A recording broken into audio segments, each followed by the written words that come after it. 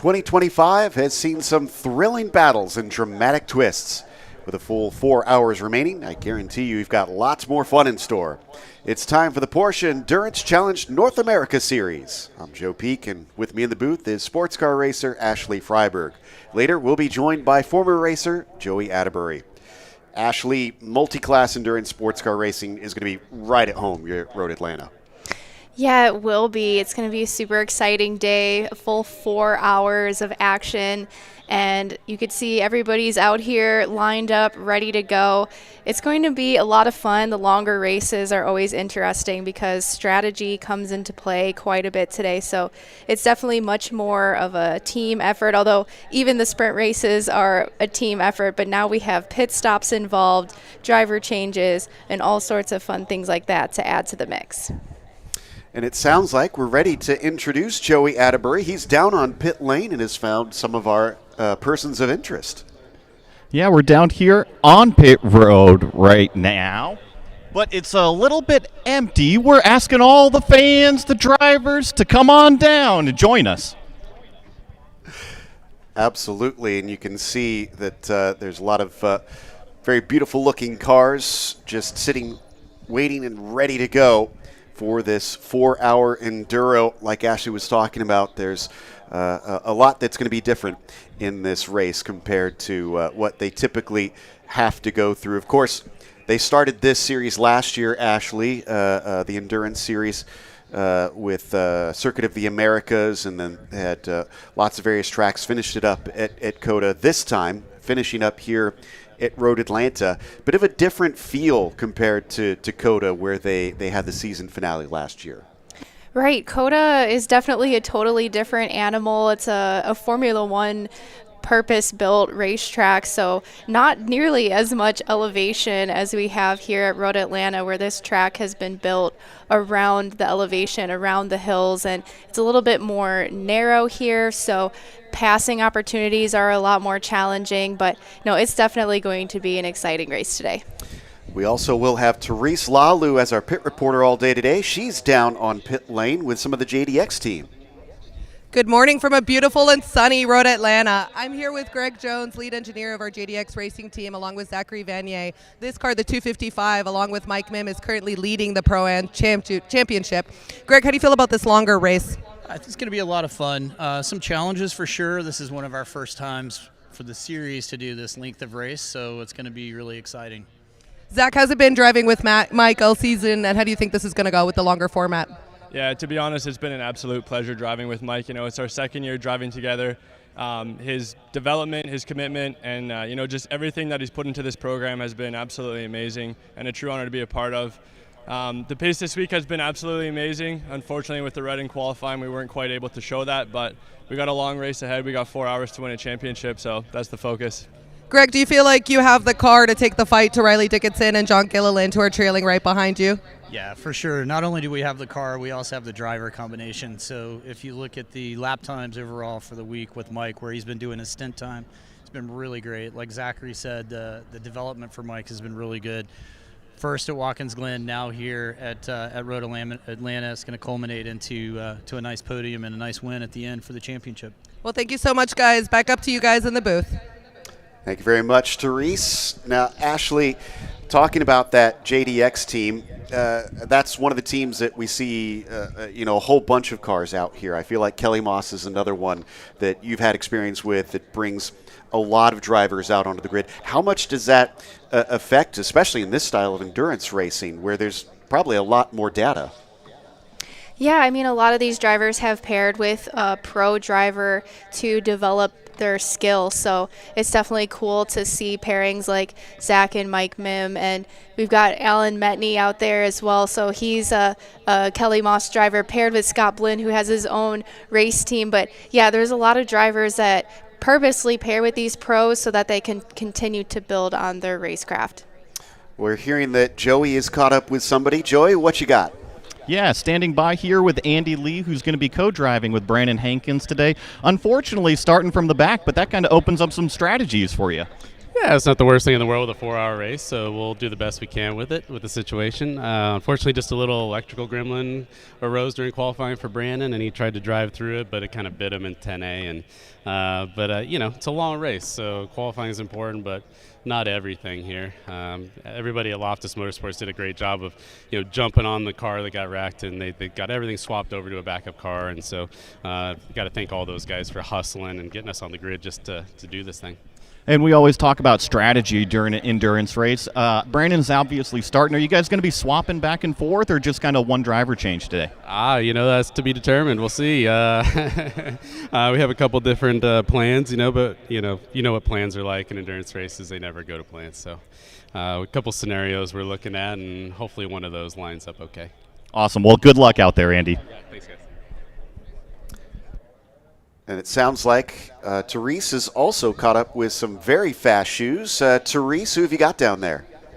I've got two of my favorite drivers in the series. Josh Conley, who has teamed up this week with Caden Kelly in the 299 machine, one of my favorite liveries. Josh, why did you pick Caden Kelly? Well, he's the fastest unicorn on the track, and obviously a good friend, so it's going to be a great, fun race. You guys are both known for your crazy vibes and energy. Caden, are you looking forward to driving with Josh? It's going to be, I mean, you have more fun, more smiles per hour, so it's going to be awesome. How has Kelly Moss prepared you guys for this longer format? Are you guys ready for this driver change, the pit stops, everything you've been studying up? Well, Andy just basically whips us into shape, so we have no say in it, so we're going to be perfect. Caden, what do you think? It's going to be a complete clown show. All right, so we're hearing from both sides of the spectrum, but my money's on these guys. Yeah, I appreciate it. I honestly love a lot of the drivers bring this, and that I feel like is that a real defining feature of what Porsche has built here is just the very fun atmosphere. Before we get too caught up in that, let's go back to Joey, who's also got someone else for us. Yeah, standing by here with Tillman Schmid and another car that just kind of got caught out in qualifying. That red flag affected your lap times, didn't it? Yeah, it was unfortunate. We weren't able to get a good flyer on the lap times recorded, but we got a 4-hour race. If it's going to happen in a weekend like this, this is the place for it to happen. So only looking forward, and we got 4 longer hours to do it. And what's the strategy like? Are you going to be taking the lion's share? Is it going to be splitting up 50-50? Are you looking forward to this hot Georgia sun? Yeah, I think that hot Georgia sun's going to kind of determine how we split everything up, but I think we're going to be pretty even throughout the evening. And, you know, last question for you. What's the confidence in the performance of the car here today? Oh, fantastic. The TPC racing crew have done a great job all weekend, and we got a really stable platform, and we should be able to really push it throughout the entire race. Well, there you have it from Tillman Schmid. They're going to be pushing throughout the entire race today. And what's even more interesting is it sounds like we might have a chat with our pole-sitting team. Therese has caught up with them.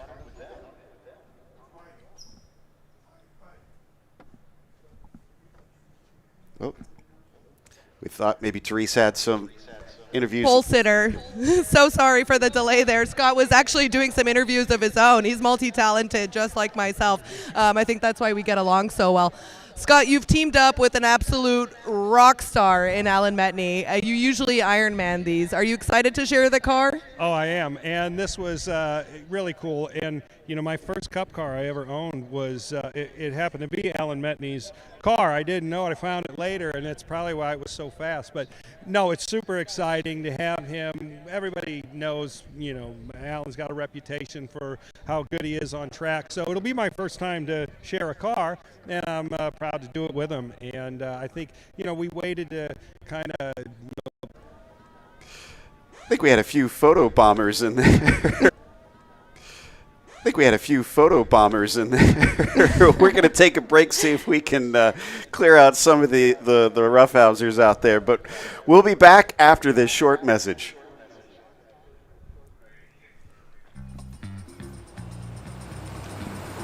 It's hard to contain your excitement when you get something you've really wanted. Like the gold standard in automotive protection, WeatherTech floor liners. With deep sculpted channels and laser measured for total protection in the front, back, and even up the sides. Dad, you're going viral. What? WeatherTech me. So don't be shy, enjoy. Order your premium American-made products at WeatherTech.com.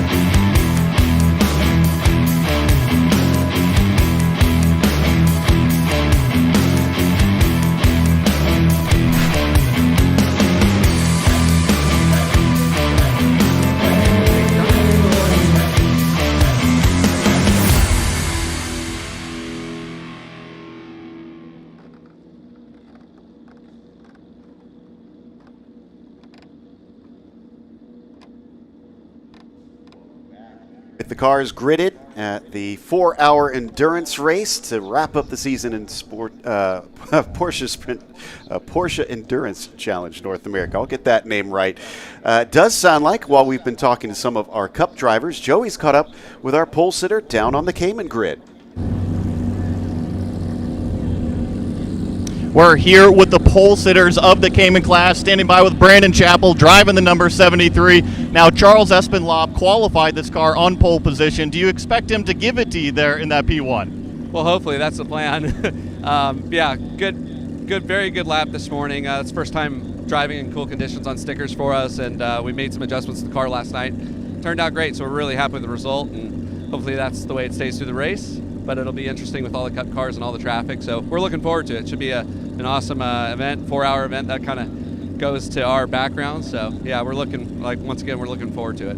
And talking about the strategy of that 4-hour event, now obviously the driver times get split up, minimum, maximum drive time. Are you looking forward to any advantage on the yellow flags to try to come in early? We have a plan set in place. There's drive time factors that play into that. We're on a slightly, I would say, maybe alternate strategy probably from the other teams.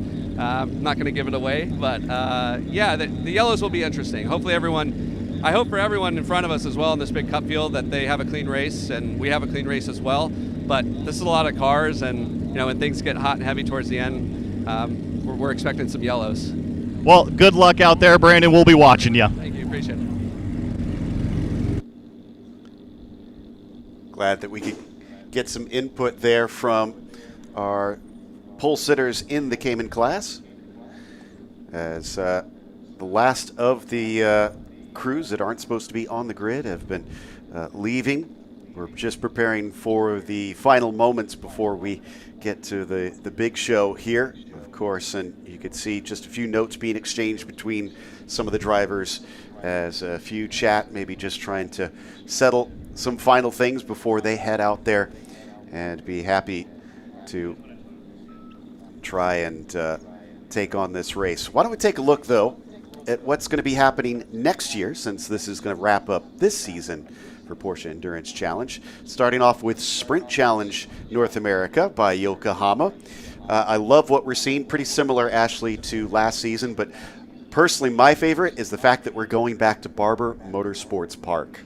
Right, Barber Motorsports Park is a ton of fun to race at, so that's going to be in Birmingham, Alabama. And I also love that we're coming back here to Road Atlanta. This is definitely a fantastic racetrack to end out the season. So for our fans here at the track that can't see the screens, we'll start off at Sebring. We'll go to Barber Motorsports Park. Then it's off to Sonoma for round 3, COTA for round 4, VIR, Road America, and we wind up at Road Atlanta. So that's your Sprint Challenge North America schedule. The Endurance Challenge North America schedule starts at Sebring, much like we did here in 2025. It's off to Sonoma once again. We'll switch things up, though. We go to Road America for round 3, as we had in the 2024 season, Ashley. And then, like you said, we are here back at Road Atlanta, September 11th to 13th next year.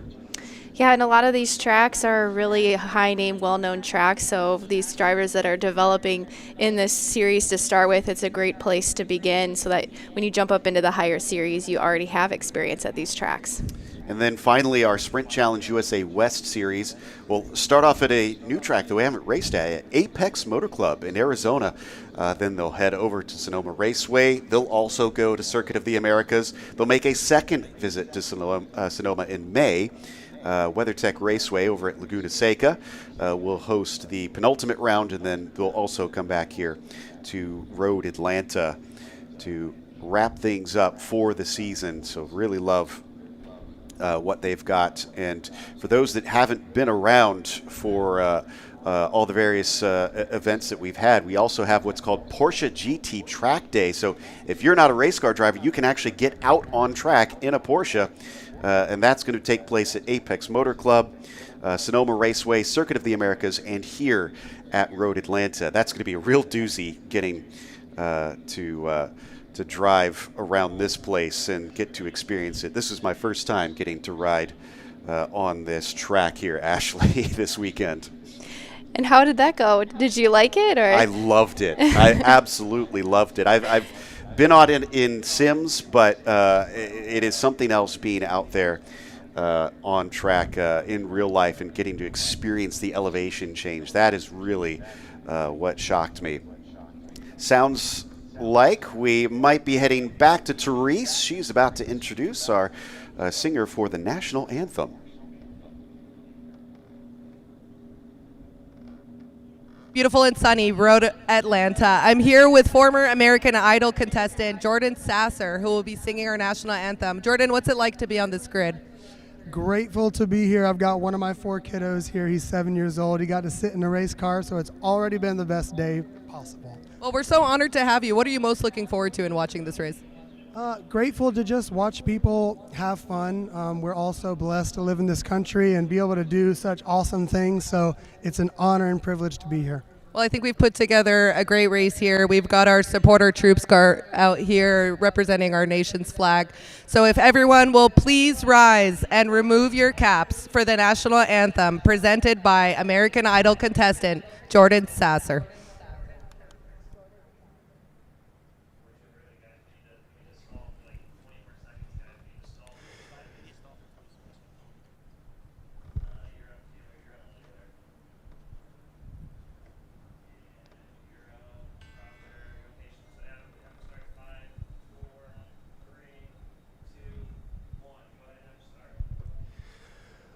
Oh, say, can you see by the dawn's early light what so proudly we hailed at the twilight's last gleaming, whose broad stripes and bright stars through the perilous fight o'er the ramparts we watched were so gallantly streaming, and the rocket's red glare, the bombs bursting in air, gave proof through the night that our flag was still there. Oh, say does that star-spangled banner yet wave o'er the land of the free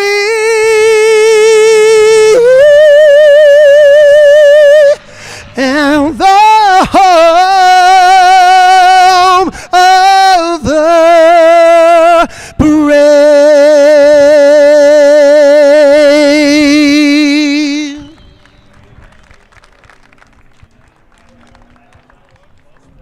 Absolutely incredible. Love the flyover as well. We were looking forward to getting to see that. We'll get one more run past here in just a moment. There we go. Joey's going to regale us with all the stats and facts about this plane in a bit once he gets back up into the booth, of course. But you can see now it is a scramble. What's the feeling down on the grid at moments like this, Ashley? Oh man, it always gives you chills to hear the national anthem and just feel the emotion behind it. And obviously that flyover is absolutely fantastic. He's making one more pass over the start-finish line right now. I mean, it's just such a beautiful sight. And as a driver, you really start to feel the adrenaline. And in this moment, you really start to get into the zone as well and start to focus on that green flag. So drivers will get strapped in. They'll send them out soon enough. I understand that we do still have Therese down there, so we'll probably step in with her a bit at some point. In the meantime, we do have, for those viewers who are watching that are not at the track, a recap video of what's been going on here in the endurance races this season.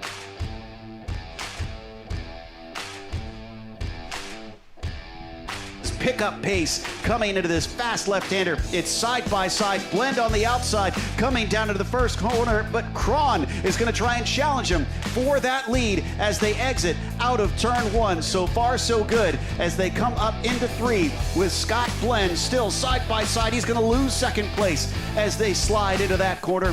And in terms of going up there and getting those positions, but trust me, it is a lot longer than 35 minutes now. Look at Hayes going off to the inside, trying to defend. I didn't think that Scott was nearly close enough. Big victory in 2025's first Porsche Endurance Challenge North America race here at Sebring International Raceway. Down into turn 1, great start by Hankins, although it looks like it's a bit of a battle for P2. Scott gonna try and come up around the outside of turn 2. Looks like, as we got a car off, bounding over the grass. Can he get it woed up in time? It looks like, yes, we avoid a major incident, but they come to a spin, Joey. That is such a tricky corner. Now they're just kind of stuck trying to get it back onto the racetrack. I'm sure they'll get it back on the pavement, and it looks like down through turn number 4, these GT3 Cup cars are racing on while we'll get the Cayman start. And you're just enjoying the hell out of this, though. They are having the Titanic battle out on track. We got another good run. Yeah, and here comes Zach. He's as close as he's ever been to Riley right here, that third car in line, and you see all 3 cars directly in that camera shot. Call it 3/4 of a car length separating each one of them right now. Dive up and over the crest to turn number 6. Yeah, this is the gap he needs to keep right here. That way, if there's another instance like that, he can be opportunistic and go take one of these positions. Taking the white flag. Meanwhile, down to the inside. Is this where the pass finally gets done? He turns him!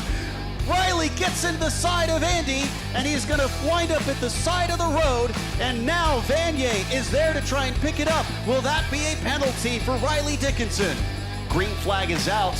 Who is going to be able to make it out the other side with a car in the lead? So far, it looks like Scott Blend has the advantage over Demir Hott. He covers all the way down shallow to the inside. Gilliland looked like he was also looking for it. And wow, De Jesus going over the grass as we had cars all the way off with damage, it looks like, including our leader. He is coming. We got a nice little fight down in the, up in the 992 Cup cars. And this is Johnston, who is second overall. That's not 4-class position. That's Reinhold Kron behind him, who's maybe just looking a little bit tired of being sandwiched between all these Pro-Ams. A little bit wide there from Joel Johnson. He's going to lose the car, spin it. We did not see them falter. They put in the laps, and they're going to put in a win today in the 233 car for round 3 of the Porsche Endurance Challenge.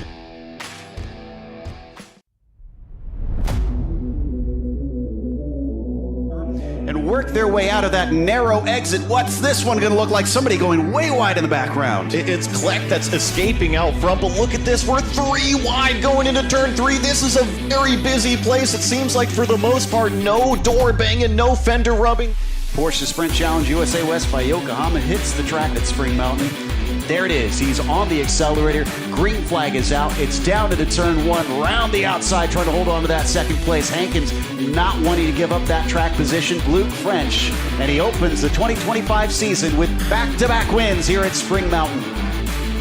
There it is now. Green flag is indeed out. The 211 is going to be able to jump away as Kleck gets a good start, but it's a battle. Nose to tail. Big slide from Kelly. Right foot. I don't think he's close enough down into 11. He could try and send it, and he is going to try and do it. Gets to the inside. Contact between the cars. That's going to spin Metney. Luke French will get to the line first. The question is, will he be our victor as he wins today?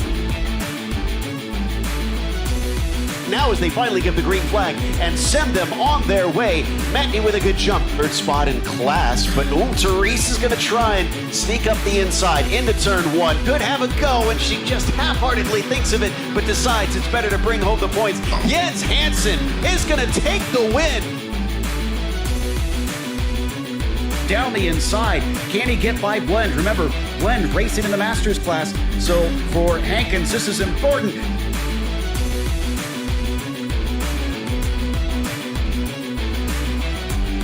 Hoffman in that 21 car, she slips in front of Jens Hansen, so we've got Anna Czecki out front, followed by Erica Hoffman, and then Jens Hansen in third. A little bit of nudge there between Pelichowski and Fennick, just saying, hey, bud. out, and they are on their way as Hankins leads them down into turn 1. It's now going to be overtaking. We've got another call in the wall.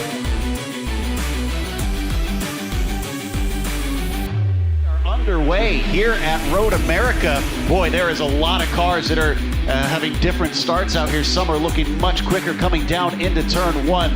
Libre to the inside. Oh, the third place car definitely gets into our leader, pushes him wide. A car through the gravel, but back on. I think that was Libre. I think I see Elaine Scalzo making a move down to the inside of turn number 3. Another win for the number 12.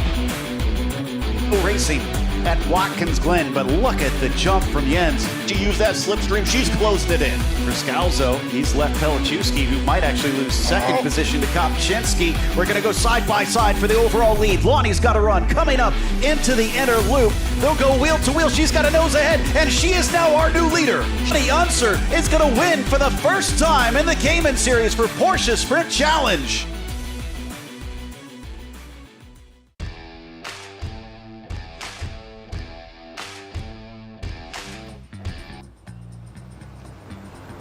It's hard to contain your excitement when you get something you've really wanted. Like the gold standard in automotive protection, WeatherTech floor liners.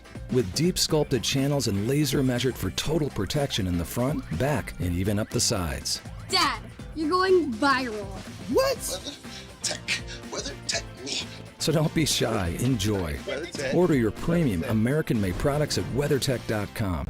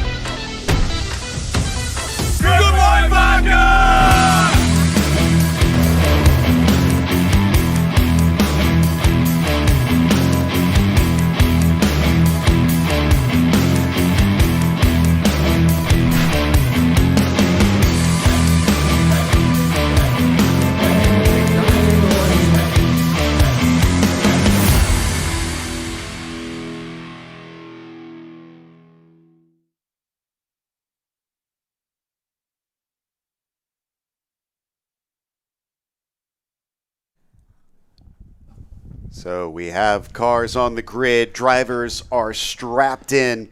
We're only moments away from sending them out on the pace laps. Joey Atterbury has joined us once again. Ashley, obviously, there's been a lot of preparation going into this, but one thing that we haven't touched on is that there's also a championship involved here. So, I mean, endurance races, you always have to think bigger picture because they are so long, but there's a bigger picture, if you will. Yeah, for sure. I mean, everyone ultimately wants to go for that championship, but in order to do that, you also have to be very present and in the moment.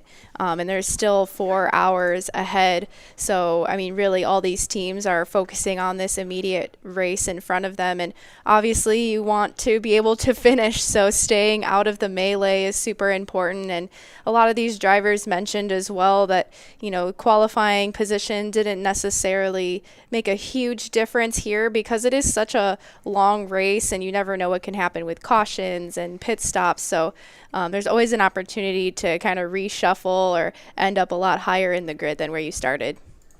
For those that haven't been following along, your main protagonists in each of the classes sees Charlie Hayes and Reinhold Kron as teammates leading the points over in the Cup AM standings. Scott Blend is chasing. He's been running solo. Obviously, he's had Metney with him, but Metney's not in the title. It's all about whether Scott can catch. In the Cup Pro-Ams, it's Mike Mim and Zach Vanier who are leading. And again, we've got John Gilliland in behind that is chasing, but he has also been running a solo effort up until this weekend. Meanwhile, over in the Cayman Pro-Ams, Brandon Chappell and Charles Espinlaw are the two that are leading over in the points over there. But we do not have Phil Garris and Kopczynski chasing them here today, unfortunately. So, sadly, it looks like they won't have their rivals there, but still, I imagine Brandon and Charles probably going to be fighting hard on trying to claim victory this weekend as well as a title. Meanwhile, down in the Cayman Am, we have had Manny and Reggie Tartaglione. Sadly, we aren't able to have Manny here, but Reggie is here to try and compete and seal that title for the AM standings. Looking forward to seeing them get out on track. Well, now everybody's pretty in order, Joey, and lined up and ready to go. So I don't know about you. I'm excited. Have you managed to cool off yet? It looked pretty hot out there. No, I have not managed to cool off. You know, it's only low 80s out here in Atlanta, but the humidity is pumping. We don't have any clouds in the sky at all. So it is going to be a very, very warm 4-hour race for all of these competitors out here. And when I was down on pit road, I was trying to figure out some of the strategy, but unfortunately, none of these drivers want to give up their strategy. It's almost like they want to win this thing. I don't blame them. Try to keep it a little close to your chest. We'll figure it out in a bit.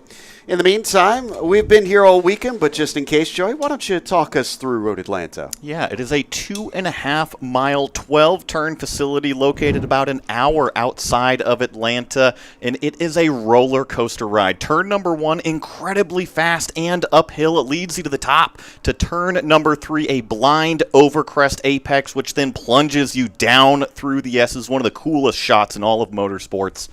Then look towards the far side of the track map. Turn number 7. You got to get the corner exit because look at how long that back straightaway is.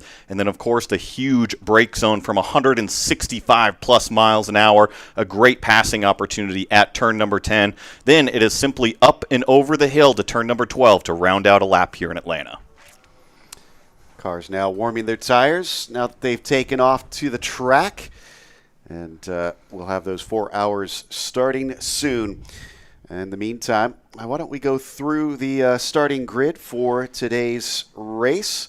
As up on the top spot for this one, like we had mentioned before, Alan Metney looking very, very strong, taking the pole for Ruckus Racing. Charlie Hayes will be starting the car on the outside there in the 233.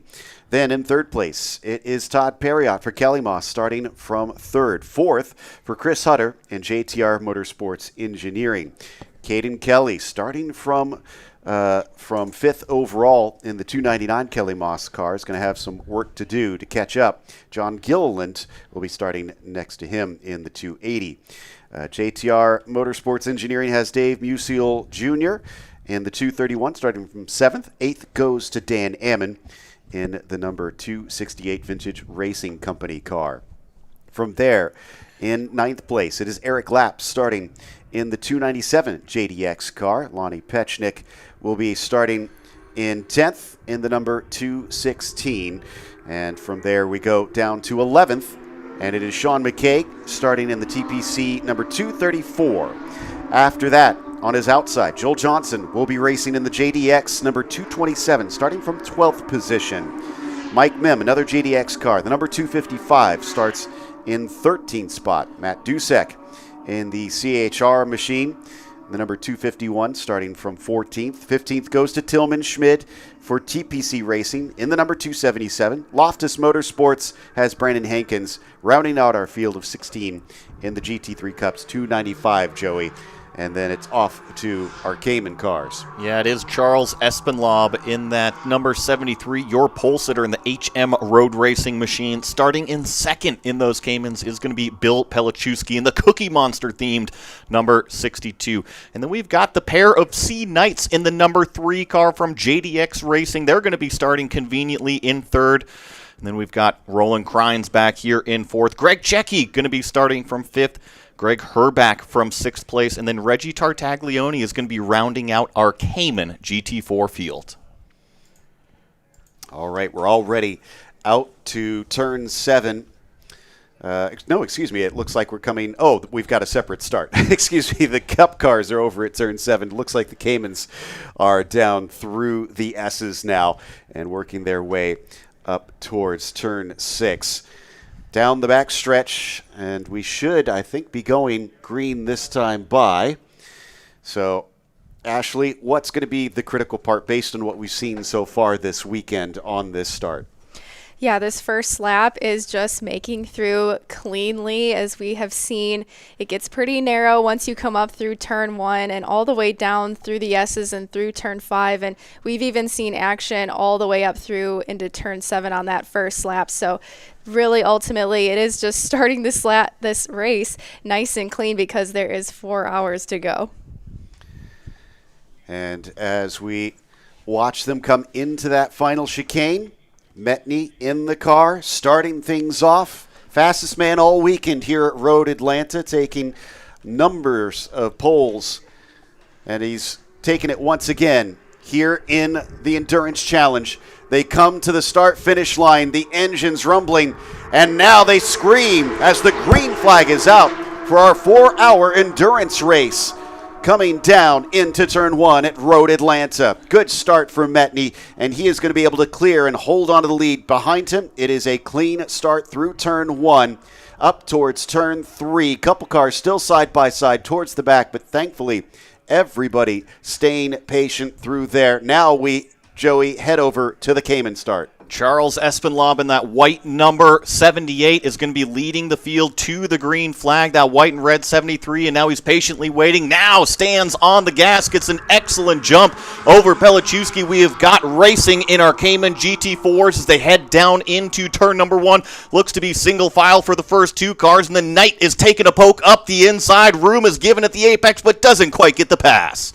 No, he's going to have to fall back, so it looks like Krine's going to be able to get that spot. Espenlaub leads them up into turn 3. Single file for that Cayman pack through turns 3 and 4 and down into 5.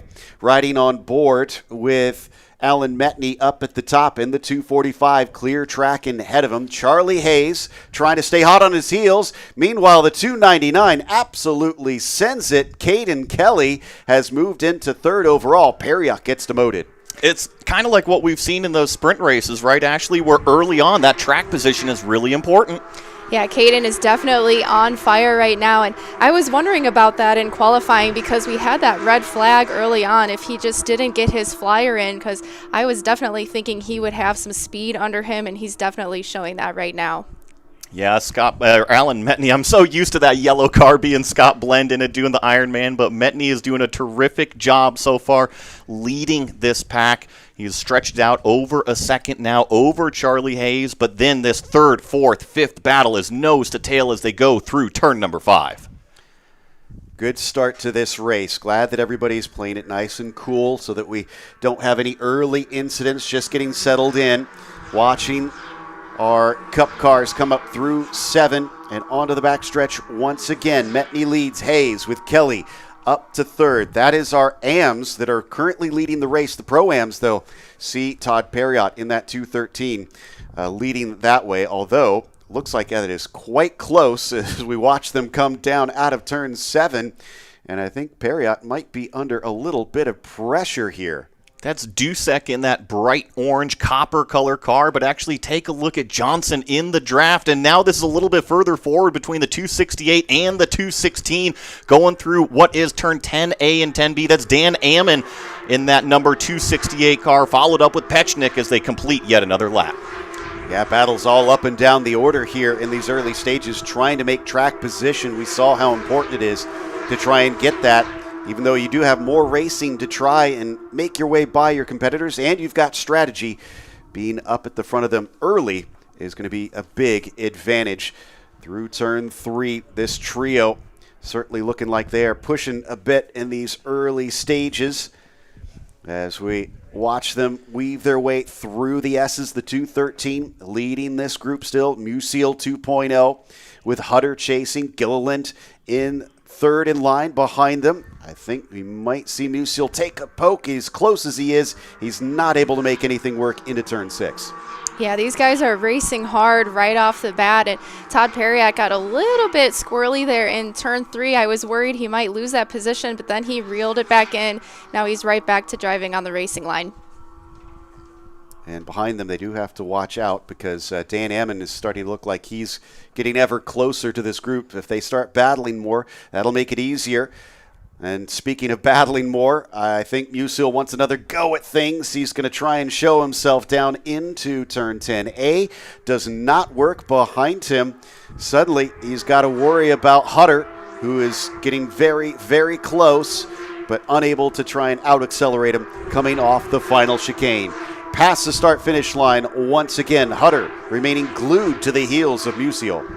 It's kind of the type of racing that these cars produce. They are so evenly matched that if you try to make a passing attempt and you simply cannot make that passing attempt complete, you do have to worry about what is in your rearview mirror, because all of a sudden you're kind of on the back foot trying to accelerate out of those corners and somebody is already trying to take advantage. That's exactly what Chris Hutter was trying to do. Yeah, for sure. And 10A and 10B are perfect examples of exit speed corners. So when he tried to make that pass there on Perriott, he was just going a hair too fast at the apex, and it's kind of interesting to see just how much time that cost him.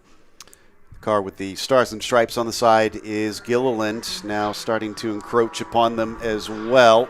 So we could have a bit of a 4-car battle here at a stage in the near future. They'll pick up speed once again. Todd Perriott still holding on to that lead in the Pro-Am class right now, but Musial is making him work for it. Hutter as well, last time by 0.3 of a second behind him. Into the braking of 10A. Nobody's going to poke their nose this time, maybe trying to set themselves up for later. It is a long race, a very long race, and we talked about the track position being so important at the beginning of these, especially in the sprint races, but I have a feeling that it's going to play more of a role here in the endurance races, simply because if you get stuck behind a car that's maybe a couple tenths off of your pace, that's 2/10 this lap, that's 4/10 the next lap. All of a sudden, it's a second and a half. All of a sudden, it's 3 seconds, and you don't want to be stuck behind a train and everybody is leaving you out front.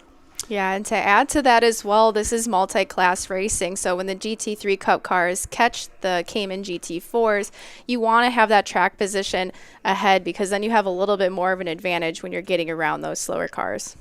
Having a buffer will be extremely handy, no doubt. And seeing Lapp continuing to lead Hankins and Schmid here, coming up across the crest of turn 5. Hankins got a huge run as he switches back across. Looks like he might have a move down into 6, but decides better of it.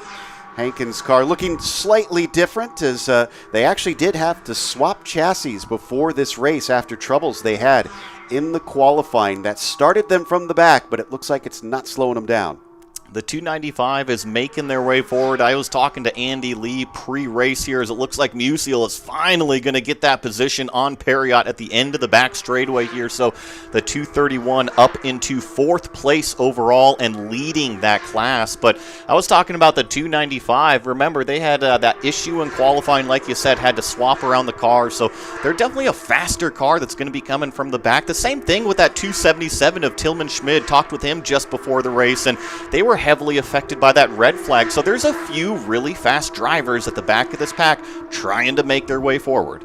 Gives us a little bit of spice here early in the race.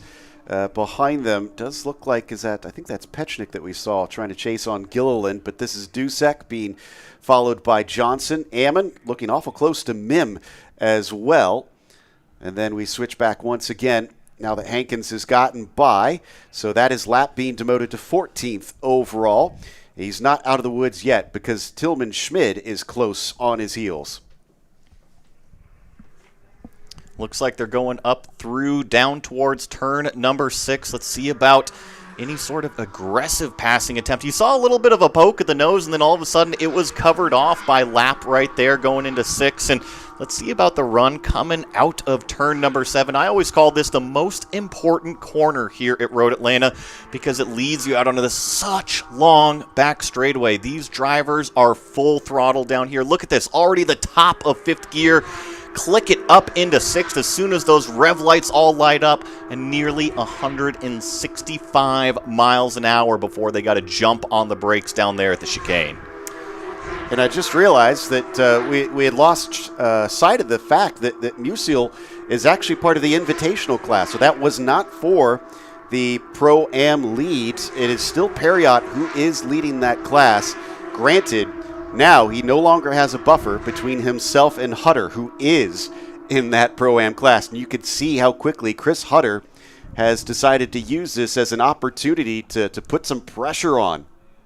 Another driver I want to point out is Mike Mim. He just made another pass this lap, so he is also one of those drivers charging from the back from that red flag during qualifying. So he's made roughly 5 positions since the start of the race, so that's going to be a pair to watch out for.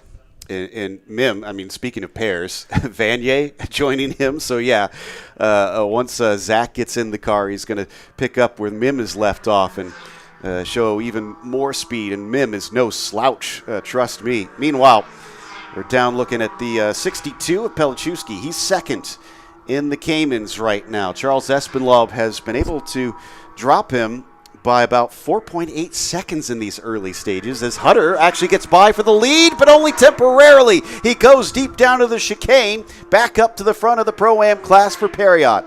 That was a little bit too aggressive into the brake zone, but thankfully Hutter was able to keep it on the racetrack. It's so easy to get in too deep into turn number 10A. Even if you miss your brake point by, call it, 5 feet, 7 feet, think about how much further down the racetrack you're going to be when you actually slow that car down from that top speed. So it's just a little itty-bitty markers out there that you got to pay attention to, and now it looks like we're going to be getting that Cayman GT4 traffic for the first time today.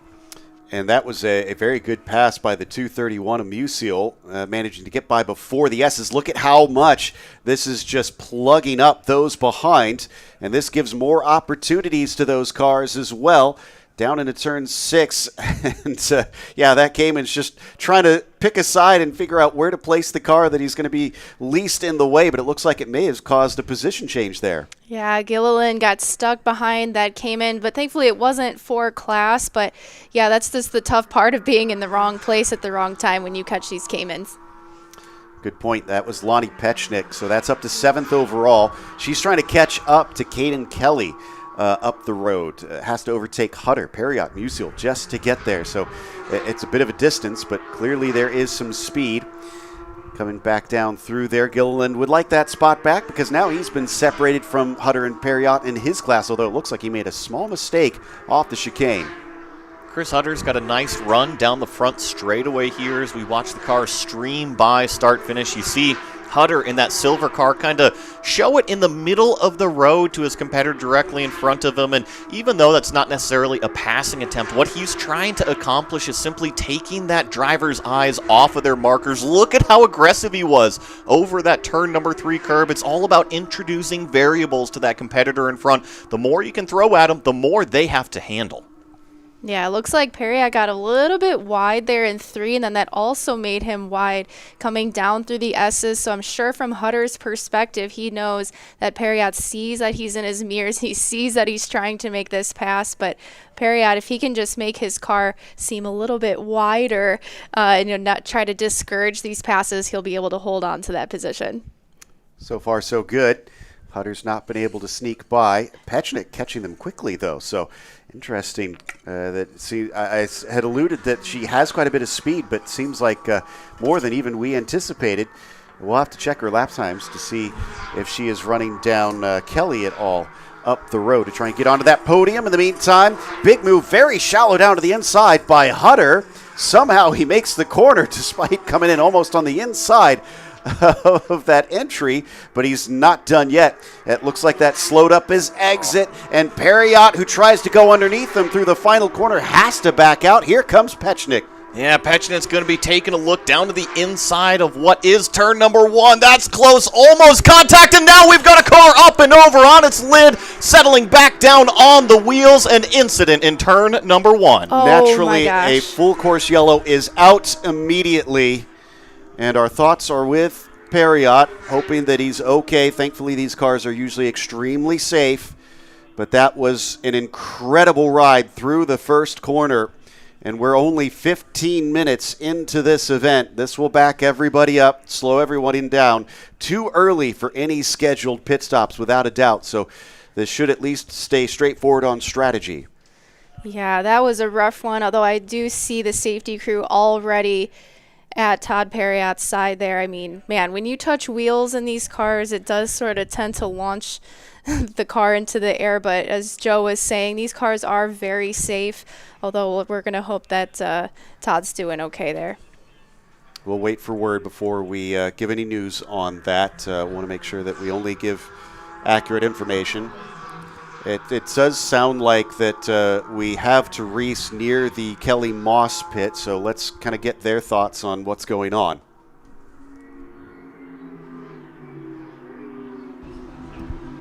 Hey guys, I'm so sorry. We're not quite ready yet. We're checking in on the driver. I'll throw it back to you as soon as I have news. All right, so understandable in this situation. We'll come back to Therese in just a moment. Just some housekeeping as far as what's going on out on track. Metney is still your overall leader in the 245 car, and that's in the AM class. The Pro-Am sees Chris Hutter leading in the 281. That's 5th overall. Meanwhile, down in the Caymans, it is Charles Espenlaub leading in that number 73 for the Cayman Pro-Am class. So we kind of sit tight, wait patiently.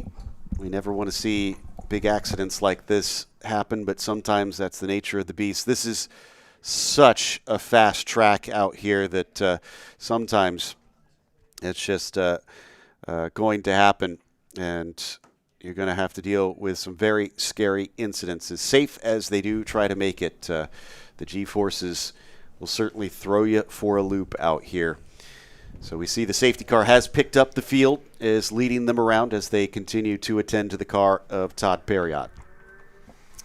Yeah, getting everything all cleaned up and make sure all of the rest of the pack is caught up to that safety car. And remember, here in the Endurance Challenge, you cannot pit under that yellow flag. And like you heard Joe Peak say, I think it was a little bit early anyways to kind of start playing any sort of strategy. So we are just going to make sure that everything is A-OK down there in turn number 1 and make sure that we've got a safe racetrack, safe drivers out there to continue racing.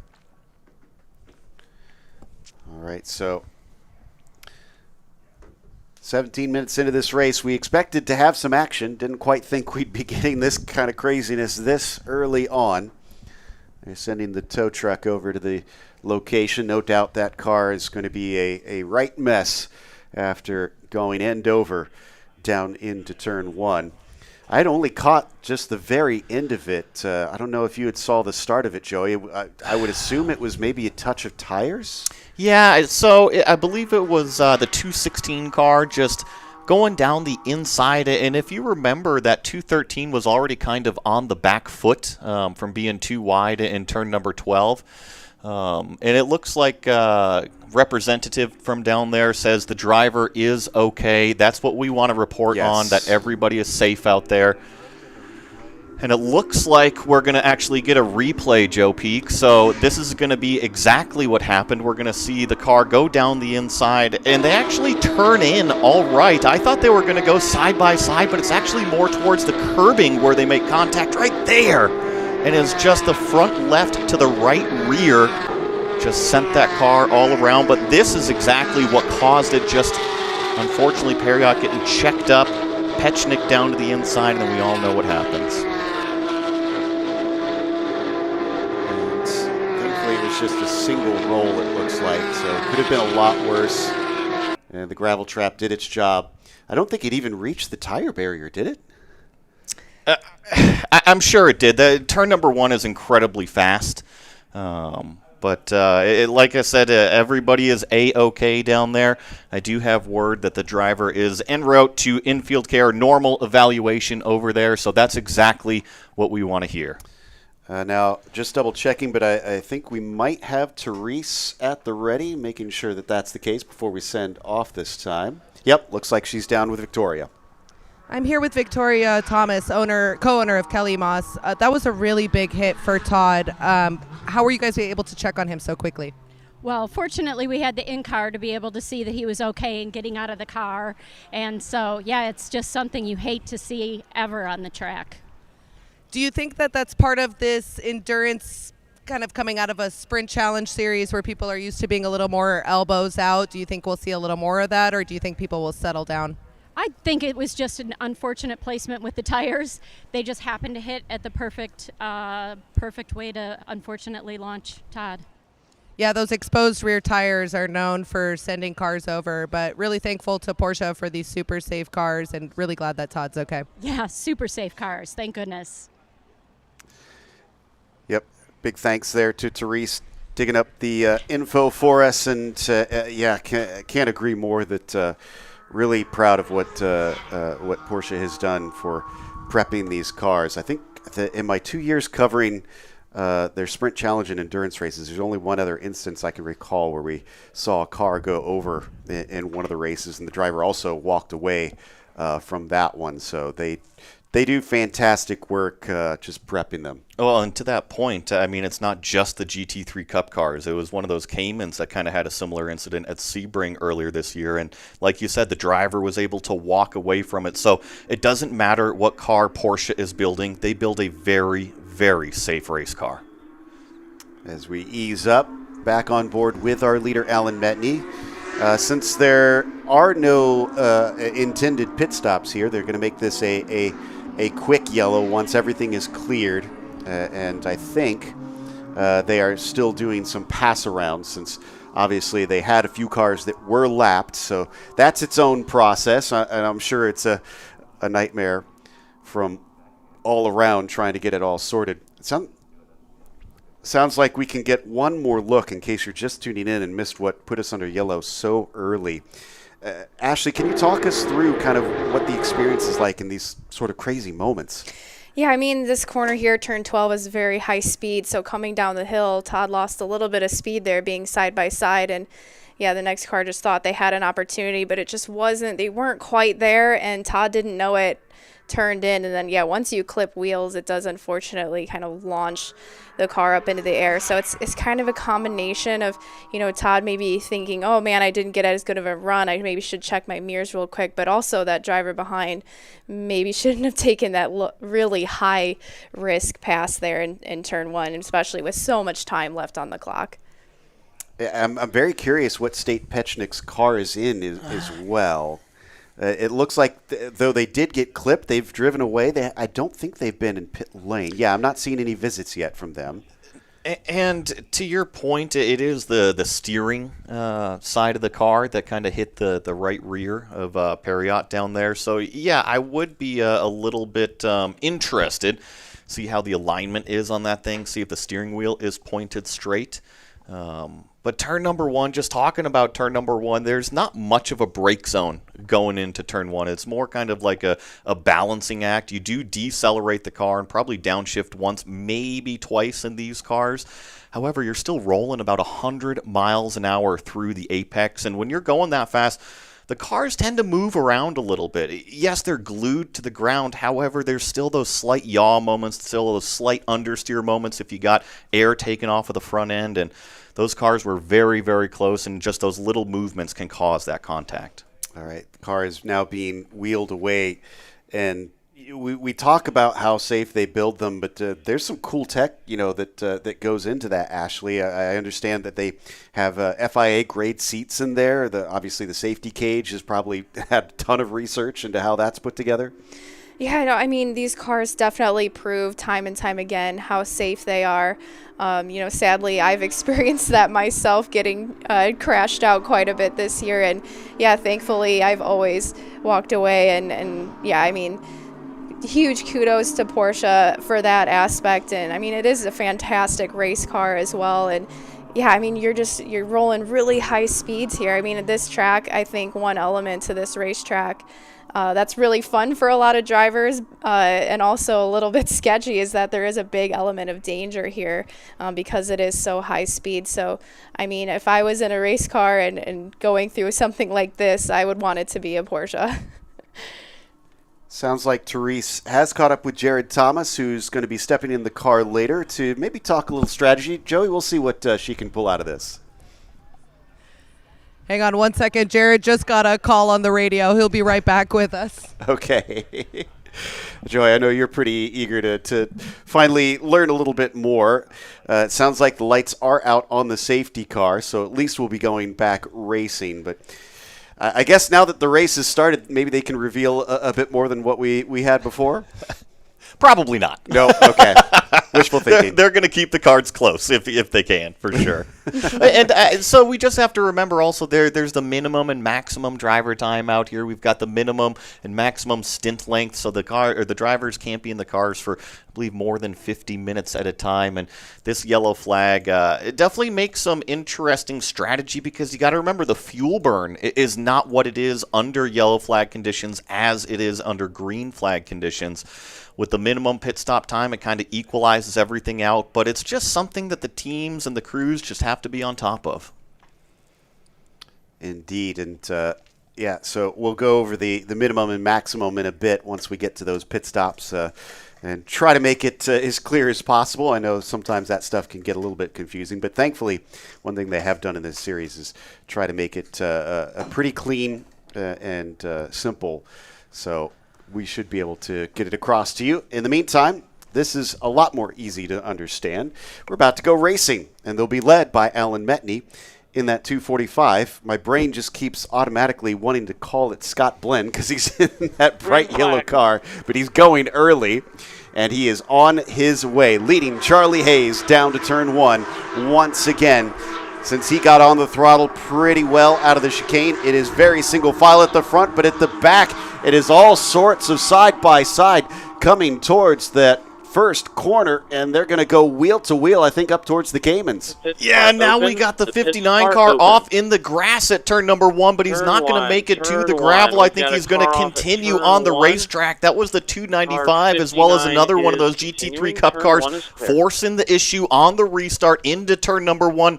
We've talked about how important track position is, and that is very wide down the S's from the 234. Oh, that's going to give up at least one spot. Eric Lapp gets by Sean McCaig in that action. Back up to the top of the hill once again around turn 7. Car still very close. If you can get a good exit, you could pull a nice toe down the back straightaway, although that's not going to be the case for Charlie Hayes. Metney able to scoot away once again.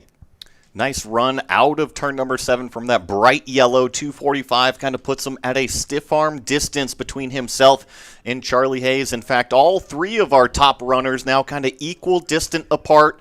And now here comes a move down to the inside. This is the 216 car. He gets it slowed down to apex. Nicely done. Very nicely done. So guess that car isn't too damaged out there, able to make passes like that, as Gilliland goes back down to 7th. Meanwhile, we've got Dusek with Johnson. This is not for class position, but for 8th overall. Dusek looks like he's going to be able to hold on. Johnson unable to get side by side down into that first corner. I think we've calmed down enough that Therese has finally been able to pull aside Jared. I'm down here with Jared Thomas, owner, engineer, and driver for JTR. How does the yellow coming out that early affect your strategy? Not really too much. That was too early for our window to pit, so we just kept right on schedule and still looking for a later caution early in the pits. But as far, we're just still on schedule for Plan A, what we planned for before the race started. Was that yellow long enough to affect the fuel strategy at all? No, with our drive times, it really takes fuel strategy out of the equation, but it definitely is a help to give the driver a break because these are long stints, and it's a bit hot here in Atlanta. Well, glad he got that breathing room, and glad that Todd's okay, and wishing you guys the best of luck out there. Thank you. All right. Oh, we got some battles going on with Greg Checky fighting with Knight. This is for fourth in that Cayman race, and down the back straightaway, Checky looks like he's got a good bit of speed. He's trying to pinch him off to the inside. Will he be able to make the pass stick, though? Here comes Knight back at him, starting to try and see if he can take it down to the apex just before his rival. He is able to sneak through. Checky tries to pull the over-under, but no dice. Got a little bit crossed up trying to do that over-under. You're always trying to put a little bit of steering input in as well as getting on the gas as soon as possible. Sometimes you can be a little bit throttle happy, but Greg Checky is one smart racing car driver. He's going to learn from that, and if he's in the next position exactly the same, he's going to roll on that throttle and get the run up the hill that he wants. Glad to see that we're still getting some action down here in the Cayman class. Espinlaub, though, has been really controlling things up at the front. Pelichowski unable to run him down. Although I kind of wonder what we saw from Knight yesterday. It looks so fast out there. Is he going to make this a battle? If he can get by Kreins and Pelichowski to try and catch up to the 73. In the meantime, Checky falling back just a little bit, regroups maybe for another try later.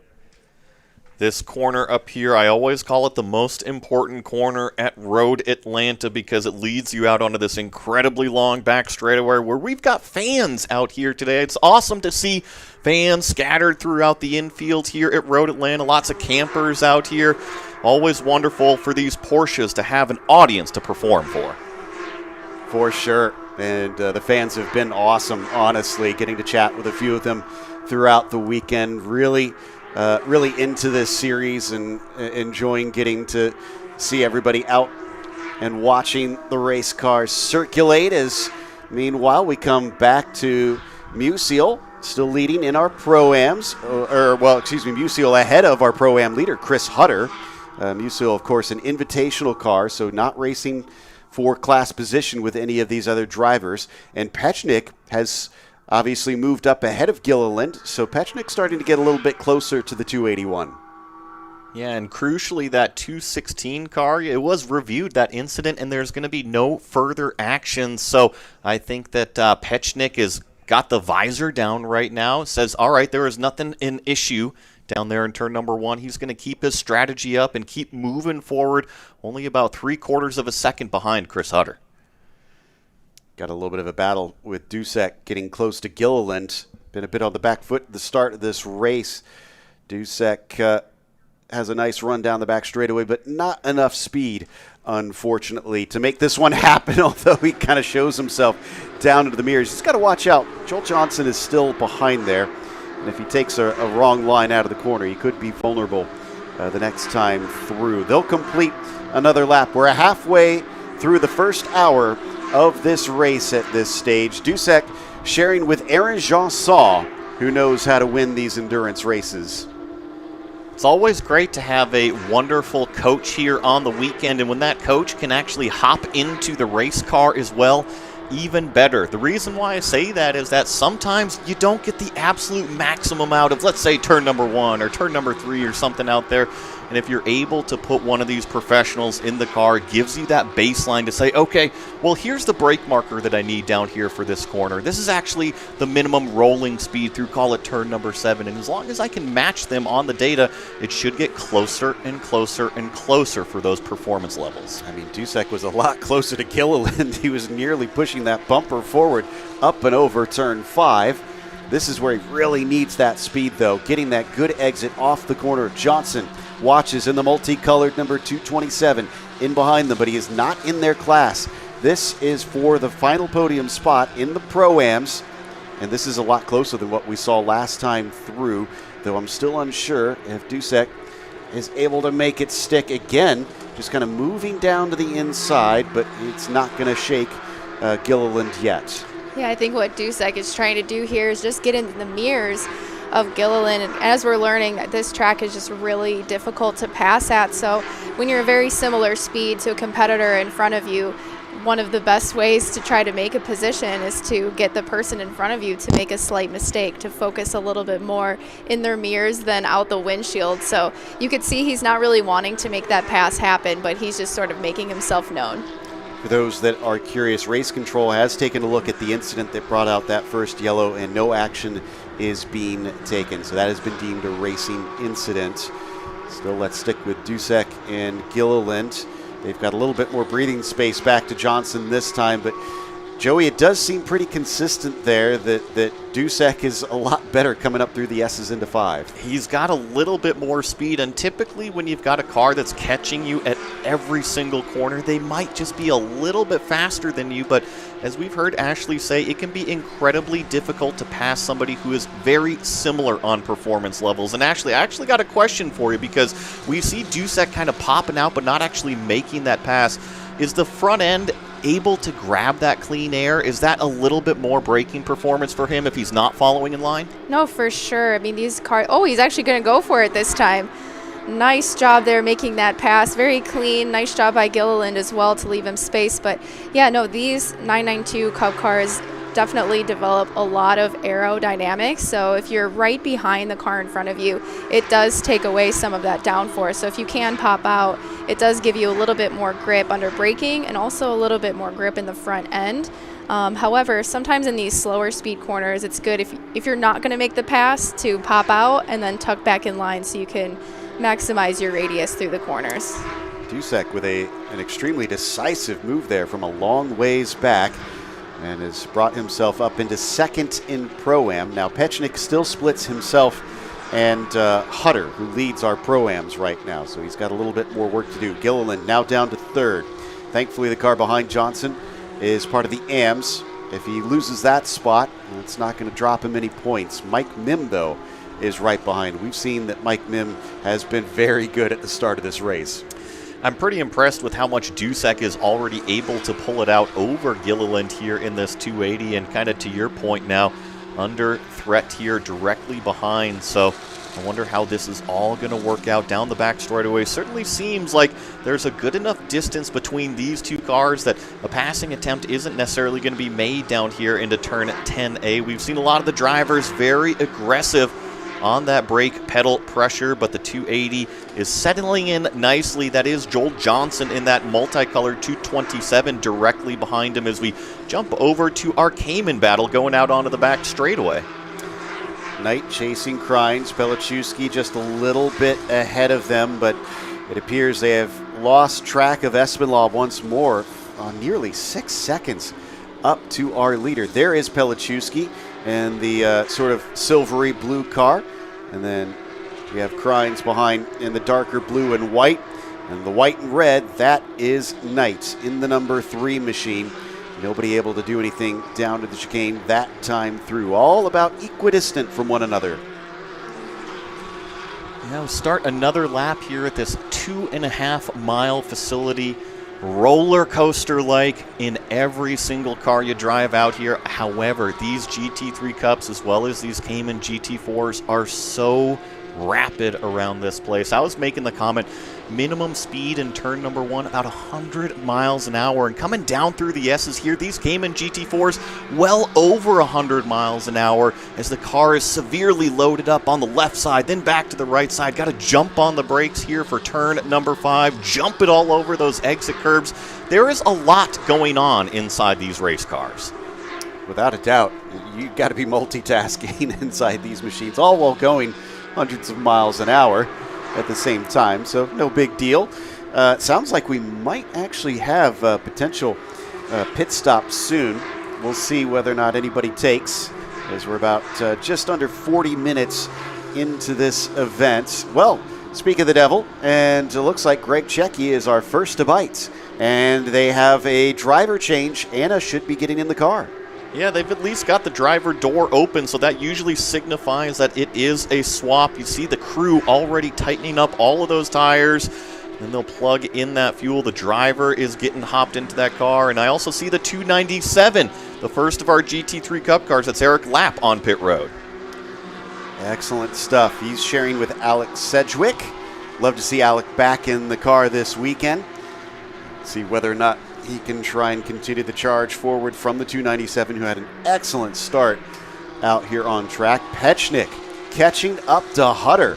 About to make it a 1, 2, 3, 4 for our AM cars at the front of the field. And Pechnik just kind of sizing him up. Bit of a defense from Hutter, not liking the looks of that blue and black car behind. Hutter right kind of in the middle of the racetrack, just trying to dissuade his competitor behind him from trying to do any overly aggressive moves. But I have a feeling, though, that Pechnik, the way that he has been driving so far, is just going to get closer and closer to that silver number 281 car. Here's some more pit stops. This is that 297 that I had mentioned. They're finally changing those tires, got it down into their pit stall. Crew going to work. Did I see, are those ice bags? Yes, it is indeed. So that's refilling the cooling system, I assume. Going to be critical on a day like today. It's hot. It's very hot, and in endurance racing, remember, it's not a 35-minute plus one lap. We are out here for 4 hours, and the drivers can be out there for 50 minutes per stint. Now, they can reset that stint time as long as they go ahead and plug that fuel in, which I expect everybody to be doing here, especially 40 minutes into this race. Now, you may have seen the two workers working on the car, crew members out there.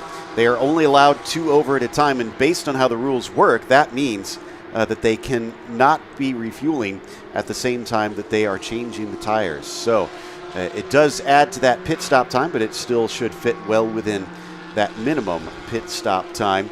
As we come back to Hankins, this is Mim. This is for position, and in fact, I think that should be for 4th in the Pro-Am class.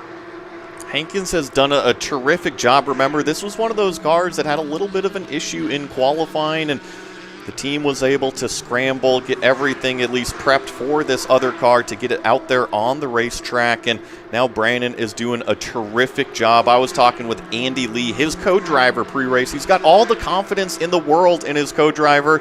It's just a matter of time before we see that car move towards the front. We mentioned before that we'll try and give you a feel of what the rules are on the drive time.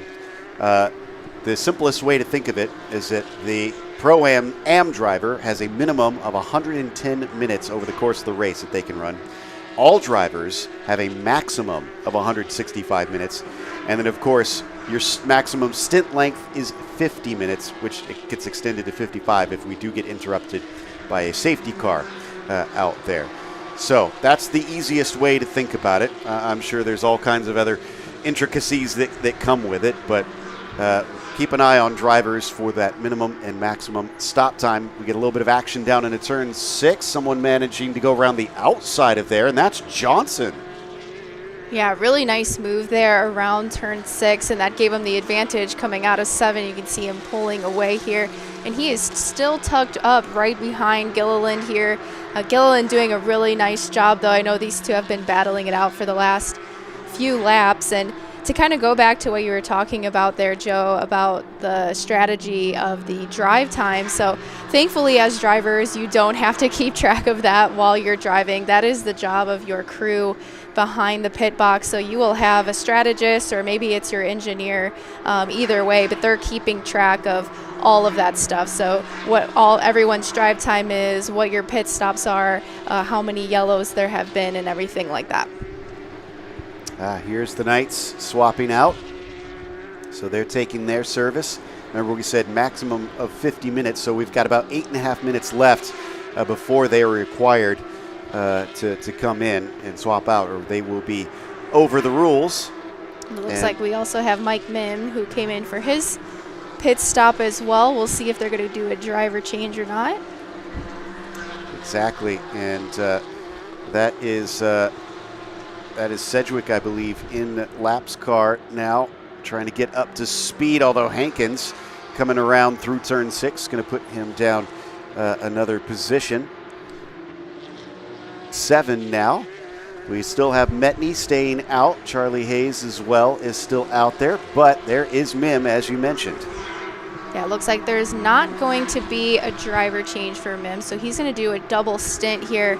Definitely impressive with this heat. I don't see them refilling his ice box, so definitely going to be a very physical double stint here. Now we're hearing that Mim is not going to have a driver change, and I think Lap did not have a driver change. So yeah, it looks like Sedgwick is not in the car. So Lap has stayed in there for this first swap out, and unfortunately, as what I believe is McCaig very close behind him, trying to take a little bit of a look, but nothing doing down into turn 1.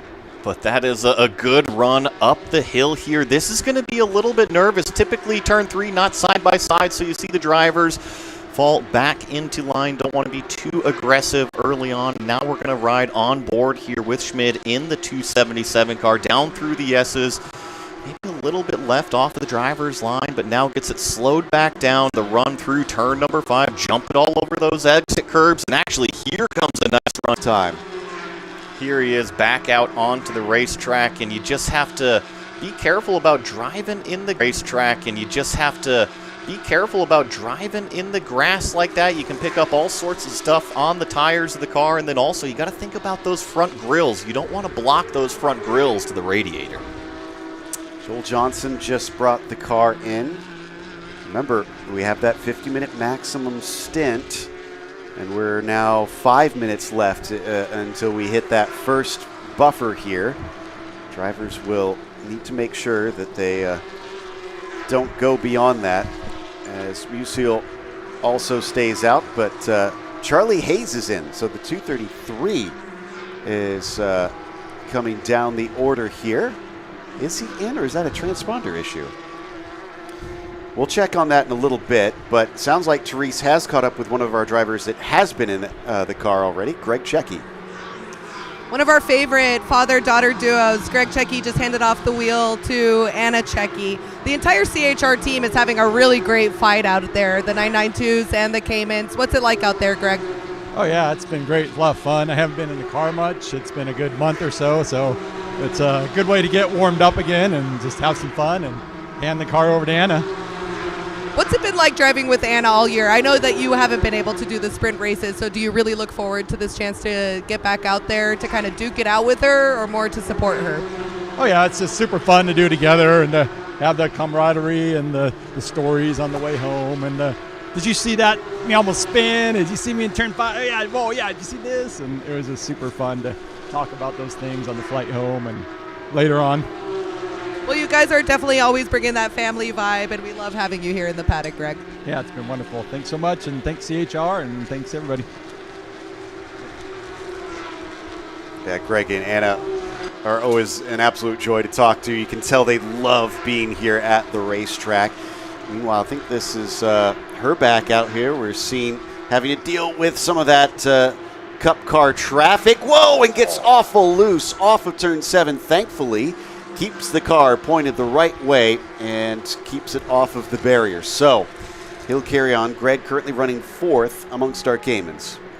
Got to be a little bit tedious on that throttle application coming out of turn number 7. We always look at these Caymans as, remember, in air quotes, the slower class out here, but we got to remember that it's still 500 horsepower that those Caymans are putting out. So yes, you do have to be careful about your right foot exiting some of these corners.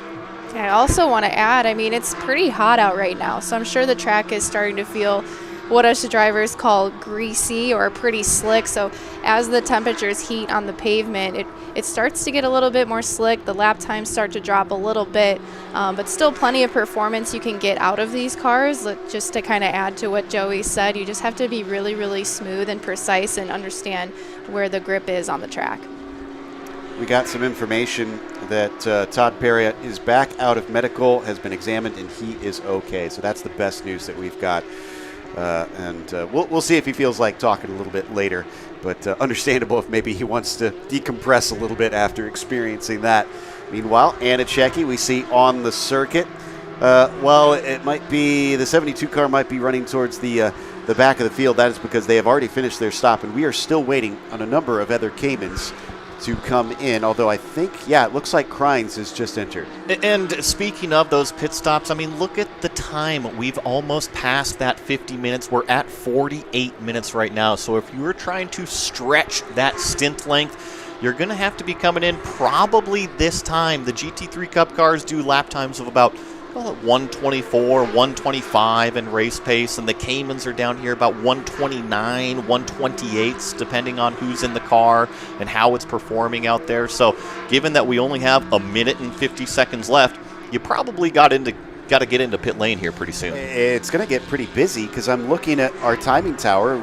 About half the cars have not pitted yet, if I'm seeing that correctly. So yeah, it's we need to try and get that underway, or else we're going to have some penalties as we continue to watch Anna off of turn 7 and down the back straightaway, waiting to find out where she'll pop out in terms of position with everybody else in that Cayman class. And now, yeah, I can see at least 3 cars on pit lane. Looks like Herback might be one of those.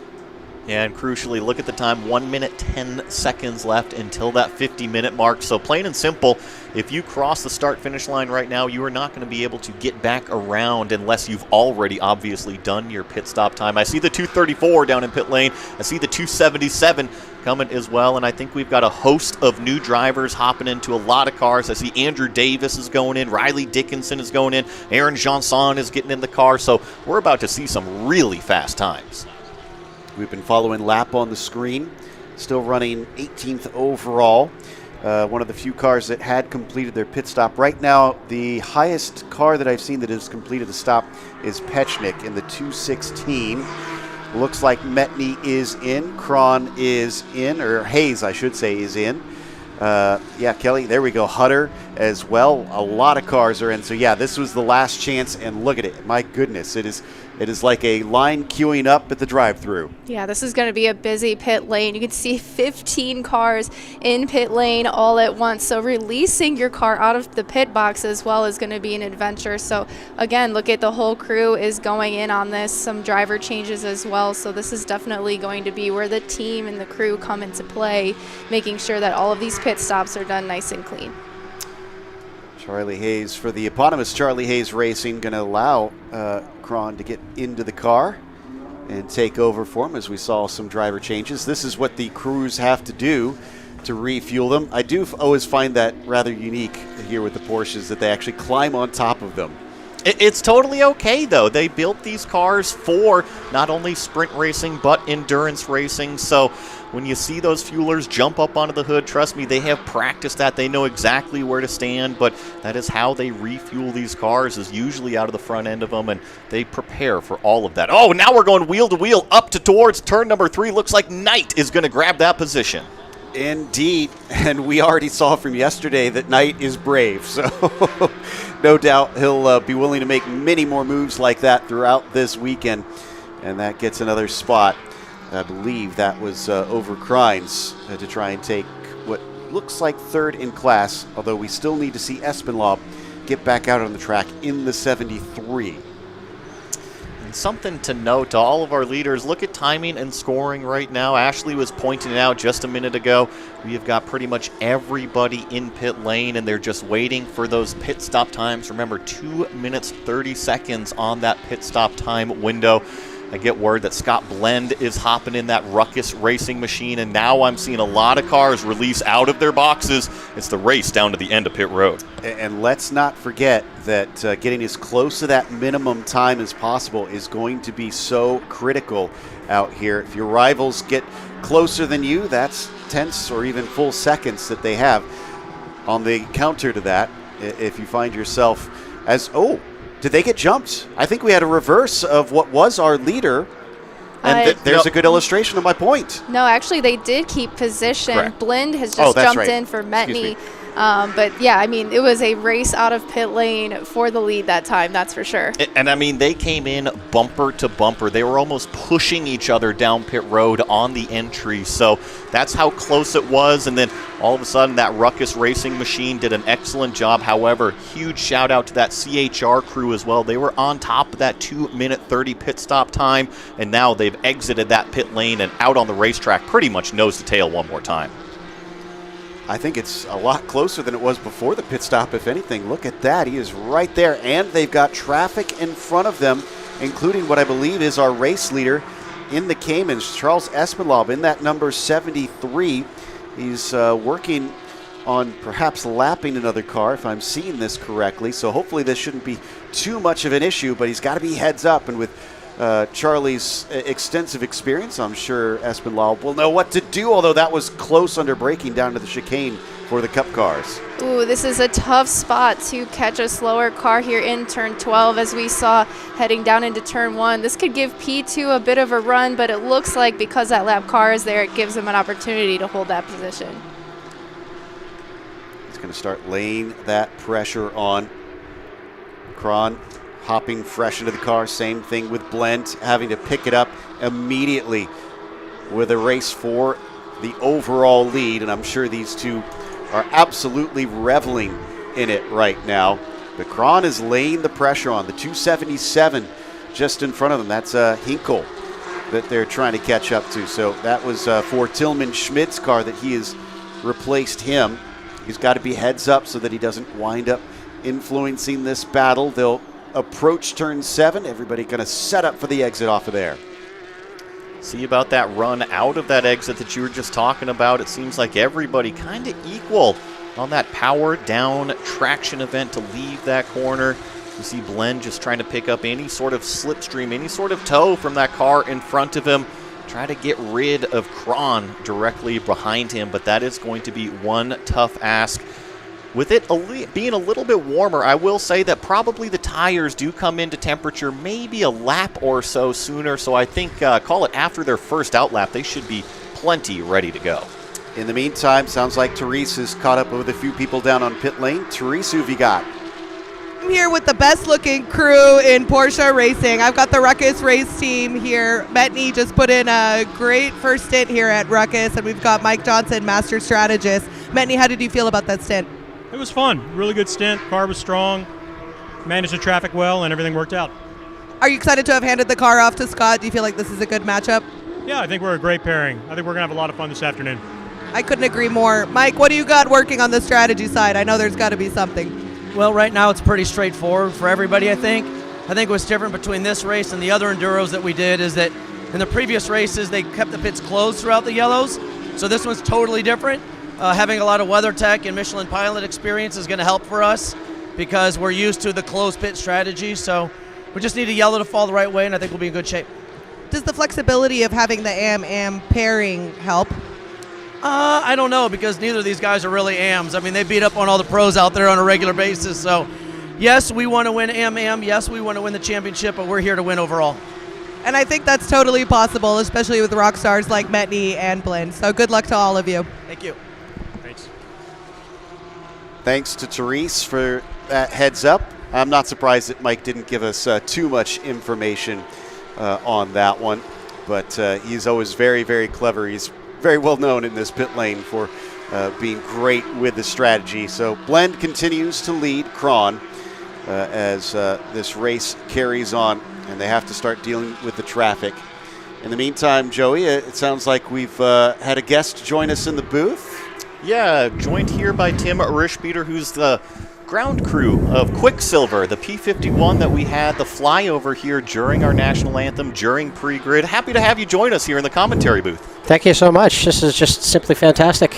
Now, you come from a completely different world of a lot of horsepower. What is the cars doing for you out here? Yeah, I mean, it's a thrill to see these guys doing what they're doing out here. Driving isn't easy, and these guys are doing an amazing job. And the Porsche, of course, is a fabulous vehicle. Have you ever been to a road race before? I've been to a NASCAR. When I was a child out in Seattle, a friend of mine's dad went to, I think it was SER was a track out there, and so I got to go out there once when I was probably 16, and I got the thrill of that. I've never lost it.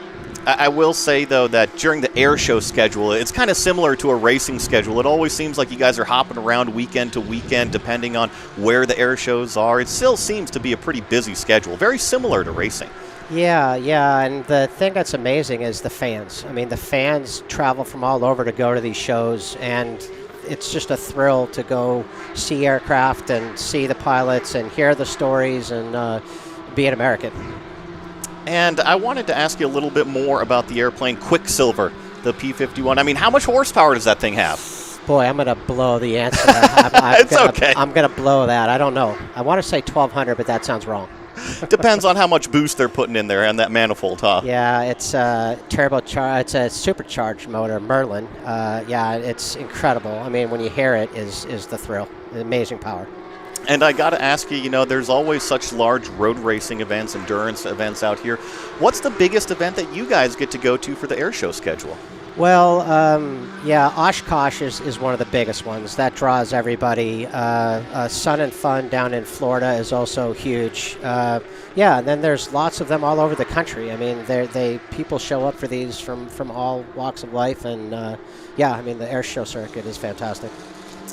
And awesome seeing that Quicksilver P51 overhead. I got to ask you, planning that time on target to make sure that it's perfectly on time with the national anthem, how much planning do you guys get into with all of that? Scott is so well versed in this that he basically knew exactly what he needed to do. So just the timing of when the anthem started and the wording, of course, we ended up cheating and held the mic open so he could hear the whole song. But yeah, I mean, he's such a professional that he knew exactly where he needed to be. He did who knows how many circles, but put himself exactly where he needed to be at the right time. It's pretty cool that you guys can do all of that timing and everything. And were you up on the roof helping Spot with all of that? Yeah, I mean, it really was just the timing of where he was with the song. So, I mean, the biggest stress to begin with was that the radio work. That was my biggest stress. And then once we got past that, then I talked to him, 5, 10, 15 times just to let him know what was going on here. And then, yeah, it all kind of down to the beginning of the anthem, and that was that. And so here in the racing world, we get a lot of practice time in that. Scott obviously does not get a whole lot of practice time. He's just that good, huh? He's really, really good. He's been doing it for a long time. I mean, he's been around that aircraft, almost his entire life. His dad originally put that plane together in the beginning of his career, and Scott has been wrenching on it and flying it, just about his whole life. So he's super experienced in it. My wife and I actually own the little airport that we live at called Twin Lakes, and Scott keeps his plane right there. He's a dear friend and a neighbor, and we get the thrill of seeing it every time he flies, pretty much. So, and all our neighbors do as well. It's when that plane takes off and lands, it's people come running to see it.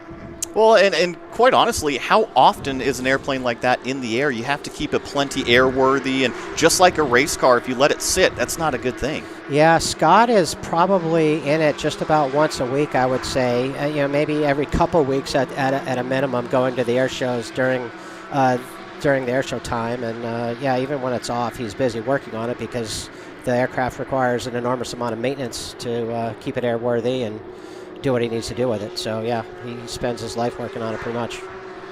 And then also in racing here, we got our typical kind of schedule during the summer. If people want to go out there and see Quicksilver, what is that typical air show schedule? Is it kind of February through October? What is that kind of range for you? I don't know exactly, but that sounds about right. I think right now is sort of the end of most of the shows. The big ones, April is Sun and Fun, and then I think June, July is Oshkosh, and that's where a ton of people go. But he's all over the country. Another dear friend, Jim Tobel, flies a Corsair, which is another fantastic plane, which also is at our airfield.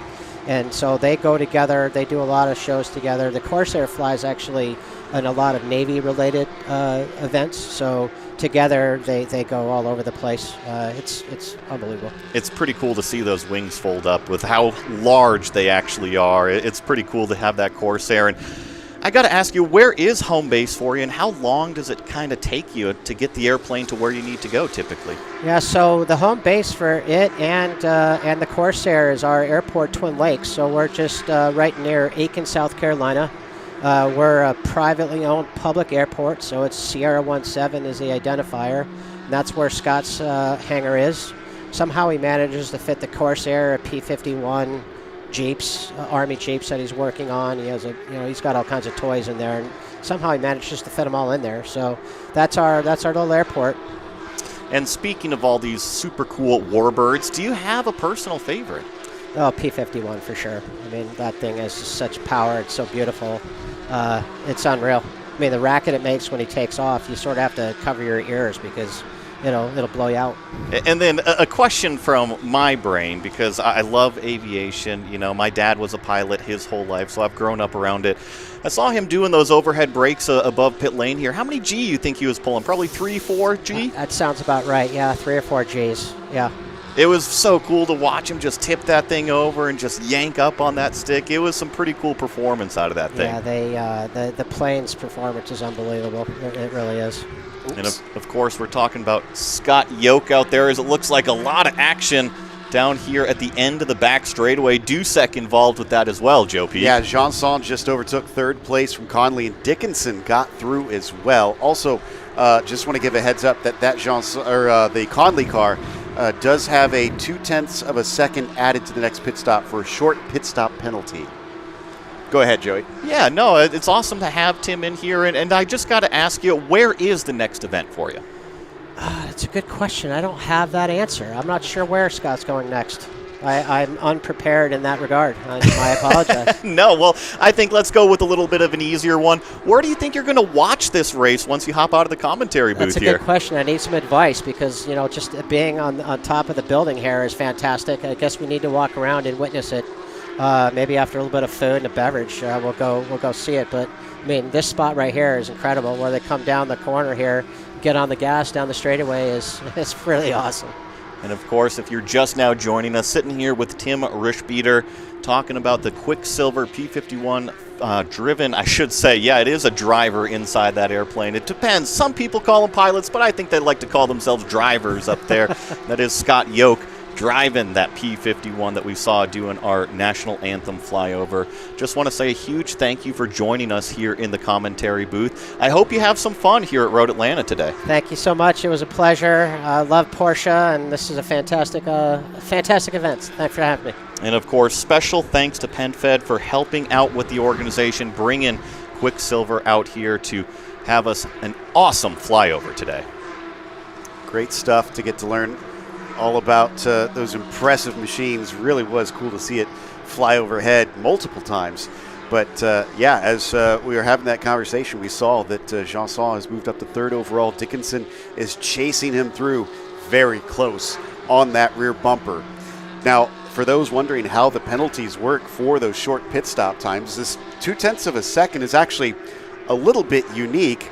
They must have cut it extremely close, Joey, because essentially, if you're less than 0.2 of a second short, the time penalty is 10 times what the shortness was. So they were 0.02 off on their timing. They cut that almost perfect. I mean, that's exactly what the strategist wants to see. Now, obviously, they don't want to see the 0.2 of a second time penalty. They're going to tell the driver, I need another quarter second out there to kind of make up for it. But that's what they time, right? They time the pit entry to pit exit plus the pit stop delta time, and the strategists are working all of those numbers behind the scenes, and the closest that you can get to that 2-minute 30 pit stop time, the faster you're going to get back out there on the racetrack. Just think about 2 minutes 35 seconds. All of a sudden, that's a huge amount of track position. 5 seconds is a lot on the racetrack, so you want to minimize those times.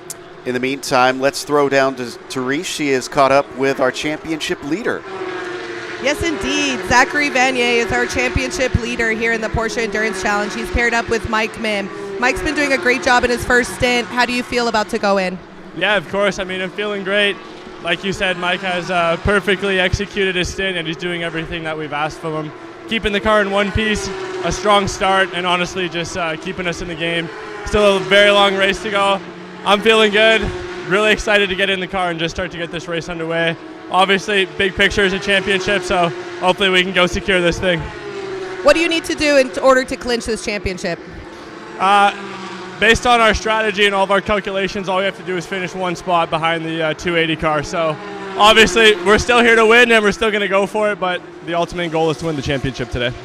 All right, good luck to our favorite Canadian racer, Zachary Vanier. Thank you.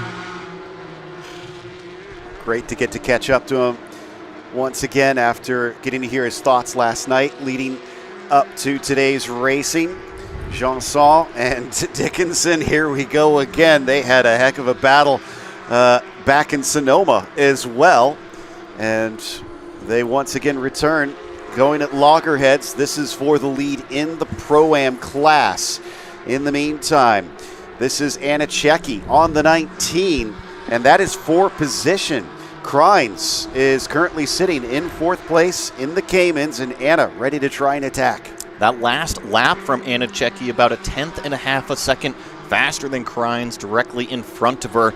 And this is that all-important turn number 7 at the very far end of the racetrack. And it was actually Kreins maybe just a little bit wide. We talk about trying to square off that corner so that way you can get to the gas as soon as possible.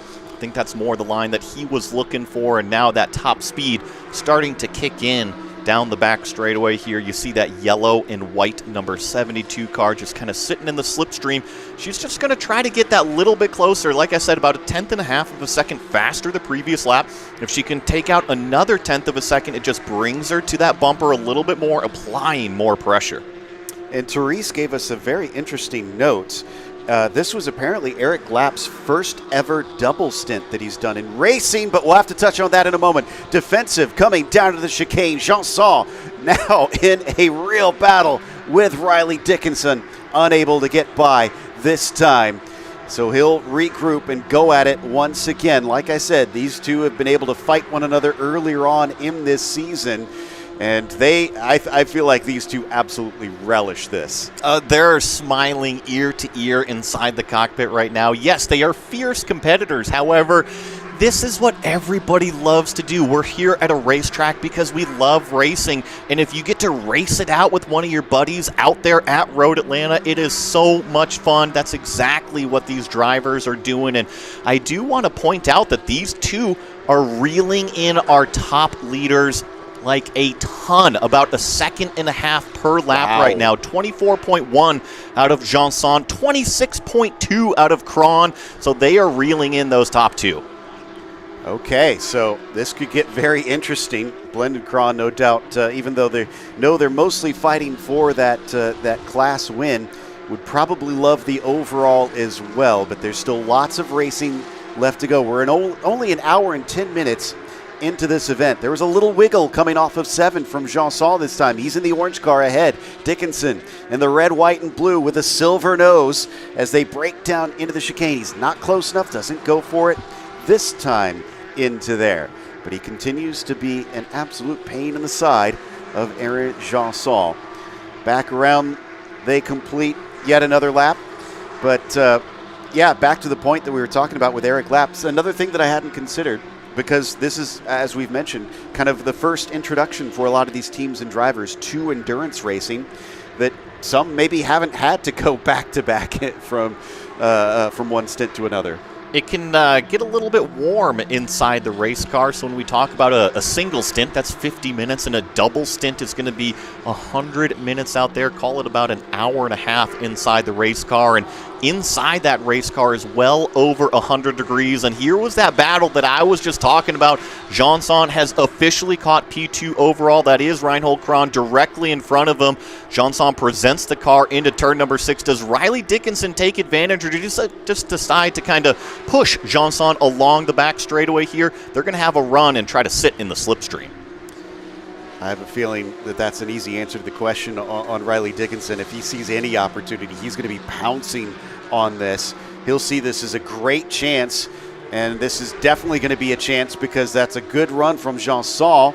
And Kron is not going to defend the inside. He's going to let these cars get there and just gives them space. And so Riley Dickinson will not get the chance that he wanted. Yeah, Kron opened the door plenty wide. It wasn't a small crack in the door. That was it blown completely open, and now those two fast drivers are freed up down the front straightaway. I do see a Cayman GT4 right there in front of them in turn number 1. Doesn't look like it's going to affect the momentum too much up the hill, although this could start to separate the battle. Aaron's going to go to the inside. Riley's going to try to follow him through, but I love seeing that racecraft. The Cayman left room at Apex. Riley didn't force the issue. Great racing. Woof. Herback doing a good job keeping calm in that situation. Excuse me, that's not Herback, though. He's, I think, since switched out of the car. Correct. I believe that is Yves Baltus in the car now. Yes, thank you. I was trying to figure out who exactly we were looking at, as once again, driver's going to have to be careful with them trying to switch back and forth here. It is such a unique style of racing, multi-class endurance racing, that you have to be ready for this crazy action, as so many unexpected things just out of your control can constantly happen out there. So you have to be on your toes in the heat of the moment. But it sounds like Therese has been very busy down there talking to a lot of drivers. Therese, you found a very interesting story on some of our Cayman drivers here. Indeed. Unfortunately, Chad and Cody Knight had a bit of a golf cart incident yesterday, and Chad Knight is in quite a bit of pain.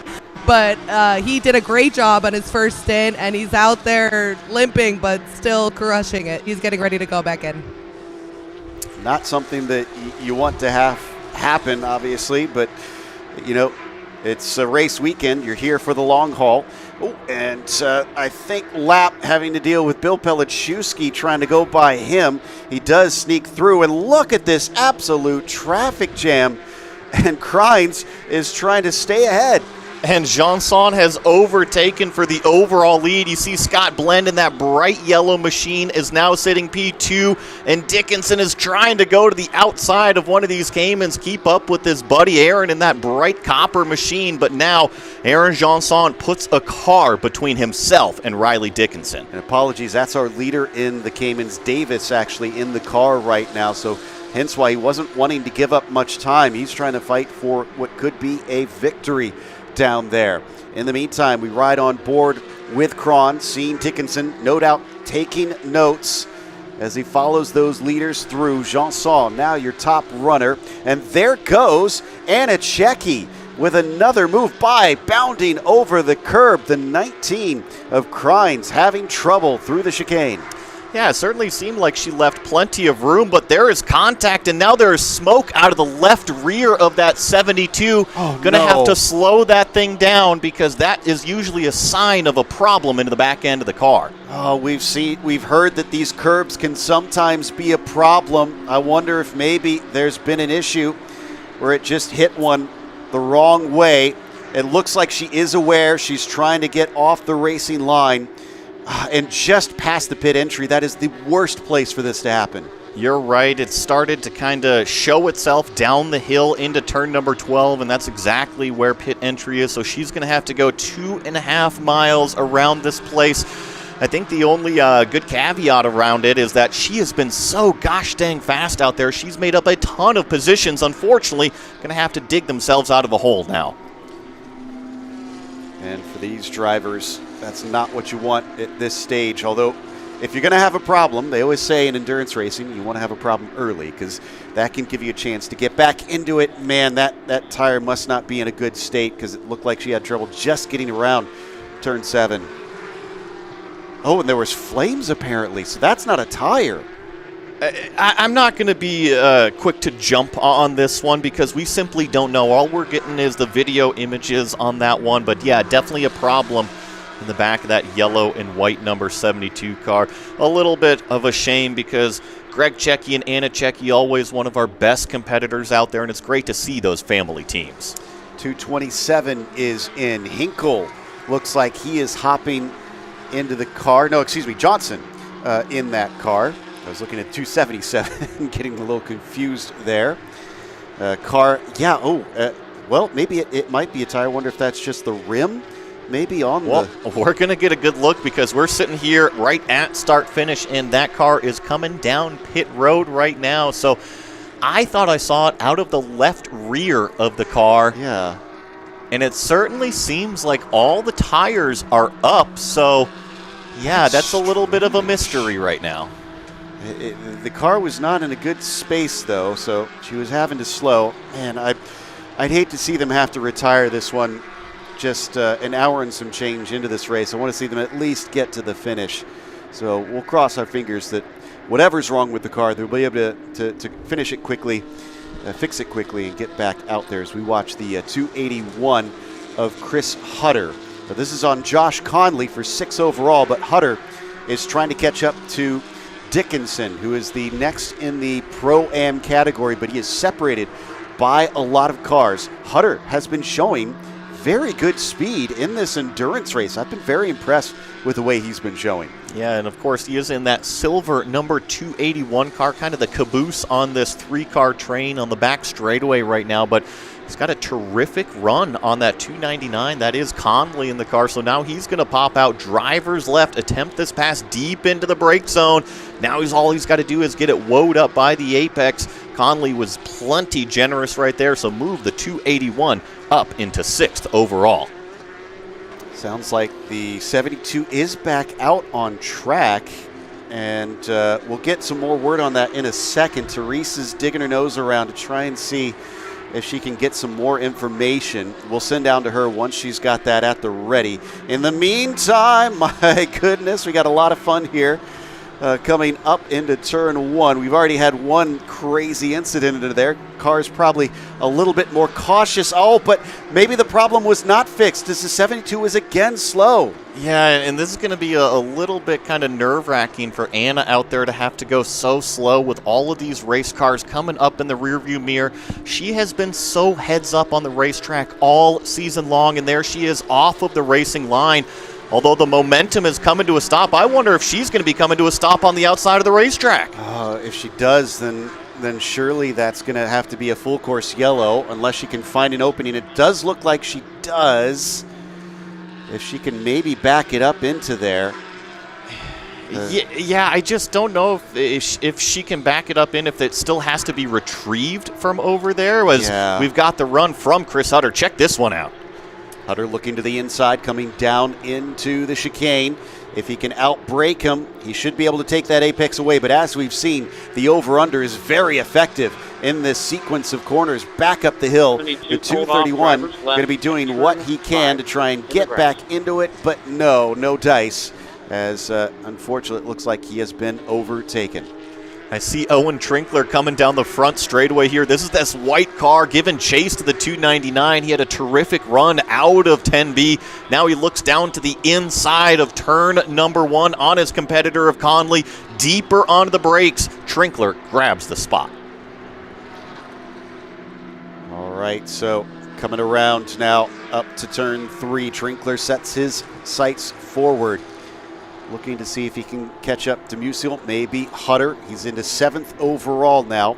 Musial, of course, not within his class, but he could get up to a podium. We know Hutter is there. From there, it's going to be a much taller challenge because it's looking like 42 seconds even to Crawn, let alone Dickinson. Yeah, so we're looking at maybe 45 seconds up to the leaders.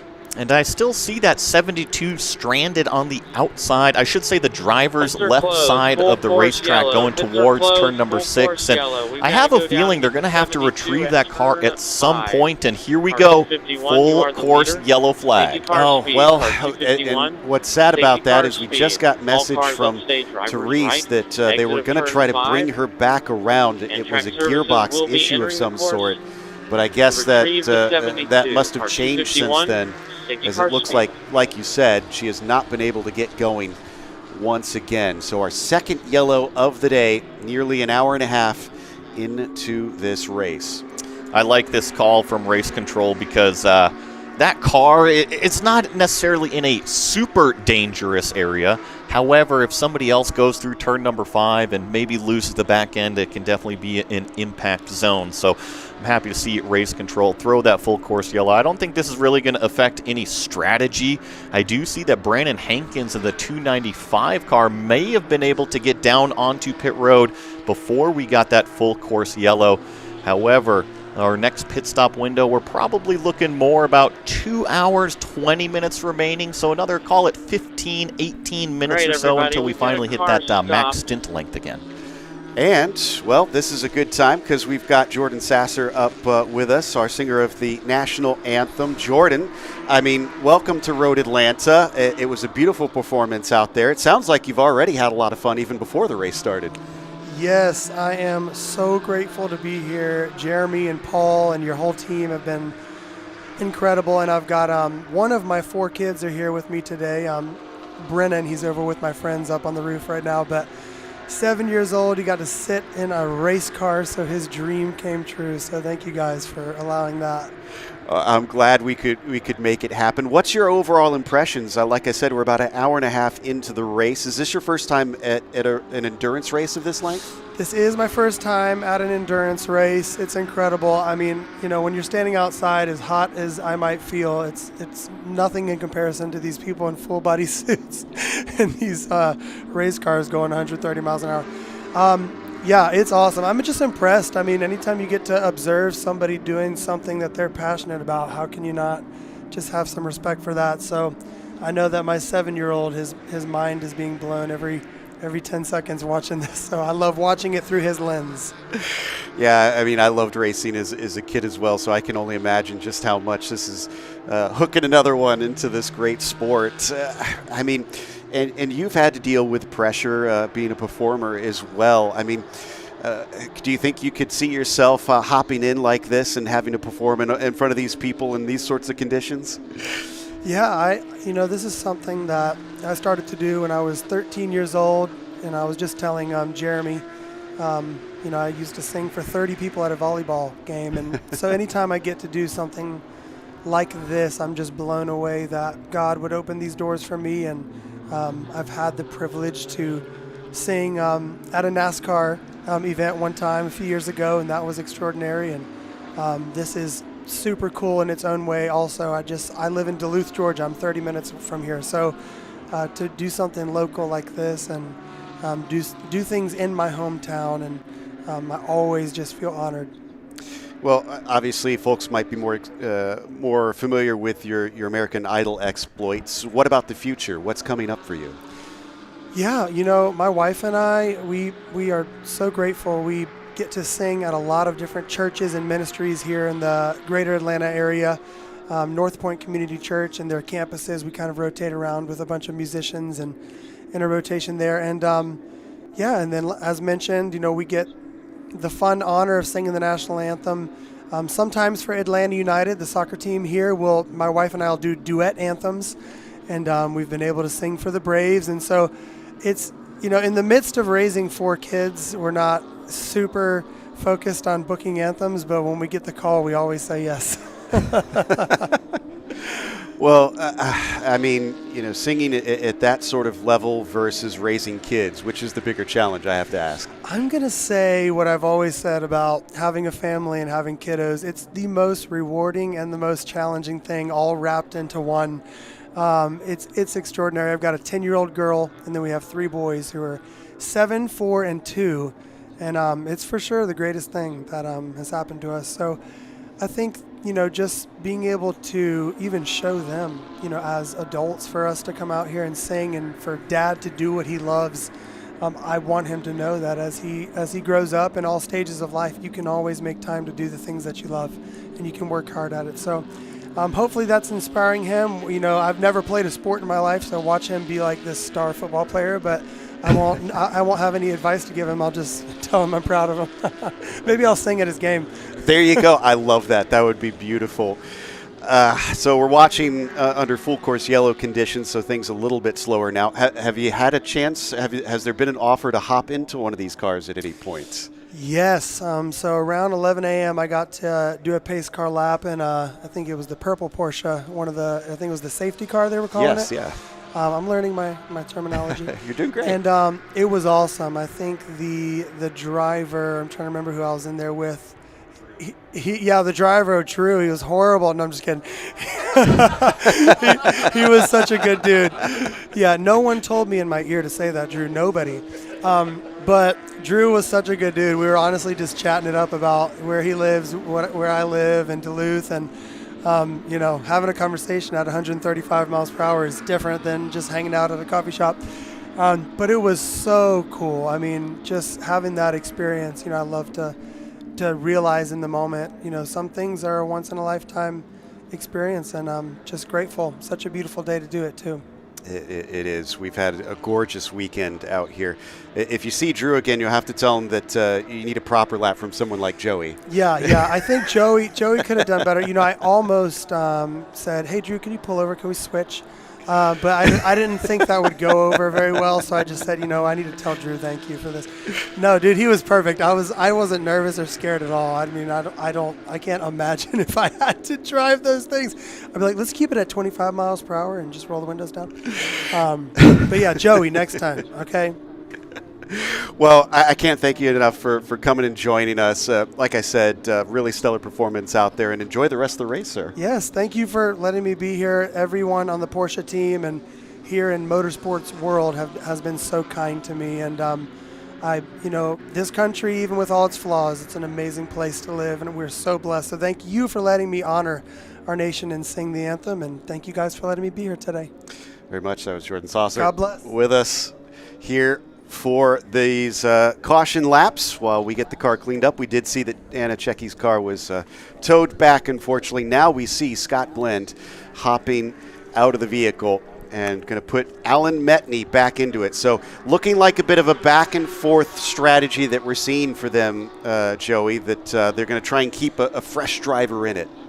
Yeah, that's exactly what they're going to be doing down here, and this one's a little bit interesting with all these pit stops going on under these yellow flag conditions, so I wonder how this is all going to be handled. But you're right, Scott Blend hopping out of the car, Alan Metney getting back in. With how hot the ambient air temperature is down here, you had mentioned double stints are totally possible, but the driver has to be ready for it. They have to be physically fit. They have to be well hydrated with how warm it is out here in Georgia. You're going to be sweating a ton inside these race cars, so I'm not surprised to kind of see some of these teams do single driver stints and then just more on pit road.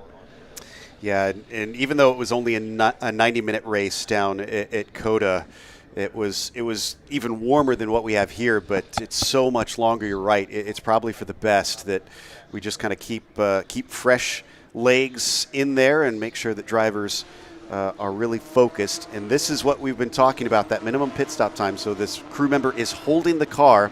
He will be told or signaled when he can release this 245 machine.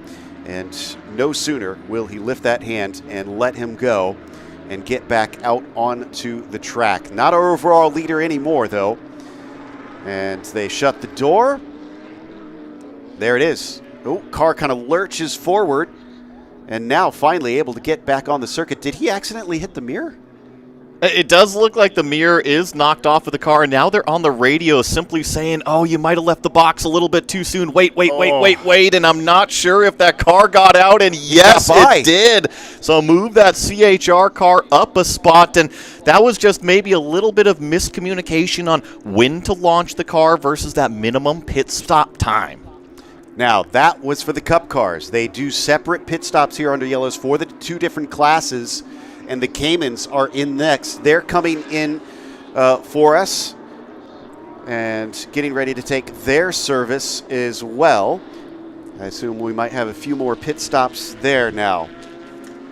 I'm just kind of scribbling down in my strategy notes here with these teams stopping right now at about, call it 2 hours and 30 minutes remaining. With that 50-minute maximum stint length, it will affect kind of how we do strategy in endurance racing. You kind of count it backwards from the end of the race, so you can do a couple tricky things here in the middle. However, it's all about counting backwards. Yeah, which, again, sounds a little bit weird to everybody not used to endurance racing, but that's how you got to play it. And, of course, the yellows can sometimes affect that. So, yes, you want to try and count backwards, but it can throw the strategy for a loop. Does sound like that Therese might have a bit more info on some of the stuff that has been happening out on pit lane. Let's go to Therese. It has been a very chaotic yellow pit stop. We had nearly every single GT3 Cup car come in, barring the leader, Riley Dickinson. Zachary Vanier was held at the pit out by a red flag, and they're trying to sort that out, whether he was meant to be held or not. But that definitely has championship implications, and they're doing everything they can to try to strategize and figure out how to get back on top. Meanwhile, we have Charlie Hayes in for the first time, Jared Thomas in for the first time, and Ryan Yardley in for the first time. Now, Joey, when we talk about, blowing a stoplight, usually you're just hoping that the police aren't around watching. Here, if you go through a red flag at the end of pit lane, I mean, they're going to see it. That seems a lot more serious. Yeah, you don't want to be going through a red flag on the end of pit lane. You definitely got to get the eyes of race control on you. So I'm sure that they'll get it all sorted out. And remember, all these teams, all these drivers, they have radio communications and whatnot. So, yes, there might be a little bit of confusion, but everybody will get it sorted. Yeah, we are hearing that part of the problem is they're trying to figure out if the red flag was supposed to be there, because it could have been shown in mistake. So that's why there's a little bit of confusion going on. And he did stop. So as we follow on board with Dickinson still in the 280 and leading this race, he now has 3 cars between himself and the next nearest Pro-Am, although I'm seeing Conley is being shown as in pit lane. Yeah, okay, so Conley is indeed in pit lane. So that's going to be 2 cars now between Riley and Jared. Jared, very familiar with the Porsche Sprint Challenge Series, as he raced here in the North America side last season, and it was extremely dominant. So don't count out that 281 driver. I think all of these drivers are relishing the opportunity for those that have already been in the car, or if you're hopping in the car right now, kind of in the middle of the race. So if you've already been in the car, I think what the drivers have done is probably hop out, cool off a little bit, get hydrated, because that's the most important thing. You got to make sure your body is ready to get back into the car. But then you usually review stuff, and typically in a practice you get to pull out the laptop, pull out all the video, and really look at it. Here on pit lane, maybe not so much. You might have some data, but probably not. It's more the conversation with your crew chief and say, hey, it just got to be a lot of understeer towards the end, or it was really loose at the beginning, and then they can make those adjustments. They can scribble that down on their notepad and make tire pressure adjustments, try to make the car a little bit more comfortable for the next driver getting in, and it's always going to be that moving target, especially with how warm it is today. With the Caymans having finished their stops, they're just trying to catch up now. We're keeping an eye on when those lights go off on the Purple People Eater safety car, as we've dubbed it this year, just ahead of Dickinson. So let's get you up to speed on the top 3 in each of these classes. Dickinson currently in the 280, leading in the Pro-Ams. Thomas is in second in the 281. Yardley down in third in the 231. In the AMs, it is Charlie Hayes, having jumped in the pit stops, up to the lead of that class in the 233. Metney falls back to second in the 245. And then you've got Toombs in the 216, separated by a few cars back there in 7th overall, but he is running on the podium. Excuse me. Meanwhile, down in the Caymans, Pelichewski is your leader in the number 62 car. Chappell sitting in second in the number 73. And Stephen McAleer is out here racing this weekend in the number 19. He sits in third. Just to update everybody on this strategy, this is what I really love about endurance racing. So the reason why everybody hopped down into pit lane, remember how I was saying you kind of count the race backwards, your stint backwards from the checkered flag? Well, guess what? With a 50-minute stint time, all these drivers, they pitted with 2.5 hours remaining. That means the next stop is going to be at about 1 hour and 40 minutes remaining. Guess what? That third stop, that final stop, is going to be right at that 50-minute mark. So that is why we saw so many drivers and cars come in.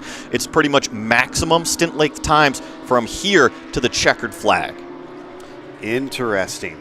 And the one thing that can potentially change that is, keep in mind, one of the rules is if we get a yellow, as the driver swaps are needed, it can go to 55. So that's the only thing that can really extend that out for them. Otherwise, that's very much locked in now to the end of the race. Still see the lights on the safety car. Riley's got plenty of experience on restarts. He knows what he's doing. But we are getting word that lights will turn out. They are doing just the final wave rounds. And in fact, it does look like they have turned out those lights already. So what these drivers are going to be doing out there to prepare their cars for the restart, you'll see a lot of tire scrubbing. The drivers will go heavy left, heavy right, almost like they're swerving between lanes. Now, this is multi-purpose. Not only does it clean up those tires and scrape away all that extra rubber that they might have driven over during these slow safety car laps, so that way you've got a clean tire, but it also builds the temperature through friction. Think about it, if you're going left, right, it is just warming up those tires. You need to warm up the actual rubber of the tire, but you also need to make sure the pressures are up there. So you'll see the drivers oftentimes use the brakes as well. You'll see it down the back straightaway here with the left-right weaving, and then you'll see spurts of acceleration with heavy deceleration. The drivers not only getting the tires ready, but they're getting those brake pads, those brake rotors up to temperature, so that way they've got the bite come the green flag. Looking forward to this restart. We're getting close to the halfway point in this race, and that is it for the season. So pressure's on to try and perform here at the very end. Have lost Todd Perriot's number 213 and now Hannah and Greg Checky's number 72 from this race thus far.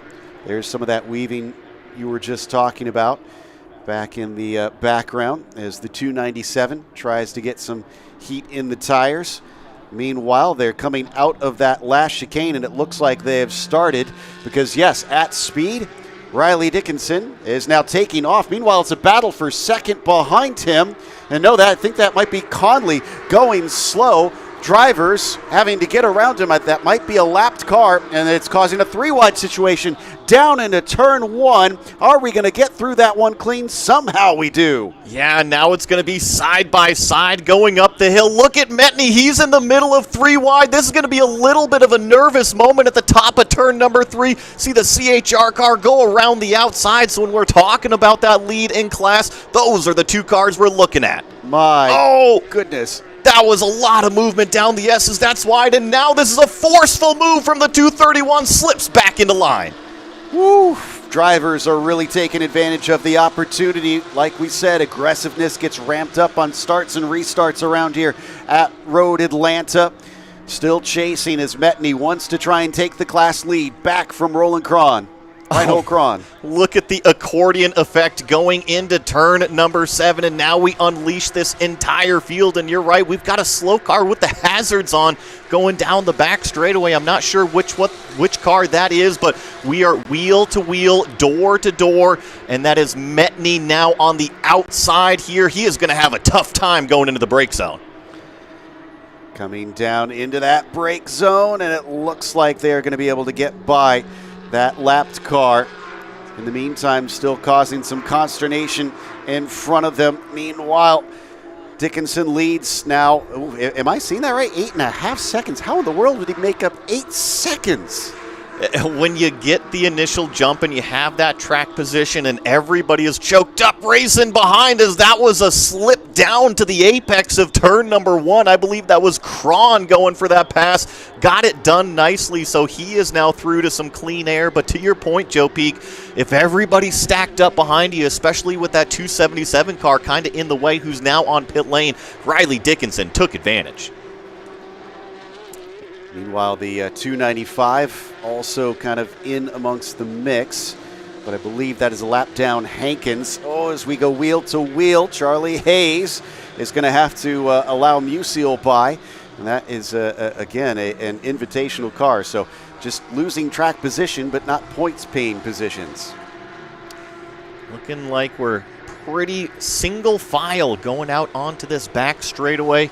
Riley Dickinson still 8 seconds out front right here as we see some of these Cup cars go around the Cayman GT4s. And remember, folks, those Caymans have plenty of horsepower underneath them.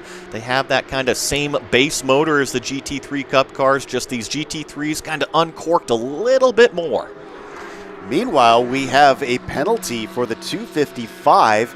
Improper pass around stop, 2 minutes plus 51 seconds. And what's the 280 is in? Oh, so Dickinson still didn't take his pit stop during that yellow sequence, and they are now going to fall well back.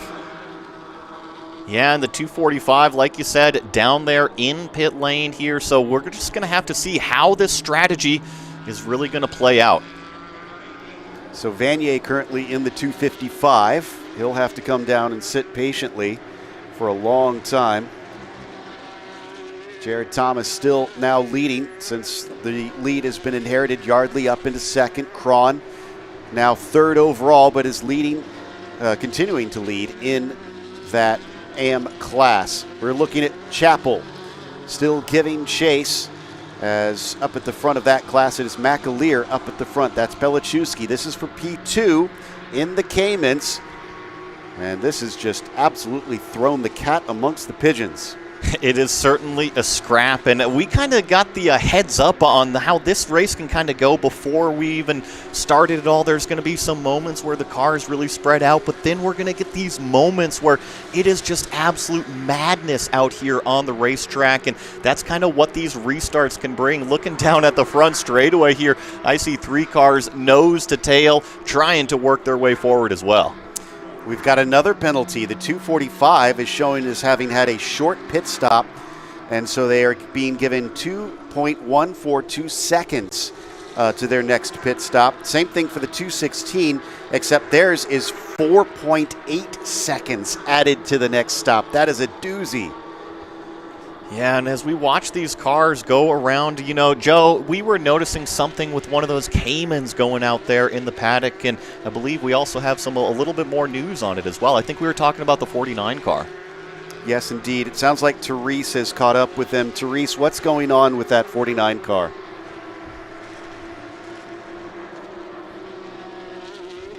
Oh, we'll get to Therese in just a second.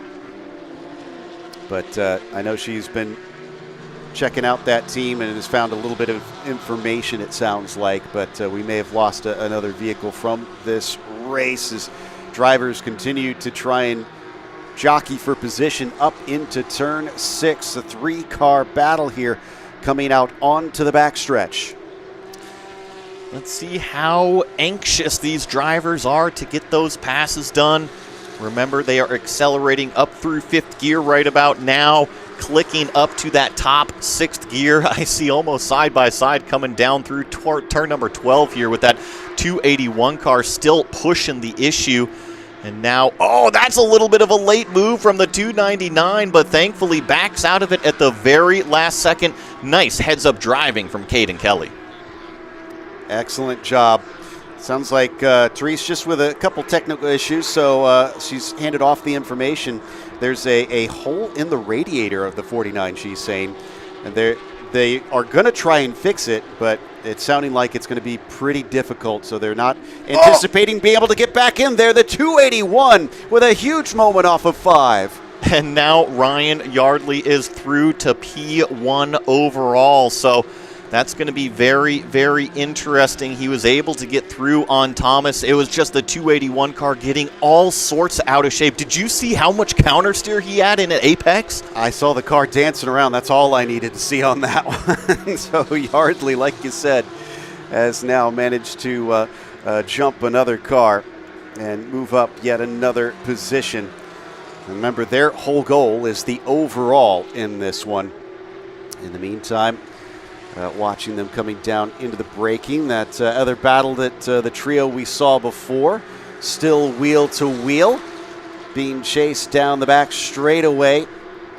And I wonder if we might have another pass attempt coming into this last chicane now. A little bit of a defensive move, but leaves the door open enough that the 234 cannot stop the 216, and they are through. So move Toombs up another spot and to call it 6th place overall, and now we watch him stream down the hill here.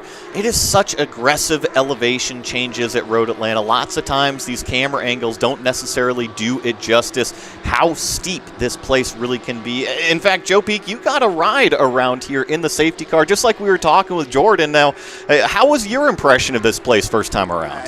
Exactly what you said, that the elevation change is what you really just don't get a sense of. And the biggest thing is that final corner. It is so blind over the crest. It really is like a roller coaster. You come over and you just drop forever, it feels like. It's an amazing ride around this place, and of course, Road Atlanta is well documented in lots of video games, lots of simulators, so if you feel like trying your hand out at go ahead and get up on that PC, and you can be just like one of these pros out here in a GT3 Cup car. Exactly. Now, we're seeing car 59 exceeded maximum stint time. I do not see a... Oh, wait. No, it's Buffkin and Tartaglione. Okay, so they are going to have to come in and stop for a minute plus 43 seconds for exceeding the maximum stint time. That is a pretty hefty penalty, and a good reason that you got to keep a close eye on those stint times. Yeah, and I do say that they've been in the pits twice already, so I wonder if they've already served the penalty coming through or if it's still just kind of lingering out there. But yeah, the strategists always have to be on top of not only the minimum stint length, the maximum stint length, that driver pit stop time, the delta time, that 2 minutes and 30 seconds. So I know we always talk about the drivers, right? There's always a lot going on inside the race car, but when we talk about endurance racing, it really is a team sport as well. You're right, and we watch on board with the JTR Motorsports car down the back straightaway. It looks like Yardley with some clear air in front of him at this stage. In the meantime, 255 trying to make an impression here, coming up and over the hill. Oh, looks down to the inside and manages to sneak through. So I think that is going to be another position for that machine. Yeah, the 255 has got Zach Vanier in it now, so I'm not surprised to see a little bit more aggressive moves, force the issue, and keep it on the racetrack. Remember, a lot of these drivers have so much time in these cars or in this platform. It doesn't matter if it's here in Endurance Challenge or over in Sprint Challenge, maybe even up a level into Carrera Cup. I was going through the entry list. We have tons of Carrera Cup race winners in here, too. Yeah, exactly. I mean, they definitely show up, and I think the teams have really caught on to the fact that a lot of these coaches, a lot of these Carrera Cup drivers give them really good opportunities to try and fight for victories, but it's made it so competitive out here in Endurance Challenge, but it's a lot of fun to watch without a doubt.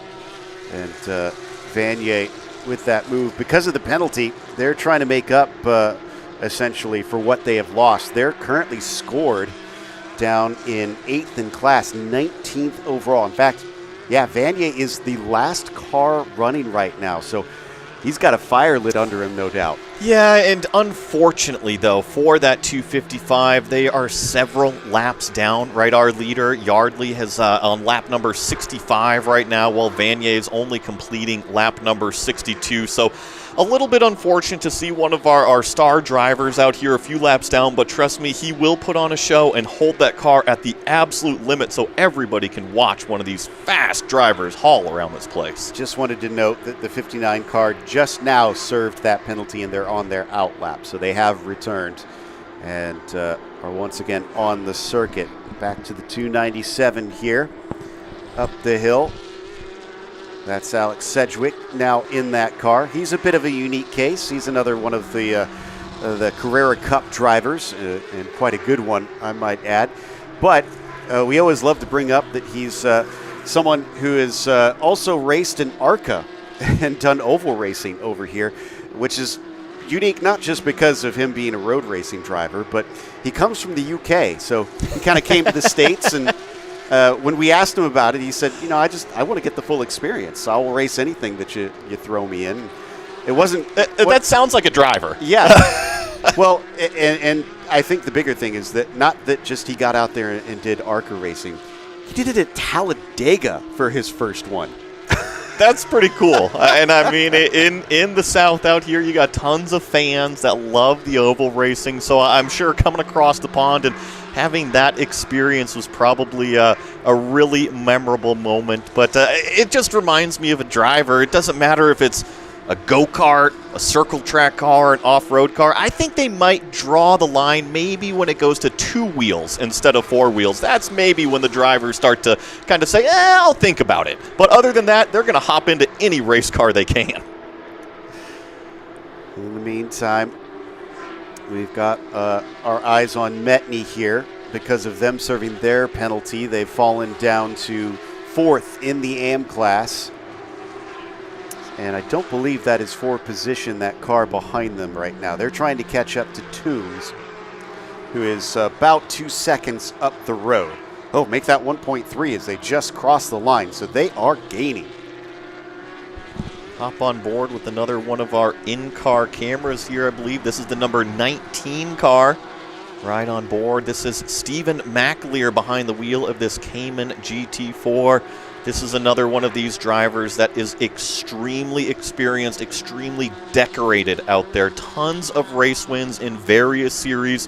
He really kind of came up in the same sort of path that I did. He used a lot of MX-5 knowledge, and this is once again one of our international drivers who has made his home here in America, has his own race team actually as well that he shares with one of his buddies out there. So if you're looking for somebody to really support, Stephen McAleer is one of these drivers that you can get behind. Now, what surprises me, Joey, is that you seem to have trouble with Scottish accents sometimes. So, I mean, did you even understand last time you spoke with him? Yeah, Steven's been Americanized for a little while now. You know, we work with a few other commentators in the sim world, and sometimes I can't even understand. I know it's the same language, but I can't understand them. I love a good Scottish accent, so I love getting to chat with him. But we're getting word that it's about 10 minutes to the next pit stops for some of the drivers. We're hearing Therese has spotted a number of them on pit lane, getting ready and preparing to hop out as we take a view from the Yokohama blimp one more time this year. It's been serving us dutifully all season long, watching the run through 6 and 7 and on to the back straight. Farthest part from where we are over here at the start-finish line, but one of the more important parts of the track without a doubt. So back on board with the number 62, Bill Pelichewski, back into this car, currently running on the podium for the Caymans. A little bit of a correction there out of Pelichewski, who's currently, like you said, in the race car. I was just talking about Stephen McAleer, who is leading this Cayman GT4 class, and unfortunately, I have bad news for everybody else. That last lap time, personal best from McAleer, a 27.6. Compare that to everybody else behind him.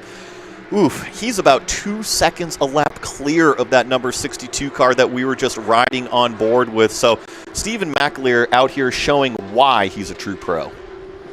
Yeah, Chappell behind him that last lap, a 28.6, so 1 second ahead of the last car behind them as well. Just wild stuff, the way that Steven can... Always a nervous moment, so I'm sure that Tartaglione was happy to see it kind of tuck back into the racing line.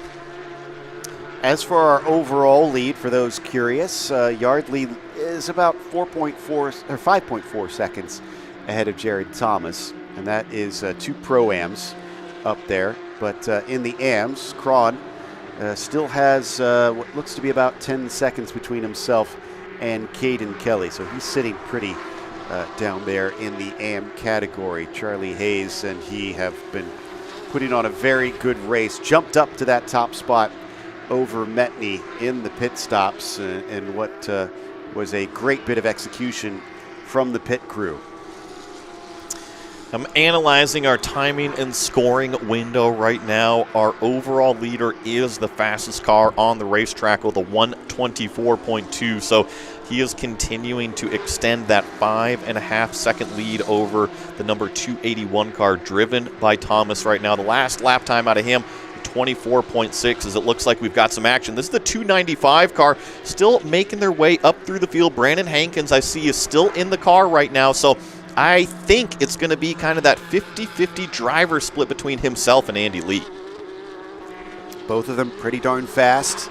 Andy Lee was also in a big battle earlier on this season with Riley Dickinson, so we'll see if those two meet, but the way things stand right now, it looks like might not see them being able to get close to one another unless we get a caution and a wave around that kind of brings things back together. In the meantime, overtakes the 277. Trinka does not fight it, allows them through.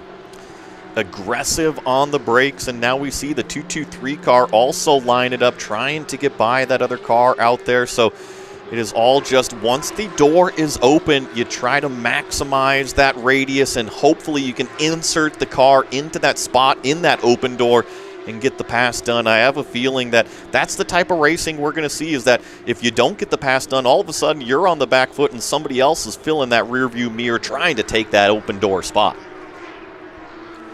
Yep. Sometimes just being able to get to the finish is a big part of these endurance races. So if you know someone quicker than you on pace is coming up, then just being heads up in that situation can often pay dividends farther down. As the 233 of Cron looking to put a lap on that car as well. 24 seconds behind Jared Thomas. So, yeah, they're leading the AM category right now is that 233 machine, but we're not expecting that they're going to be running down the 281 anytime soon. Giving a little flash of the headlights, and in this sort of situation, imagine that it's just, hey, a heads up. I'm looking to lap you, and I'm just trying to come by safely. I think that's exactly what they're just trying to do, is notify that car that, look it, I'm going to be diving down to the inside of this brake zone, and thankfully they are well aware. And now you see that 233 car get in front, and now he's got a little bit more of a clean windshield out front, so that way he can focus on his marks. And he's really got a clean windshield out front now, because I see the 295 is hitting pit lane. They are on a slightly different strategy, I believe, than the rest around them, so it makes sense that we see them come in alone. In fact, I just saw we had another car going out, and I believe that's the 234. Mike Skeen has just gotten into that car, sharing that with Sean McCaig. Whoa, what happened on turn 7? That was Pelichewski, and I think that was a pretty big save. He had a really loose moment getting on a throttle and then a tank slapper, but I did not see the car spin around. That was a great moment of car control to catch that. Well, that means that Gilliland goes by, but Gilliland is in the Cup car, so it puts no drivers between Pelichewski and Knight in terms of overall position. But in the meantime, it looks like we'll switch on over to Dusek's car, which I believe his teammate is in that 251 right now. Yeah, they're going down the back straightaway, so they're going to be racing it out here, and got Ashley Freiberg joining us back in the booth. Ashley, always great to have you here. We have just passed the 2-hour mark, so just past halfway in the race. These teams, these drivers have finally settled into a rhythm, but we've also had a couple full course cautions that we've seen a little bit earlier in the race, so the strategy really starting to come into play now. Yeah, for sure, and I saw quite a few drivers doing a double stint as well before switching over to their co-driver. And yeah, like you said, with that caution coming out, I know that had a bit of a mix-up with those leaders. So I mean, that's the cool thing about endurance racing, is that anything can happen in these long 4-hour races, and the strategy really comes into play, making sure you're in the right place at the right time during those yellows. So I mean, you can be the fastest pair out there, but if the stars don't align perfectly for you, the cars just might not be in your favor, and vice versa. You might have a really cool comeback story in these types of races. As we watch Dusek battle it out here, that is Caden Kelly directly behind in the 299 car, so he is trying to apply that pressure, just try to get his way by that bright copper color 299 as they launch themselves out onto the back straightaway. Caden Kelly, of course, one of our championship contenders over in Sprint Challenge, was second place in that, call it Masters Class Championship that we had the awards banquet last night. So always good to see him out here, not only doing Sprint Challenge, but Endurance Challenge as well. And we get a lot of that crossover between the paddock. Yeah, for sure. I mean, that's what's really cool about this, right, is you can get a lot of drivers that have already been racing quite a bit this weekend, jumping into the endurance races. And for example, both Alan Metney and Scott Blinn have been racing a ton this weekend, so they've got a lot of track time, but at the same time, I mean, it's very physically demanding as well, so it's really cool to see them doing so well at the moment, running P3 in class. And I mean, Caden Kelly has been out there a bunch as well, and so, I mean, yeah, it's definitely really fun to watch these drivers really, really drive a ton this weekend. So we watch these cars go down the back straightaway here. That is that 295 car that is leading the way. Remember, you just hopped into pit lane. Brandon Hankins has transferred it over to Andy Lee, and I think that he's going to be a little bit on the back foot here. The 281 deep on the brakes. That is Thomas. So the 295 still getting up to speed with those tire pressures, with those tire temperatures. And I know that we're working with Therese down there on pit lane, and I believe she is standing by with Riley Dickinson.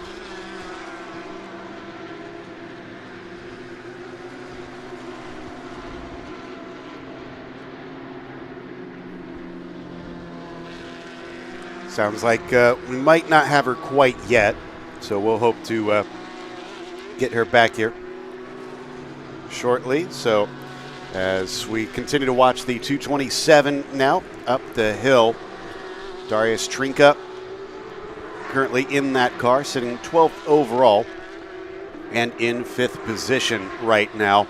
Unfortunately, not near any of his competitors at this stage, so does need a little bit of help, but this is the nature of endurance racing, because sometimes you just find out that things are a little bit far apart from one another, but you got to stick with it. And that's what I love about this, Ashley, is that, you know, maybe it's not constant wheel-to-wheel action, but the drivers who are very mentally tough, who have the wherewithal, who stay out there, are sometimes rewarded for that persistence. Yeah, for sure. And you never know when a yellow can come out and bunch everybody back up together. So no matter where you're at on the track, you have to make sure you're continuously giving it your all. And yeah, you might feel like, oh my gosh, I'm P10 right now. You know, there's no way we can make it to the win. But man, anything can happen in endurance racing, and that's the beauty of it. Coming back to the 277 now, Tillman Schmid. I believe this is him getting lapped. No, this might be for position, because I think that is Sedgwick. No, that's Janson, actually, coming back down the hill.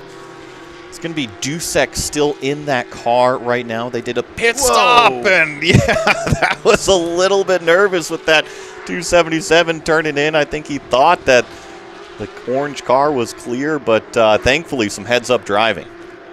Yeah, it could have been an issue, but everybody stayed cool in that situation. We don't wind up with cars winding up in one another. Meanwhile, we are now well past that halfway mark, about 5 minutes past that 2-hour mark.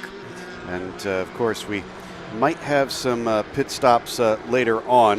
Let me check to see what our timing looks like in terms of our previous one. So hour 40 to go. So we got about 14 more minutes before we see drivers come in. But again, well, as the 277 has another moment coming up the hill, loses some pace, but is thankfully able to keep it out of the barriers. But one of the things that we had happen earlier, Ashley, is the way the pit stops worked out is they've kind of locked themselves in to where if they do it at the perfect 50-minute marks, it'll be 50 minutes left on the last stop. So they've got it to where it can go backwards, but now they're also, I mean, there's not much they can do. If they stop early, they've got an extra stop coming.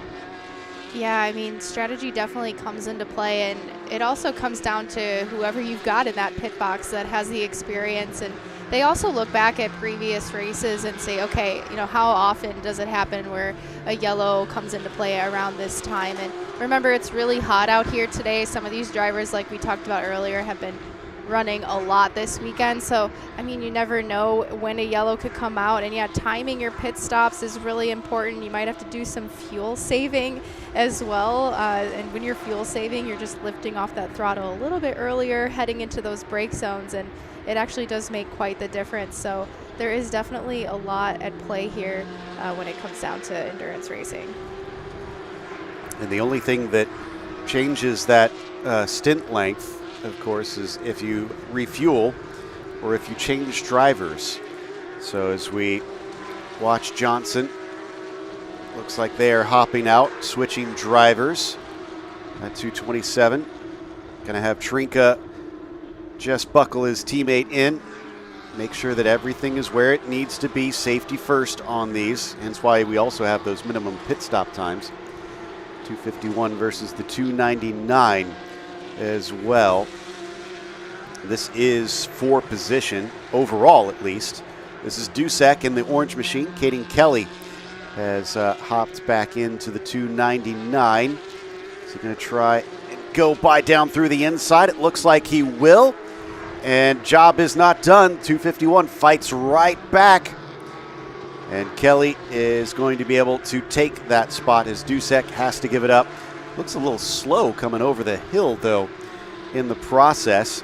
And he's not done with cars really being aggressive from behind, because it looks like that is Alan Metney in the bright yellow 245 approaching. Yeah, that was a really well executed pass there by Caden Kelly. He stayed patient, but then saw the opportunity, popped out at the last minute, and yeah, being side by side there, leaving 10A and 10B, it is bound for one of those cars, or most likely even both of them, to get a bad run coming out of there. But I mean, yeah, Alan Metney definitely has pace, as we have seen previously in this race, so I'm sure he's going to give Dusek for a run for his money here.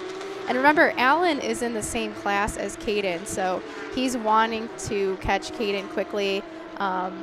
There's quite a bit of space at this moment, so I'm sure Caden is enjoying having someone in a separate class in between them for the moment. Exactly.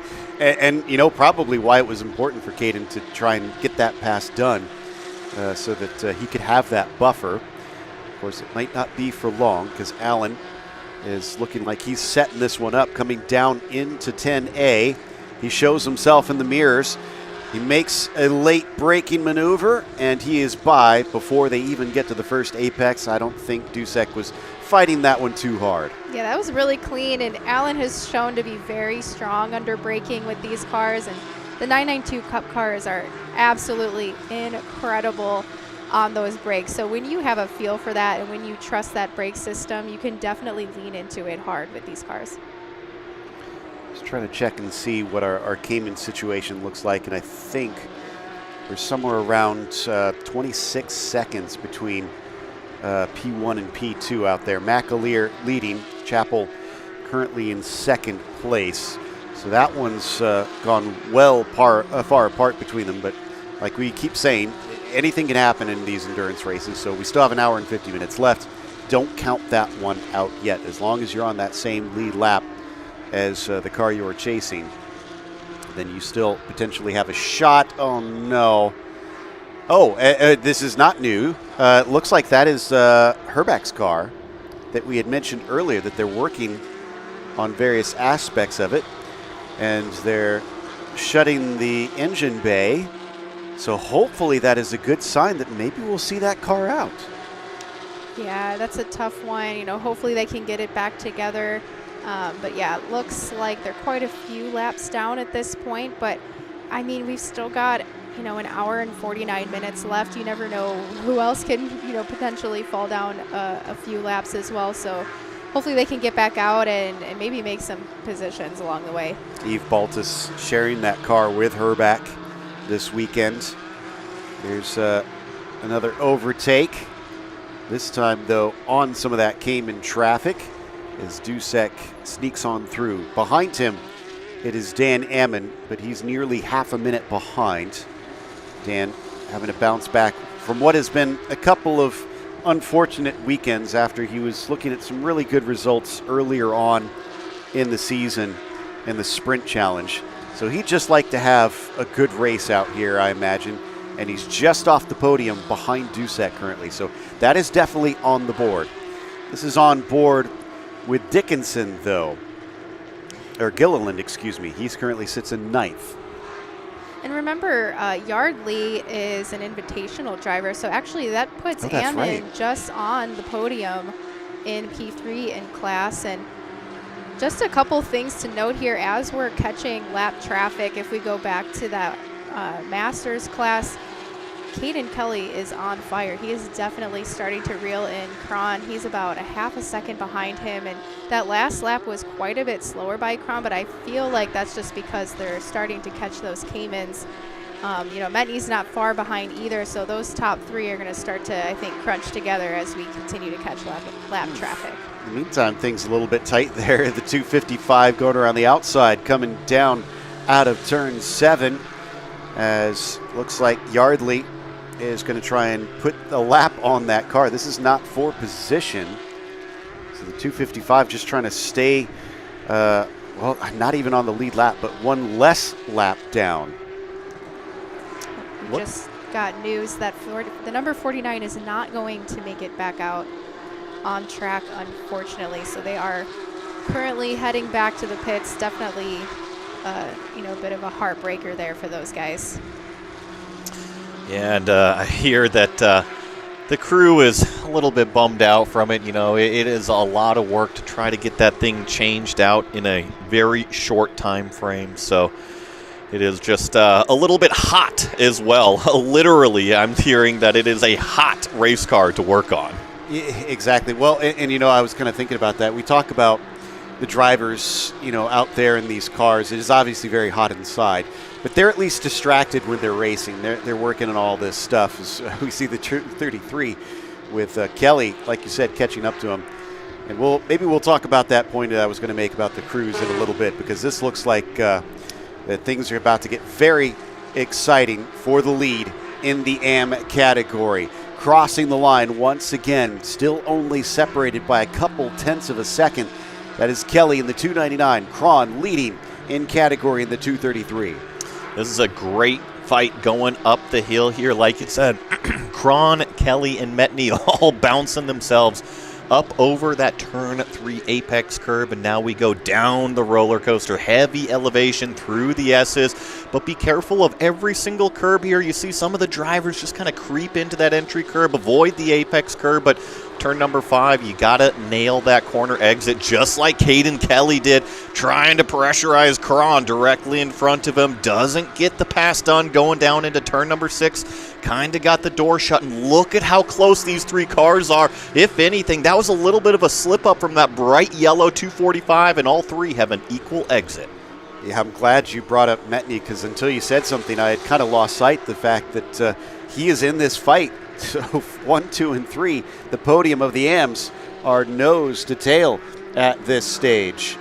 Now they feed themselves down into this brake zone. There's a deep move from Metney, looking to the inside of the 299. Room is given from Caden Kelly, and now the cutback, the over-under attempt. Caden Kelly gets some nice power down out of the corner. Metney presenting the car to the inside. Not enough room to make a move into turn number 12.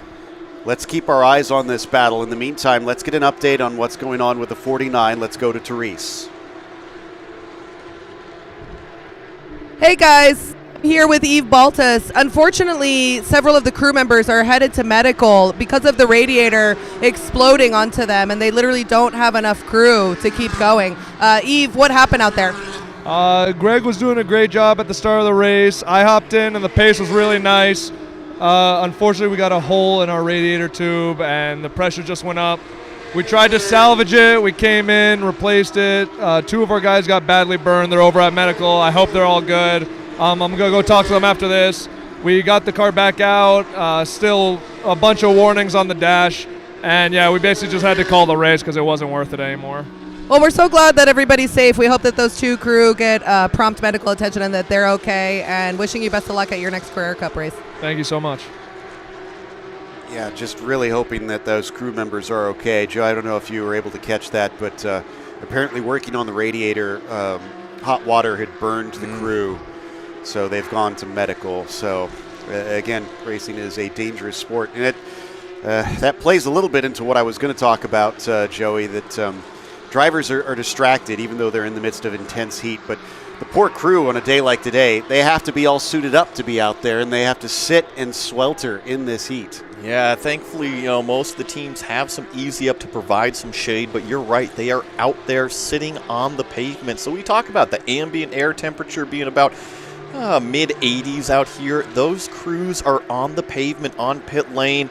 Let's watch this moment going down through the S's here, because a Cayman GT4 gives a very wide berth, heads up driving from that number 59. I still see Reggie Tartaglione in the car.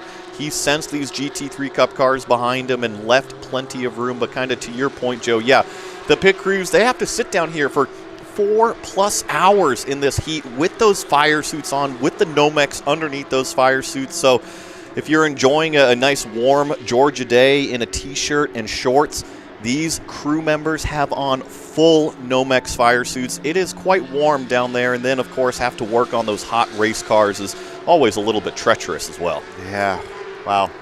Meanwhile, I don't think this battle is over. Metney looking for P2 off of Kelly, goes to defend. He's not going to be able to hold him back, though. He'll slip up the inside of turn 10A, and he is up to P2 now.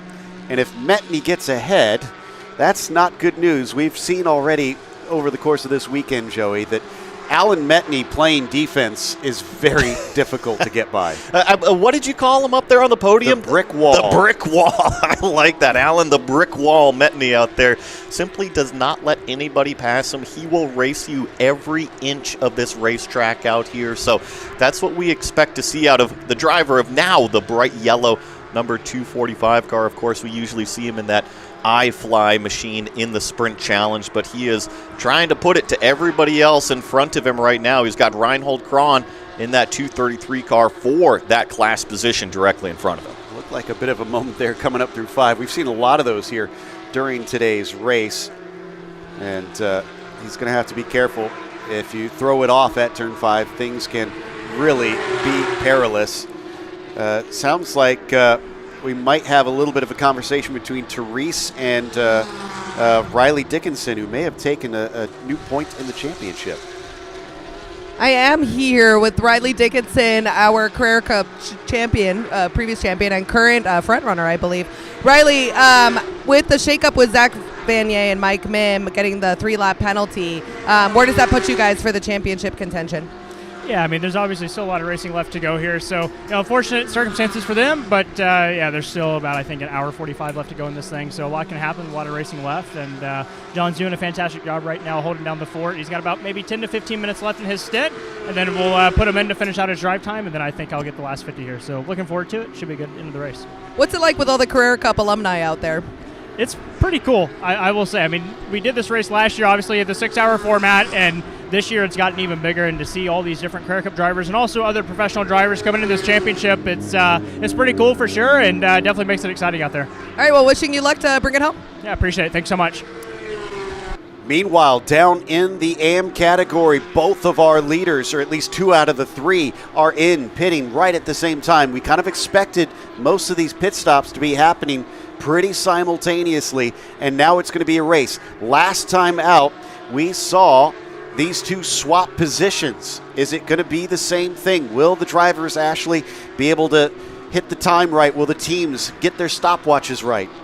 Yeah, I actually see a driver change going on here, and it looks like Aaron is getting in for Dusek.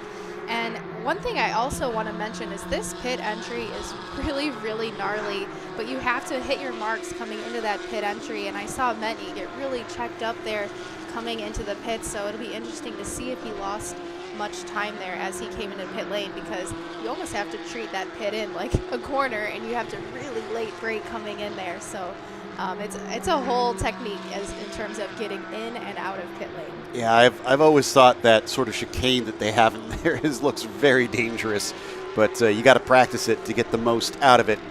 But the one driver going counter to this is Caden Kelly. He stayed out. Will that 299 car be able to reap the advantage of not fighting with these 2 cars to be able to try and start to make some distance? Cars off the jacks for the 245. It looks like Blim popped in as well. Okay, so they did do a driver change. That will update on our timing loops on the tower, so we'll get that when you get that watching at home. In the meantime, we got another car, it looks like, heading back through pit out, but with them so evenly together. There goes the Charlie Hayes car. What about the Ruckus Racing? They should be released almost at the exact same time. We watch to see when that yellow car starts to move, but they're not going until now, and they are going to wind up behind. It's almost identical to how they came in, but if there's a consistency, I'm seeing that CHR team has been nailing pit road. The times coming in, as well as getting that the driver change, the fuel in the car, the tires on it, and everything looks great on those pit stops. I can report it was about, let's see here, about 7, 8 cars on the same strategy. So if you pitted at a 2.5 hour mark left in the race, that means hour 40. That's your max stint time. The next time we're looking at is about 50 minutes left in this race, which would perfectly execute the strategy. kind of add to what you're talking about there, Joey, in terms of your pit timing, it's also up to the driver when they cross that pit in to report to the team that they have entered pit lane to start that timer. And during practice, they will actually time how long it takes from getting to the line to getting to your box, and then also from your box to pit out. So there is a lot of moving parts going on here, and I think a lot of it is just hitting their marks every single time. So the lesson there is don't hire a commentator to do your strategy, because we're horrible at math. What are you talking about? I can nail that. Just give me some extra help. A few fingers and toes to count on, yeah. But now as we watch Charlie Hayes back in the car, as we said, back out ahead of Blend, how they were on the way in. He looks actually much more distant. This outlap looks like he has been able to separate from Blend by a number of car lengths, in fact, a number of seconds. Also, it looks like Bill Pelichewski has gone into pit lane, and Andrew Davis is going to hop in. We've also got Conley ready to hop into his car as well. Watching our leader just glance against the curbs in this beautiful dance that you make to try and get a fast lap around Road Atlanta. And continuing to at least hold second. We're still waiting on Caden Kelly to come in for pit stops. I know that some of these cars are a little bit off sequence. Like I said, it's about a handful, maybe a little bit more that have kind of executed that strategy to the 50-minute mark, but there are those that are slightly off of that strategy as well. Sometimes the best strategy is to do something other than the leaders out there. It can kind of open up some doors later in the race. So, yes, we will see some alternate strategies. However, most of the GT3 Cup car field is on the same strategy. And then when I talk about the Caymans, I think the number 62 car, that's Stephen McAleer as well as Bill Pelichewski, they're on that same strategy as well. This is Pechnik we've been watching chasing on Gilliland, who we now ride on board with. This is not for position. Gilliland actually sitting in a great spot, currently second in class behind Hutter. So probably doesn't need to hold up Pechnik, because Pechnik is not only in the other class, but is multiple laps down. And Gilliland still has two cars in Hayes and Blend behind him, separating between him and Janson. In the meantime, I just saw that P pop up on our tower. That means Caden Kelly is coming into pit lane, going to be switching out with Conley. So not too far off strategy, only by about 6 minutes. I was thinking maybe it was a little bit more as we get this action down the back straightaway here, riding on board. The 280 Gilliland is still in the car. You see him checking those mirrors on the right side, making sure it's not side by side, but I have a feeling going to be very busy down into the brake zone. That's the 216, really deep down to the inside. Conley pinches him down. That was Gilliland chopping the door. Well, that shows what I know. I thought Gilliland would give that up very easily, since this is not a race for position. But Gilliland clearly giving no quarter to that car, trying to unlap itself. Oh, and the lap traffic in the Caymans not making life easy for Gilliland either. But was able to get through by the apex of turn number 1. And when I think about a clean pass, as long as you can get through kind of before that minimum speed, you can kind of take the corner yourself and accelerate out of it. The only problem, though, is that Gilliland still has that car right in the rearview mirror, as now we get the 299, the pit stop executing for, right now, our overall leader. So will they emerge that leader? Because the other two had been battling before. However, when they emerged, they were not battling. I'm expecting we'll see Blend well behind. But what about Hayes in this? Kelly, ideally, will want to be ahead of that 233 once they get out of the car. And my goodness, the 280 of Gilliland is on the limit. That was a big-time wag of the tail coming out of turn number 7. Remember, I said that these GT3 Cup cars have over 500-plus horsepower, and now Gilliland is actually off with the throttle, letting that 216 of Pechnik down through, so maybe he was just feeling a little bit anxious, and maybe it's tough to have that car creeping up in those rearview mirrors. Some drivers like a carrot out in front. Some drivers don't like anything in the rearview mirror, so now that Pechnik is free and clear, Gilliland can also focus on his laps. I wonder if he realized, it's that car, and decided I should not be fighting this. This is not my battle. That or somebody got on the radio for him. In the meantime, Kelly, I believe, is heading, yes, they are heading out of the pits and getting ready to rejoin with Hayes and Blend. Now, what order will they be in? It looks like ahead, no, behind, as Hayes will emerge in the lead of the AMs. You're right. So Charlie Hayes out there in the 233 will be in that class lead. Scott Blend, I see, is about 7 seconds back in that 245 car. And here's a great shot of Caden Kelly getting a little bit of a debrief. That's Tom Dyer, his driver coach, right there next to him, just kind of analyzing probably some passes, what the car is doing, and Caden Kelly soaking in all the information. Yeah, Conley now out there in the 299, looking to try and catch back up to Blend. Thought that Conley would at least be with Scott. This is interesting. Not the change that we were expecting out there.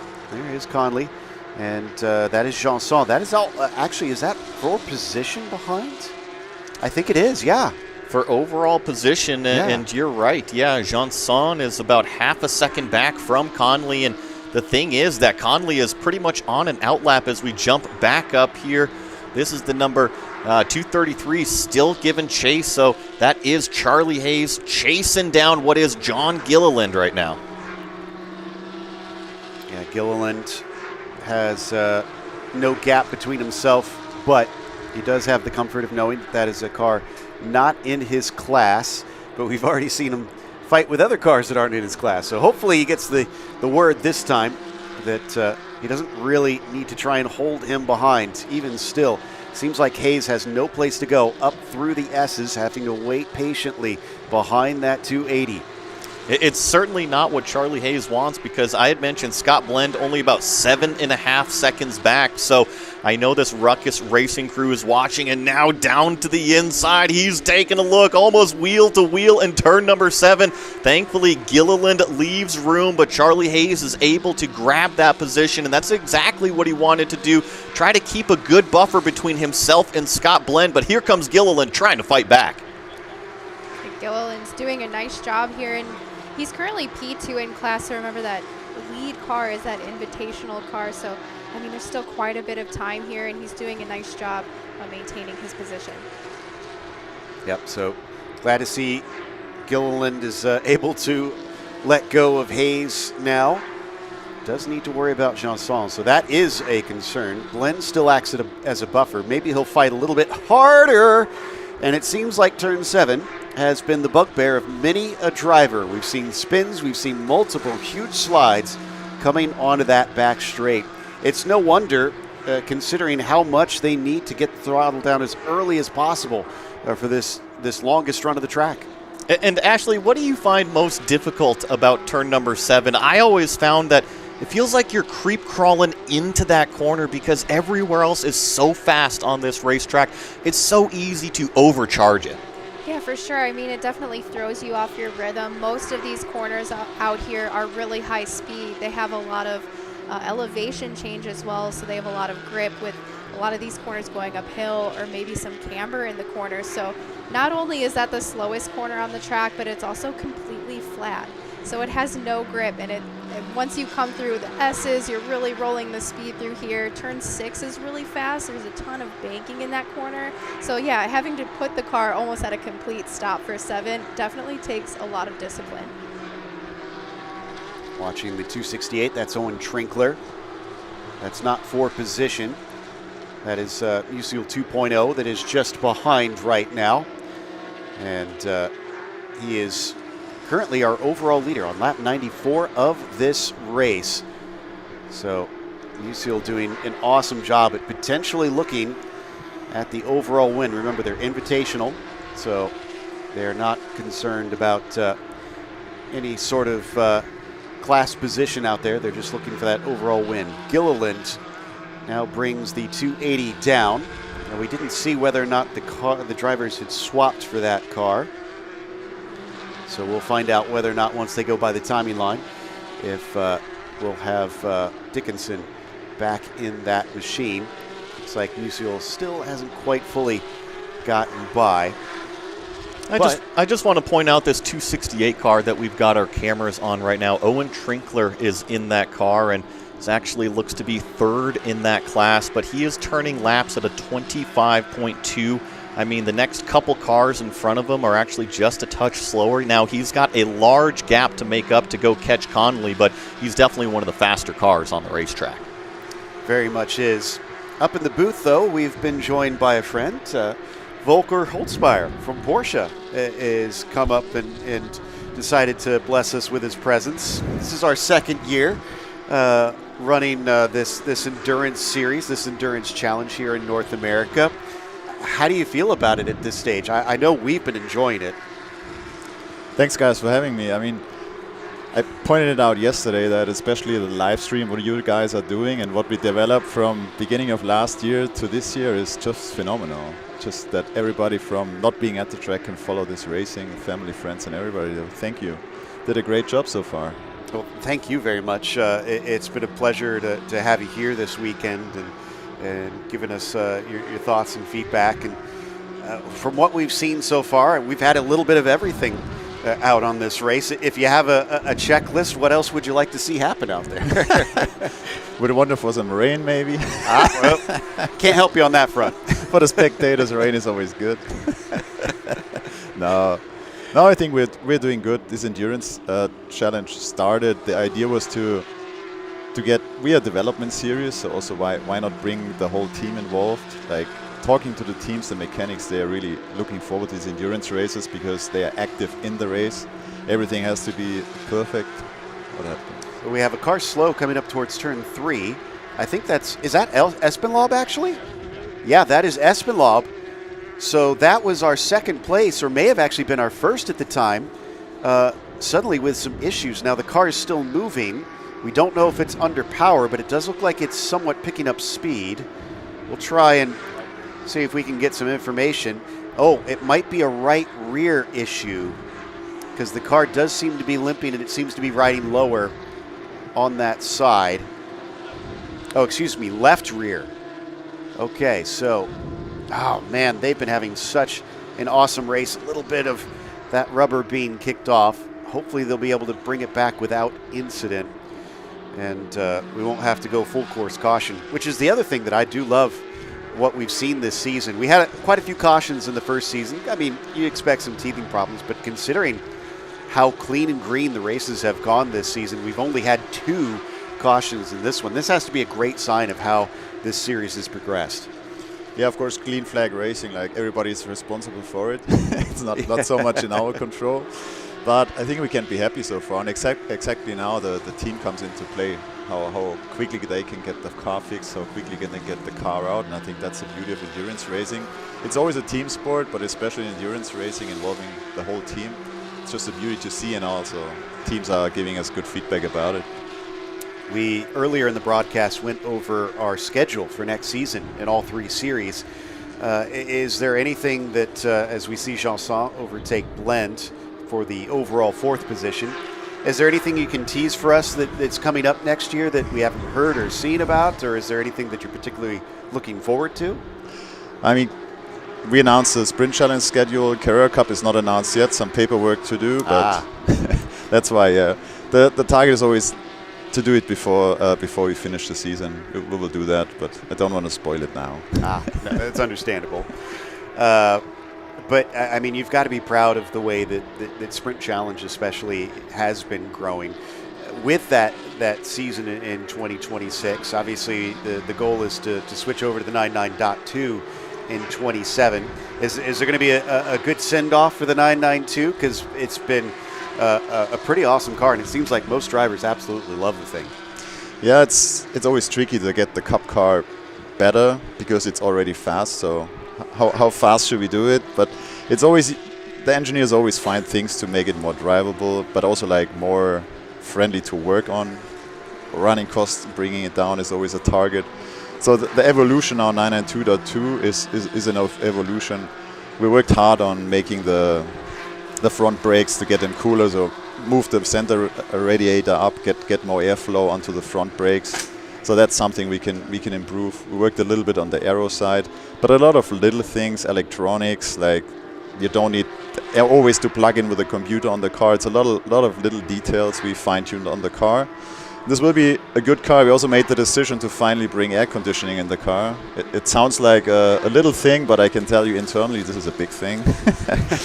Because Cup car, the beauty is you make it as simple as possible because it's one-make racing. If everybody has the same car, there's no need for carbon brakes or any fancy stuff.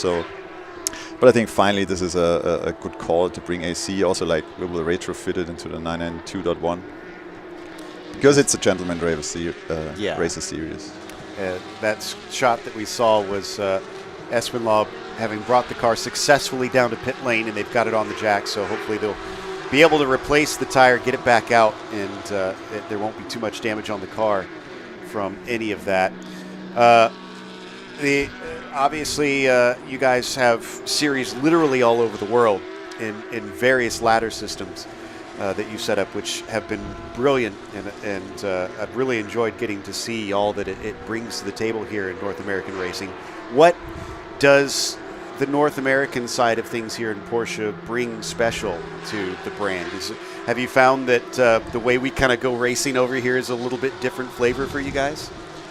Yes, it's a little bit different in a way that everybody wants to come here and race, honestly. If you ask the factory drivers, well, depending on not figuring into series, just the culture around racing with campsites and everything's easy and approachable. The paddocks are open to the public.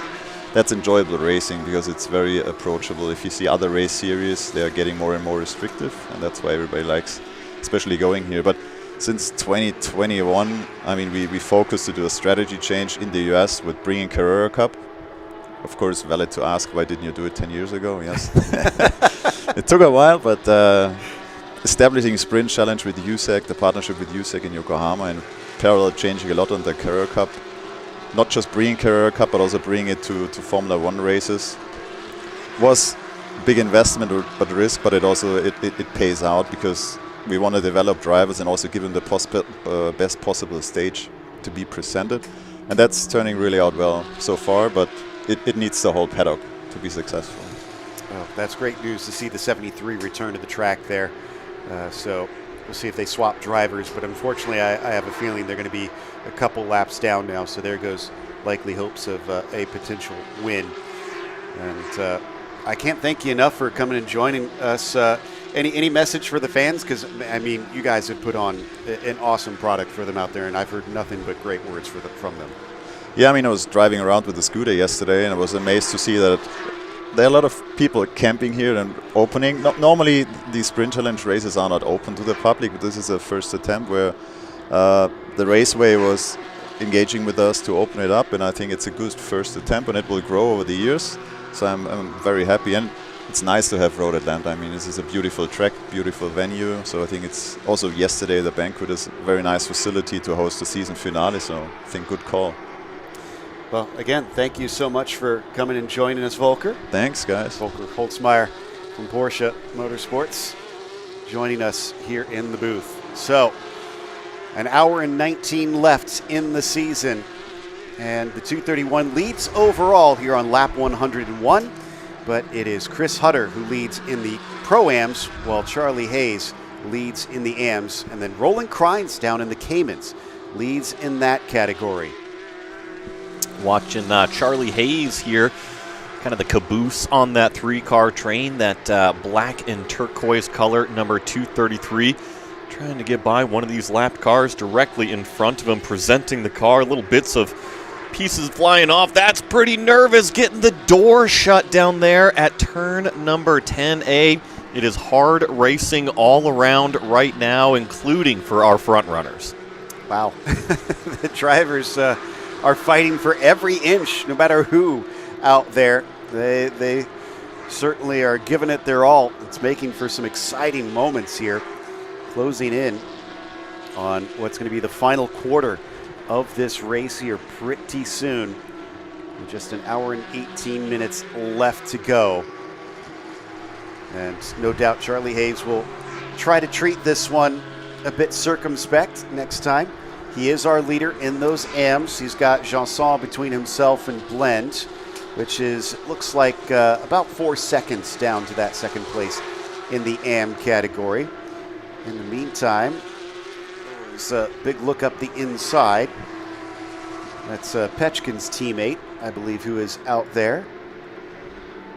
Oh my goodness, and talk about a power slide from Charlie Hayes. I think it was because this 255 car was a little bit off pace down there in turn number 7, so he had to kind of tighten up the wheel while standing on the gas. And I mean, talk about looking cool out of turn number 7, laid some treads.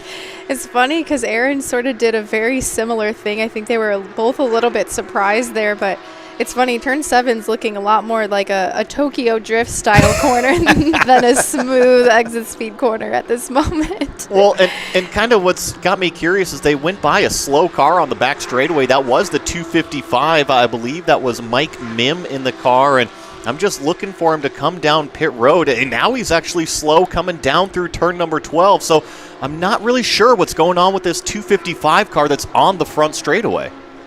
Seems to be having a few issues. The 295 also pitted just behind them, so they're going to try and get that car back out. That's Lee, who is in currently. Now, if I assume they're going to try and time it so that Lee is the driver in for the anchor in that Pro-Am pairing. So watch for him to potentially get out here, because I don't think, let's see, it was an hour 65. Let me just double check those rules here. Drive time, 165 minutes maximum. Yes, 165-minute max for the drivers, 110-minute minimum for those AM drivers. And so those strategists are going to be keeping care of those numbers. And when I look at the numbers, I'm looking at 50 minutes to go. So call it another 25 minutes on strategy. And that's when kind of the door can open. If you pit with 50 minutes to go, you can make it to the end. I would not gamble on a yellow, because remember, you had said that if there's a yellow, it can extend to 55 minutes. But when it comes to strategy, you cannot count on a yellow. That's just bad news bears waiting to happen. One of my favorite quotes that I heard from a racing driver was one once said, as we go 3 wide, we'll get back to that in a second. Are we thinking 4 wide coming up into turn 6? Almost. And somehow we don't wind up with an accident, and I think that was because we had a Cayman in the midst of this battle, the 277 and the 234 going at complete loggerheads here. This is Hinkle. That's not even for position. Yeah, that was some good heads-up driving. That's Mike Skeen there that had to kind of check up right at the apex there. I'm sure he knew that Hinkle did not see him turning in since he was 3 wide going in, but he's executed that pass now. But yeah, really, really well. Good job with awareness there by Mike Skeen. That might be the first time I've ever seen 3 and potentially 4 wide going into turn 6 before. So kudos to all the drivers in that situation. Janson and Hayes for 3rd overall right now. Janson pokes his nose out. Oh, they are breaking deep, though, behind the lapped car ahead. Hayes will get back into position ahead of Janson, maybe realizing this is a bit too risky in the moment. Yeah, Janson did a good job there as well. Very similar situation to Mike Skeen. He realized that Hayes is very much focused forward and was going to turn down to that apex, so he left him racing room. And yeah, we still have a lot of time left, so he's definitely thinking much further down the road, keeping his car clean and making sure he's somewhere towards the front once we get closer to the end. Pechnik, whoa, big wobble there coming from Hayes. He would like to get by Pechnik, but Pechnik has been a bit reticent at times to let other cars through. While Janson continues to size him up, he's trying to play it smart, knowing that he really doesn't need to attack Hayes that hard. He only needs the track position over him. So he's got to make a smart and a quick move. Yeah, I mean, we know that Aaron definitely has the pace in that orange 251, so I'm sure he is pretty eager, though, to get by these 2 cars because his competitor is up the field by about 20 seconds ahead. So I'm sure he's wanting to get by these guys, but also he has to make sure he does it in a clean and smart way. You can see he's flashing his headlights like, hey guys, we're not in the same classes. Please let me by. Please let me go race my competitor up ahead. Exactly. And Hayes is in the same class as Pechnik here, but like we said, this is a car a lap down, but they are not obligated to dive out of the way to let them through. They're certainly not making any friends right now, but it's making it exciting for us. And part of the reason Janson wants to get up, I checked the pace, he is much quicker than Hutter, who is leading in that Pro-Am class right now. He needs the clean air to make good use of it. And here's the other caveat to this battle. Check out that bright yellow 245. He has been closing it in. Remember, it was once nearly an 8-second gap that Charlie Hayes had over his competitor, but now Scott Blend in the car has been turning some really fast laps and only about 2.5, maybe 3 seconds back. And the longer that Charlie Hayes takes to pass this car, Pechnik, Blend just continues to reel him in. So the thing with these cars is, since they are all absolutely identical, is if you're driving right on the bumper of the car in front of you, you're just simply going to match their pace. So in order to pass a car around you, you almost have to leave a little bit of a gap going into the corner so that you can drive your own car, your own line, the way you want to do it. Carry a little bit more momentum, and then execute that pass when you can. The door is slightly open enough that the 233 of Hayes is finally going to be able to get by. And unfortunately for Janson, he is unable to do likewise, although he cuts back underneath. Out of 10B. He'll get the inside coming down through the final turn, and he is now through. He's got that lapped car between himself and Blend, and probably hopes that that car holds him up just as much right now. Yeah, really aggressive move there by Aaron, but also very well done by all the drivers there. Turn 12 is a very risky place to pass, and by now, I mean, 3 hours into the race, there's a lot of marbles starting to build up offline there in turn 12, so really nice job by all the drivers to get through there clean. Weaving back down through the S's once again. Yeah, look at how much ground has been made up by Blend. Just reeling in Charlie Hayes. And the big question will be whether or not there will be similar difficulty trying to go by Pechnik, who has played a major factor in this battle up at the top of our AM category. Meanwhile, Janson would also like to get by Hayes himself so that he can catch up to Hutter. It's about 14 seconds between P1 and P2 in the Pro-Am class. So Janson is capable, potentially, of catching up to that lead. They've got an hour and 10 left. It's not impossible, but he's going to have to boogie. Riding on board here with Scott Blend, now closing it in on that lapped car of Pechnik. And remember how difficult Pechnik was to pass for both Charlie Hayes and Aaron Janson. I'm sure that Scott Blend saw that in his windshield. I wonder if he has formulated a plan to get by this 216 car efficiently, because like we've been talking about, it can be very, very difficult to pass when these two competitors are so similar on that overall pace. When they're using the same brake marker as you, how do you go deeper without sliding off of the racetrack? That is the troubles that these drivers are trying to figure out and make these passes nice and clean at such high speeds. Yeah, when you execute a pass in a class like this where you're all driving the same car, you have to plan it almost 2 to 3 corners in advance in order to get somewhat alongside them in that brake zone. That was a big slide there for Scott Blend in turn number 6, but thankfully was able to keep it on that exit curb in between 6 and 7. And now we jump on over to Aaron Janson in this 251 car. He's got a nice draft on Charlie Hayes. He's popping out to driver's left. Not much of a defense from that 233. I have a feeling he knew this was coming, and now they both get the car slowed down into the apex. Aaron Janson moves up into what is 3rd overall. And 2nd in class, Chris Hutter.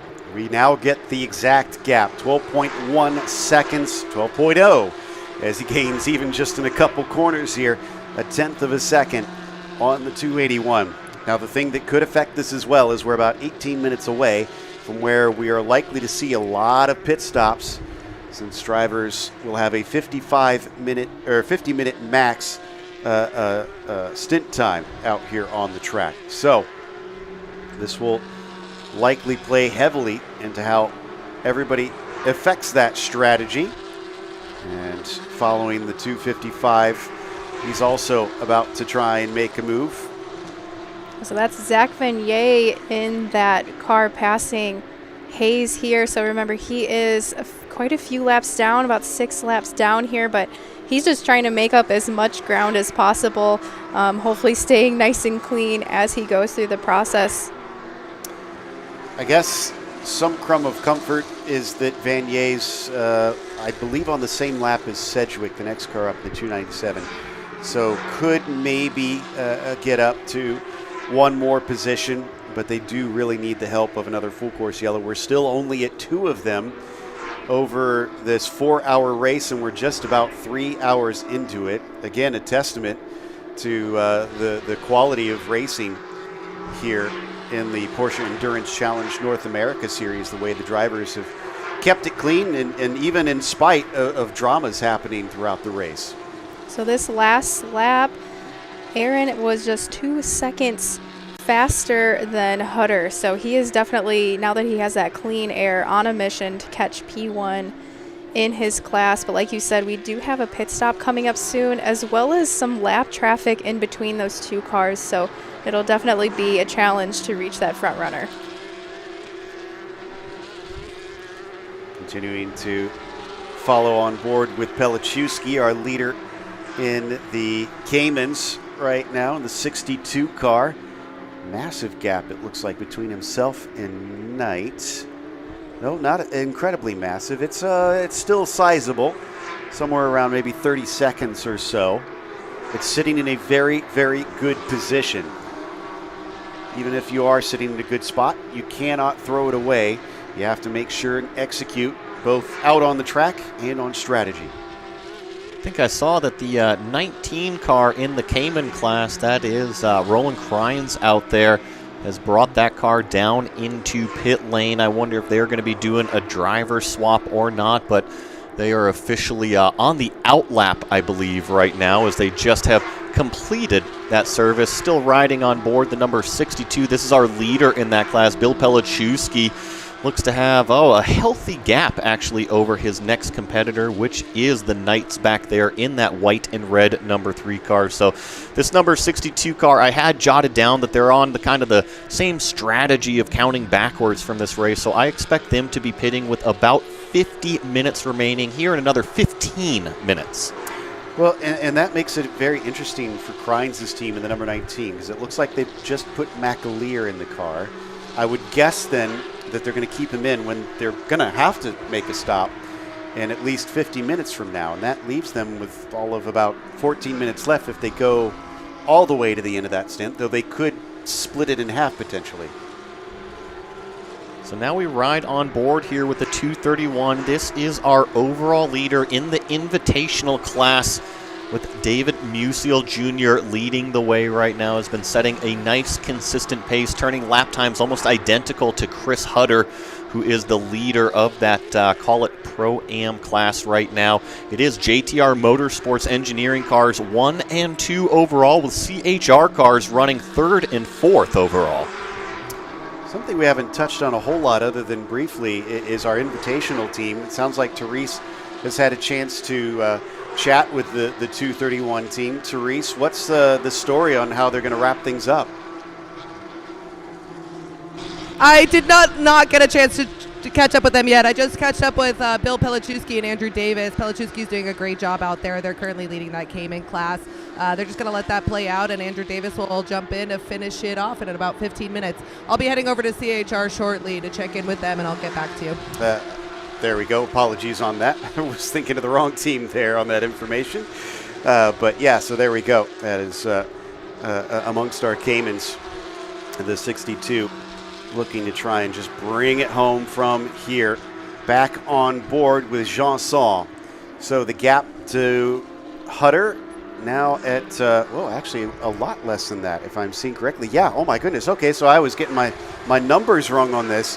That is now 1.2 seconds. Hutter was not 18 seconds up the road.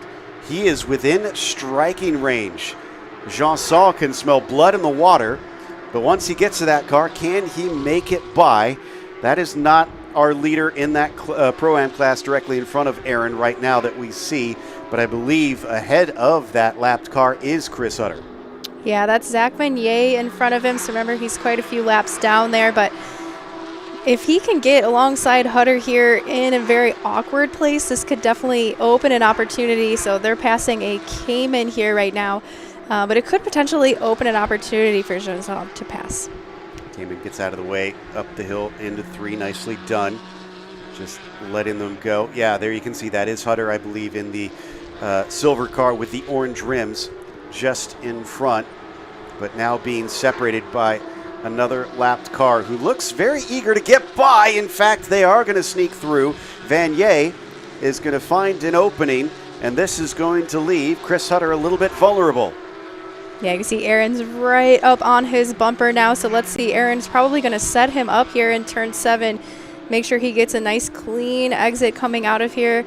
Had a tiny, tiny wiggle there coming out, but still right on his bumper. He might be able to still get a little bit of a draft here.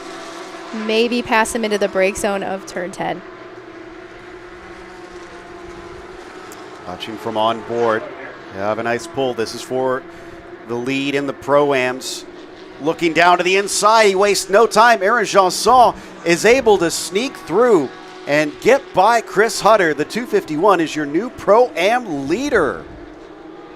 Yeah, really nice job there by Aaron. He had quite the work cut out for him, passing multiple cars, not only in his own class, but some cars out of class as well. So reeled him in. Now he's comfortably in the lead. He's going to start to slowly pull away. That is the Pro-Am lead, but as Therese was mentioning, she was looking to try and catch up with the Am lead. Therese, what news have you got for us? I just checked in over at the CHR team, which of course just took the lead in that Pro-Am, but in the Am car, which is our Charlie Hayes, Reinhold Kron, which they had an exceptional year last year, and they're looking to do that again here. They're really happy with where they're at. They're happy with how the strategy has played out. They're hoping that this race stays green, and they're hoping to stay on top that way. Janson still dealing with a couple other cars. Obviously, this is not for position. That's Gilliland just in front of him. Likely going to be handing over to Riley Dickinson in about 10 minutes' time.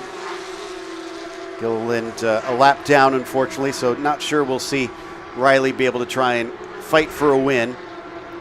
In fact, will we see a fight for this position? Nope. I think that Star-Spangled car just going to stay off to the side. Yeah, so that's Gilliland behind the wheel, so that will put Gilliland down an additional lap here. So they'll be about 2 laps down with Aaron coming by. Indeed. So just a few more moments and we should see those pit stops start to take place, and then we'll really get an idea of where we're going to wind up towards the end of this one. That is if we stay green. That is always a big if. Yeah, exactly. I mean, once we start to get down to these final moments close to the pit stop, remember, your tires are starting to wear down. Your driver might be feeling a little bit tired, a little bit warm, and the car is definitely hot outside. We're watching them exit turn 7. These cars are sliding around all over the place, so certainly anything can happen, but it could definitely easily stay green all the way through here. Everyone's doing a great job managing not just their car, the heat, but also the traffic. Sounds like we've got Therese at the ready. Therese, what you got? I'm here with Ryan Yardley, our favorite Kiwi racer, who's here in the Invitational class with David Musial. How does it feel to be out here with all your Carrera Cup homies? Yeah, it's fun. It's obviously an endurance format, which I love, so it's super cool to be out there with Junior. He's done a fantastic job. Had an awesome start. Not a very good qualifying, but had an awesome start, which was good to see, and he's been faultless in every stint. So yeah, I got to do the easy job here and just jumping after he does all the hard work. So looking forward to jumping in the car here soon and bringing it to the finish line. But yeah, it's been a blast. Ryan Yardley is competing for the championship this year against Riley Dickinson. He just trails behind him by just a few points, so we're hoping to see a great stint out here. Yeah, it's going to be an exciting finish to the year, that's for sure, on the Carrera Cup side. So I'm looking forward to a busy month with 3 rounds to go. So it's yeah, all to play for, and I'm looking forward to next weekend in Indianapolis. Well, thanks for joining us at Porsche Endurance Challenge. Thank you. Continuing to watch Jean-Saul lead the way, we are joined by another friend up here in the booth. We've got Jeremy Sunt from Porsche Motorsport North America. Jeremy, you deal with a lot of these drivers out in the paddock, a lot of the teams. After a long year, are you glad to see kind of the fruits of your labor out here in this 4 hour? The fruits of all of our labor, right? Yeah. Yeah. I'm ready for it to be over and see who gets to go to the Night of Champions. It looks like all of the potentials are still in the hunt. Should be good. I mean, you've been in the racing paddock for a lot of years, obviously, and have seen a lot of racing. What's your impression of what we've built up so far? Because I love the action that we've had on track. I'm exhausted. No, this is exciting. Taking on this role and Volker giving him the opportunity to build an endurance challenge with USAC is exciting. We have a pretty good entry list today, so it's really the only indicator that we have that we're doing a good job. Always scary. Always scary. Have we written the rules correctly? Are we going to execute correctly? We're using fuel, but everybody's doing a great job, so yeah. Just want it to be clean and nice and safe. I can understand that. And of course, if I know you never stop working, looking towards the future. What have you got going on? How are things looking coming to 2026? I'm really excited to say that all of our schedules are announced, and barring and we've never been able to do that before, and a lot of race series I've worked in. We've not launched schedules as late as January, so to get schedules announced in August is really satisfying. We still have some details or one or two details out, but I don't even think IndyCar has their schedule out yet, so I'm really proud of that. All the people at USAC worked hard on that. We're going to all the iconic tracks in North America, which is exciting. These drivers in this championship, they're here because they want to go to the iconic tracks and get track time, so to be able to get on these tracks like this one, for example, it's really satisfying as somebody that plays a role in organizing the whole thing. Well, speaking of getting people on the track, something that you guys have been doing this year that has grown into a great success is the GT Track Days. And we saw an awesome schedule for that next season. Do you want to talk to us a little bit about what you guys have planned for that? Yeah, so GT Track Day was another one of those things when you walk by your boss's office and he says, I have an idea, and you can't walk fast enough. And that's how it started, but he's usually right. So, and in this case he was. It was an idea that we had, and we've executed, where we've always thought in motorsport it's hard to bring people in that maybe have a desire to be on a racetrack, but are intimidated by all the tents and all the shininess of a race series. So what GT Track Day is, people with GT Porsches can come in between the sessions in a Sprint Challenge weekend. They can get a tour from Ashley or one of the other drivers in the paddock, and they can get some track time, and it's an experience, it's not instruction. And we have 2 or 3 customers that are actually going to sign up for the race series as a result of their experience in GT Track Day, and that's cool. That's exciting. We're selling dreams, right? So. I understand at one point this season, Ashley scared a few customers out there. Not on purpose. Not on purpose. But no, I'm really glad to hear that, because I know I really enjoyed giving hot laps and showing people what these cars are capable of. And I think probably both of our favorite moments were them getting out of the car with a huge smile on their face. Yeah, and there was a build up to that, right? Because all these people have track, so I loved seeing that build and grow as you guys have developed that program. I mean, I've already kind of asked you where we go from here, so what's on your mind out of all of this? Is your mind still here? Has it been eroded to dust at this stage? No, I want this race to end in a clean way and fair. I want it to be exciting for everybody, and that's what's on my mind. And then I'm gonna shut my mind down for about 12 hours and fly home. I'm gonna go to Indy for Carrera Cup, where I'll show people around the paddock, and so my mind gets to shut down in about 2 weeks after Indy. Gotcha. And nothing, no rest before that. Absolutely. Before I do let you go, Ashley brought up a good point that you guys have the female drivers and the young drivers program. And you guys had a really cool feature that you do every year with that. So do you want to tell the audience a little bit about that? Well, which one? Well, there is a visit to a particular special race team that many here in North America know about. So, first of all, I'm really honored to have a role in the female and junior development, just the driver development programs that we have at Porsche Motorsport North America, and we try to make the program valuable to the drivers as both to make them and to give them the ingredients they need to be factory drivers. So we started off the season with some performance thinking training with Jacques Stallard. Then we have another activity where we have Ashley, help me. You were there. Oh yeah, we went to the factory chain and we got a tour of Penske at Watkins Glen of the cars, and then we went to the Penske factory where all the teams auditioned, all the drivers auditioned to be the next Penske factory driver. We'll see.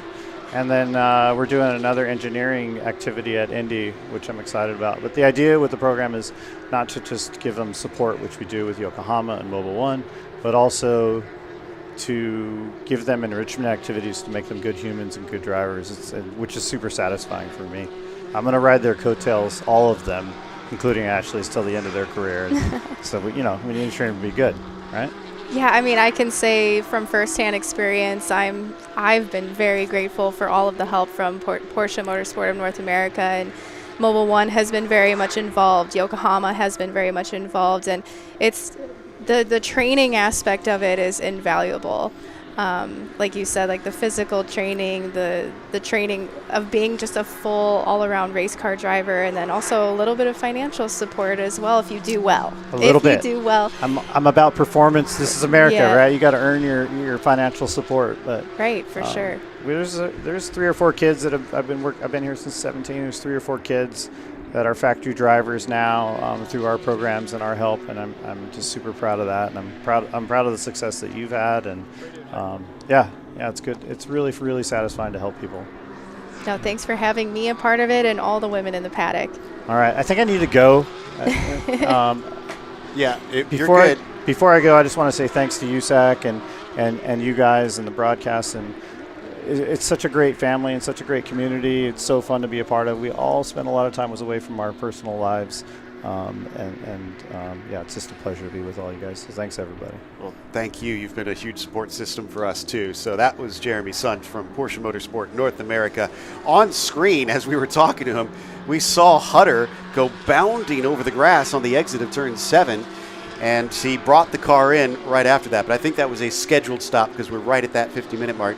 In that off track, he did get passed by Blend for overall position, but Blend is in a different class. So a scary moment without a doubt, but thankfully everybody was able to get away with it. Now, right now we're seeing that Janson is shown as our leader, but Hayes and Blend are still in pit lane, finishing up their stop. Yardley is on an out lap, so Yardley is done with their pit stop and has just recently hopped in the car. This is on board with Blend now. Yeah, just patiently waiting, and as you were saying that, Aaron Janson is already in pit lane, so that 251 car has checked that off the books here, and I was just following our strategy from everybody that pitted at the 1 hour and 40-minute mark. All of those cars have now come down pit lane. They have done their final driver changes, put fuel in the car, put new tires in the cars. It looks like we're going to go wheel to wheel here in turn number 6. Power move around the outside. Nicely done. Coming up into turn 7, and Hutter gets himself by that 216, continuing to chase on the 277. We watch him go down the back straightaway here, just sitting in that slipstream, sitting in that draft, drawing ever so closer, trying to put yourself in that position where you can make that outbraking attempt. The 281 presents the car down to the inside, nice and hard on that brake pedal pressure, and you see, I think that's the 277 slip in right behind in the tire tracks. And like I said, for the most part now, everybody has done their final pit stop. There are still a few cars out there that have yet to come down into pit lane, but the majority have made that stop. That was Tillman Schmidt in the 277 being put down another lap, and actually a bit of a battle with Pechnik there, and it's Thomas actually in that 281 now that they have changed to the drivers. Now it is showing as a lap down, but that is in the midst of our pit stops. In the meantime, I believe Metny having to allow that 255 to go on through. Vanier still doing a desperate run to get as many positions as possible before this race is out. In the meantime, Thomas on Metny for overall position with a slice up the inside into turn 6, and he makes it stick. That was a nice move, and I just think that Metny is a little bit on the back foot right now. You see him sliding the car through turn number 7. He is officially on an out lap, so this is that first lap on a brand new set of tires. We know that it always takes, call it about a lap, maybe up to 2 laps, probably only a single lap in these temperatures to get everything nice and tidy, as that was a nervous moment down there in turn 10A with the cars side by side, and it certainly looks like Metny is getting more up to speed. That was Dickinson, I believe. And yeah, I think that was getting a lap back from Hayes.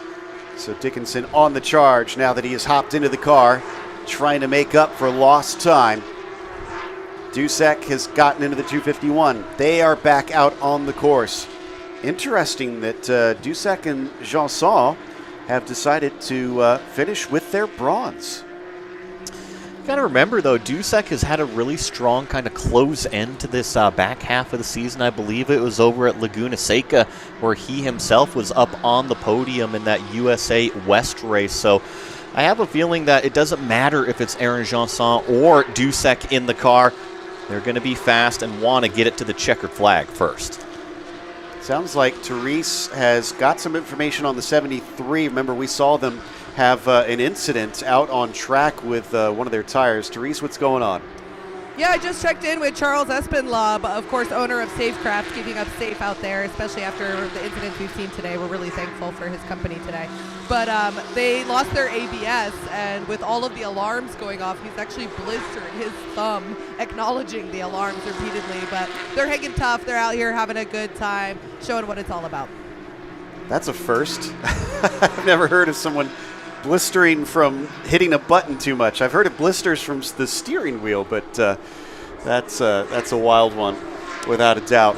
In the meantime, coming around on that final corner with Thomas now in the car, 29 seconds off the overall lead, which is Yardley. That's an invitational car, but it's the 251 that he's trying to catch up to. And I certainly, if I was Dusek, even though he's been very good this season, I would not want to see Thomas in my mirrors.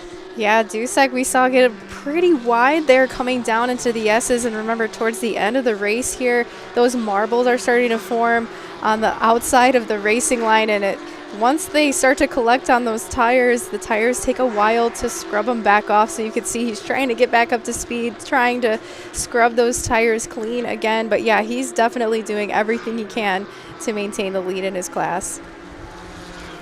With less than 50 minutes to go, most drivers, most teams should be done with their last stop. I know Joey's been tracking that. We'll try and check in a bit to see if there's anybody that still owes us one before the end due to the stint length limits. But now it should be a mostly straight fight out there. Should be, mostly. Should be. Right? That's always the confusing part about endurance racing, is that you think you've got a good grip on the strategy, and then all of a sudden something can happen out there on the racetrack. I see the 295 hitting pit lane. Andy Lee is bringing that Loftus Motorsports car down for its final stop. So if there are any cars, call it off sequence still, I have a feeling they'll probably be in here in the next couple minutes. I was kind of checking all the cars off, and the 231's been in, the 251's been in, the 281's been in, the 233. So, I mean, talking about our top 5, top 7 contenders, they're all set to go to the end. In the meantime, Aaron Janson is out of the car and now has to watch and see if Dusek is caught. Therese is caught up with him.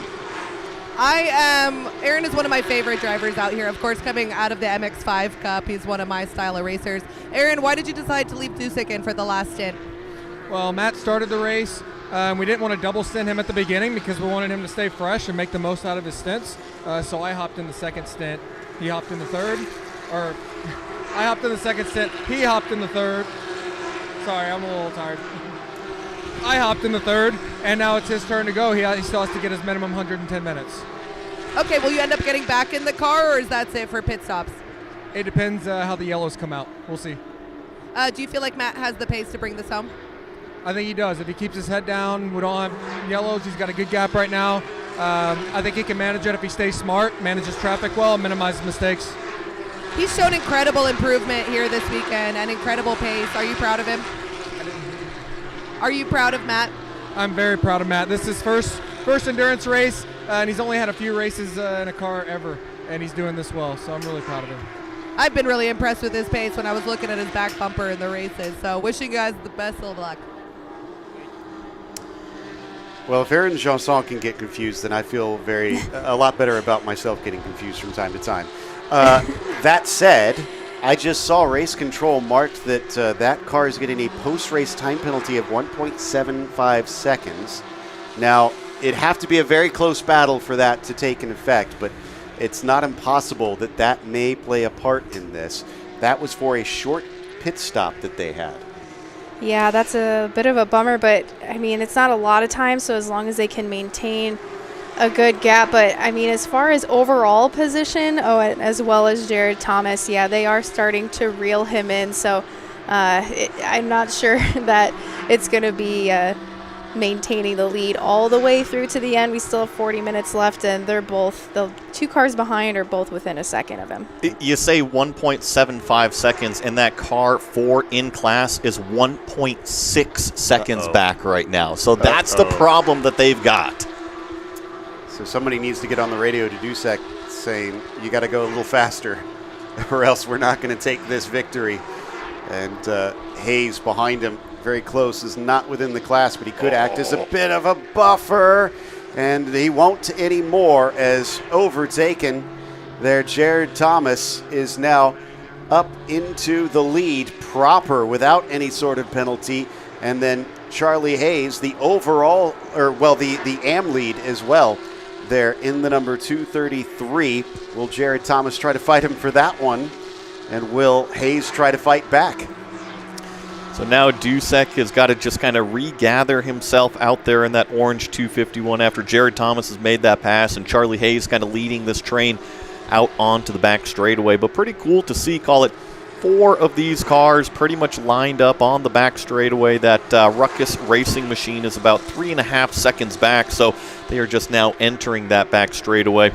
See this nice slipstream from the silver 281. That's Jared Thomas trying to take advantage, crawl that ever a bit closer.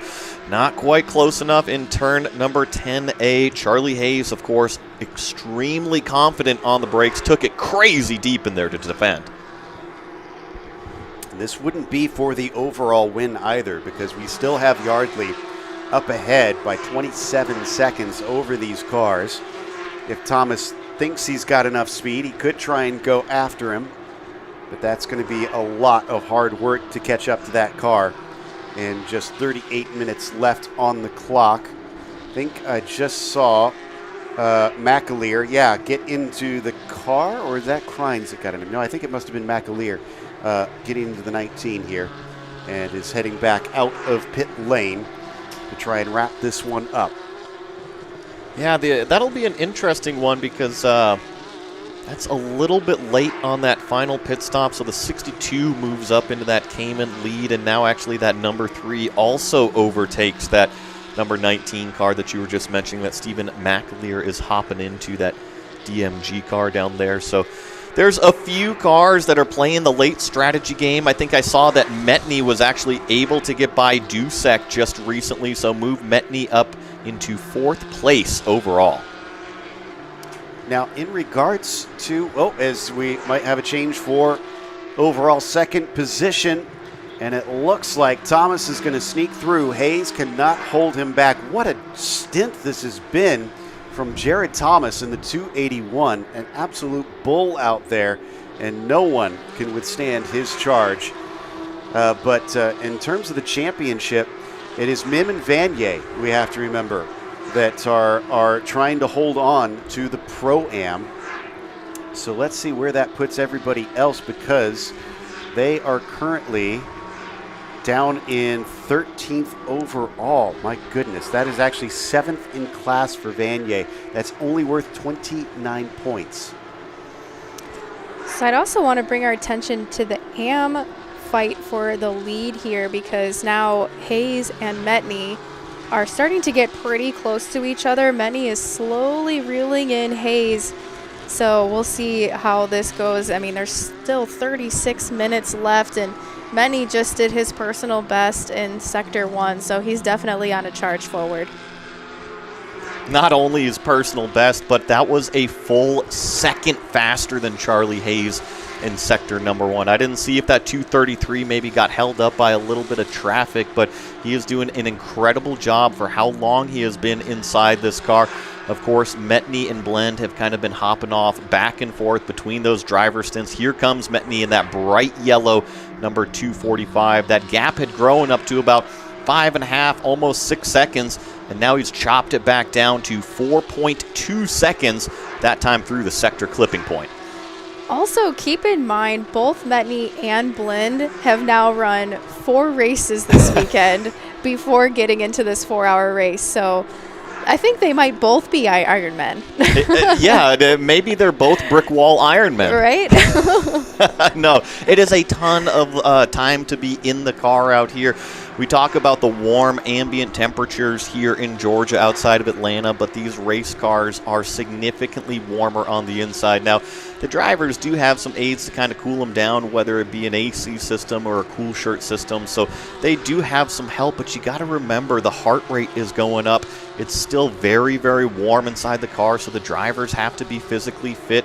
You're going to be sweating your butt off inside that thing, so you have to be well hydrated. When I think of endurance racing, no mistakes, right? Absolutely no mistakes. That means your brain has to be switched on all of the time. You cannot slip up in any one of those facets. Yeah, for sure. And when you're sharing a car as well, as soon as you get out of the car after your stint, it's really important that you take care of yourself. It's really easy to get super involved in the race and you want to stay in the pit box and be very involved in everything, but it's really important that you go somewhere cool, hydrate, make sure you're well fed, because yeah, once you get back into the car, you need that 100% focus. Did you ever have maybe like a rhythm that you went through? I know that whenever I was hopping into one of these race cars, especially a GT car, I would always pound at least a couple water bottles before getting in, simply because I knew that water weight was going to go away. No, for sure. The number one thing that happens as a driver behind the wheel is dehydration. You're sweating so much behind the wheel. There is no airflow in these cars. The windows are fully up, so you're just enclosed in there with the heat of the gearbox and the heat of the engine.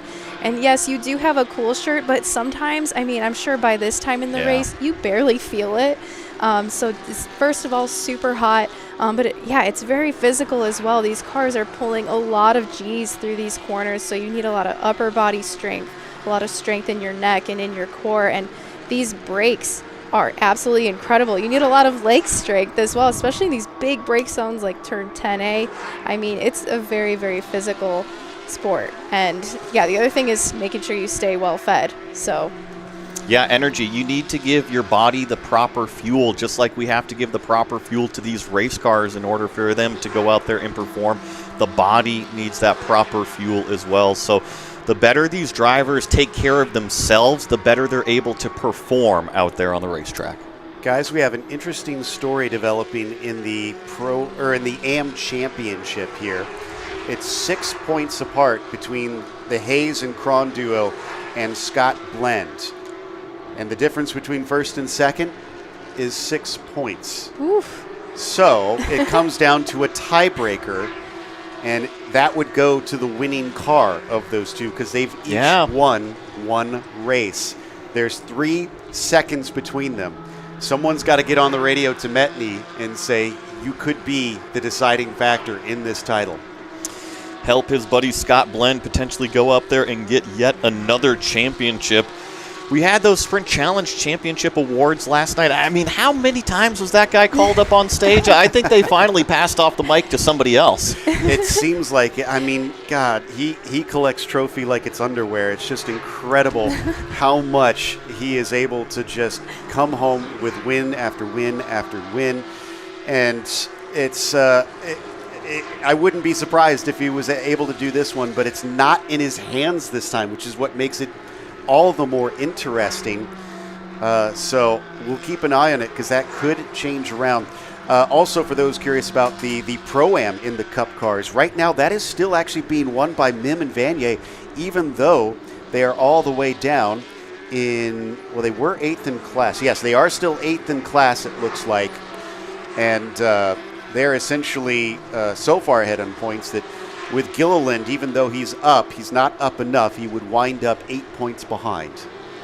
Somehow these championship fights always come down to these final laps of the final event of the year, and that's exactly what we love about these points championship races. You always are guessing, you never know, and sometimes it's not even in your hands. Look at Charlie Hayes here. He is going to get stacked up behind a Cayman. This is exactly what he didn't want. He was 4.3 seconds ahead of Metney coming out of sector number 1, but I have a feeling that Metney will have closed it in. Oh my goodness, was 4 seconds, now down to 2.5 seconds. So remember, Metney is also going to catch this exact lap traffic, so it all depends on the timing of when you catch these cars. And I also want to give a shout out to Charlie Hayes. He is also the team owner of this car that he is running, and he also doesn't get very much time to practice. So with Alan and Scott both running a lot of races, a lot of practice, it's super impressive that Charlie is able to hold on to this lead. And not only that, but remember, these two cars have won the races. So like Joe was saying, it comes down to that tiebreaker. The Ruckus Racing team won back at Sebring. The CHR team won back at Coda. So this is a shootout to the end. It absolutely is. And it's definitely going to wind up closer, it looks like, than what we've got going on with our Pro-Am. I checked to see where Gilliland would need Dickinson to finish, and unfortunately it would need to be first or second if he was to take it off of Mim and Vanier at this stage. Considering Riley is 2 laps down, it looks like, from the leaders, I don't think he's going to be able to make that up in about a half an hour, which is unfortunate. Robs us of a little bit of a thrill there, but this AM lead, there you go. There's your 2 rivals, with Charlie Hayes in the Poison Dart Frog looking car over the bright highlighter yellow of Alan Metney in the 245, being split by a little less than 3 seconds. I think that Charlie got the memo on the radio, because after he kind of got choked up from that Cayman, he has put his foot down. That sector time 33.0, Metney's sector time pretty much identical, so he is trying to hold back that 245 as much as he can. For Charlie Hayes, like I was saying, he has shared that with Cron this entire season, so that is for both of them. They will be shared champions as teammates, and for Blended, it's just himself. And how bizarre that his rival on track could have the possibility to decide whether or not he is an endurance champion. You could see the back end of that car that Hayes is driving. It's moving around quite a bit, so he definitely has his hands full. And don't forget, Metney also races in Carrera Cup, and he is super competitive there as well. So this is definitely a really good battle and a really good drive by Charlie. You mentioned the car from Charlie Hayes moving around. You know that Metney sees that every single time there's a little bit of a slide out of the rear end of this 233. Metney says, yes, keep on overheating those tires, because the more you slide them, the harder it is to keep this car straight. And it certainly looks like this bright yellow machine is pretty hooked up on rails right now. Yeah, for sure. And you have to have that rear grip, especially out of this corner right here, turn 7, as we have seen all race. Some of these cars, Tokyo drift sliding out of turn 7. No, you want to have a lot of grip in those rear tires, so you have to make sure you're really managing your tires. There's still 27 minutes left to this race, so you have to make sure you're very, very smooth going to that throttle pedal. And again, you see those top 2 after a whole season here and 3.5 hours of racing today. It's come down to this between these 2. And again, if you're looking at the timing tower and wondering, how are they fighting for the win, that is within their class, of course. We've got Yardley in the overall, while Jared Thomas looking to get an excellent Pro-Am win there in the 281. But the AMs here between Hayes and Metney has given us about the most perfect Hollywood ending. And Charlie Hayes bounced it up over those turn 3 apex curbs. Pretty hard landing on the car, but he kept his foot to the floor. I think, what's the saying? Just when in doubt, throttle it out. Sometimes you just got to stick that thing to the floor and drive it. Exactly. No, he's definitely driving that car as hard as possible. I also saw Menny get a little bit of a slide out of turn 3 as well. So, man, both of these guys are going after it. And keep in mind, Menny not only has to catch Charlie, but also figure out a way around Charlie. This track is not easy to pass at. Riding on board now with Alan Metney down the back straightaway. There's what that gap looks like, 1.1 seconds difference to try and decide the AM title as he closes in under braking ever so slightly. He knows this is going to take a lot too, because Charlie surely is not just going to pull to the side and let him breeze by. And we know how tough Metney is at defending. Now is we're going to see him start to attack this car in front of him. And we're going to see that 233 car of Charlie Hayes probably get very, very wide here around Road Atlanta. Absolutely. If he has to defend, he's going to defend with all of his might. It might be 25 minutes worth of doing so, but it'll be worth it in the end if he can hold him back. And we've seen, Ashley, this is a track where it seems if you're good enough, you can absolutely defend.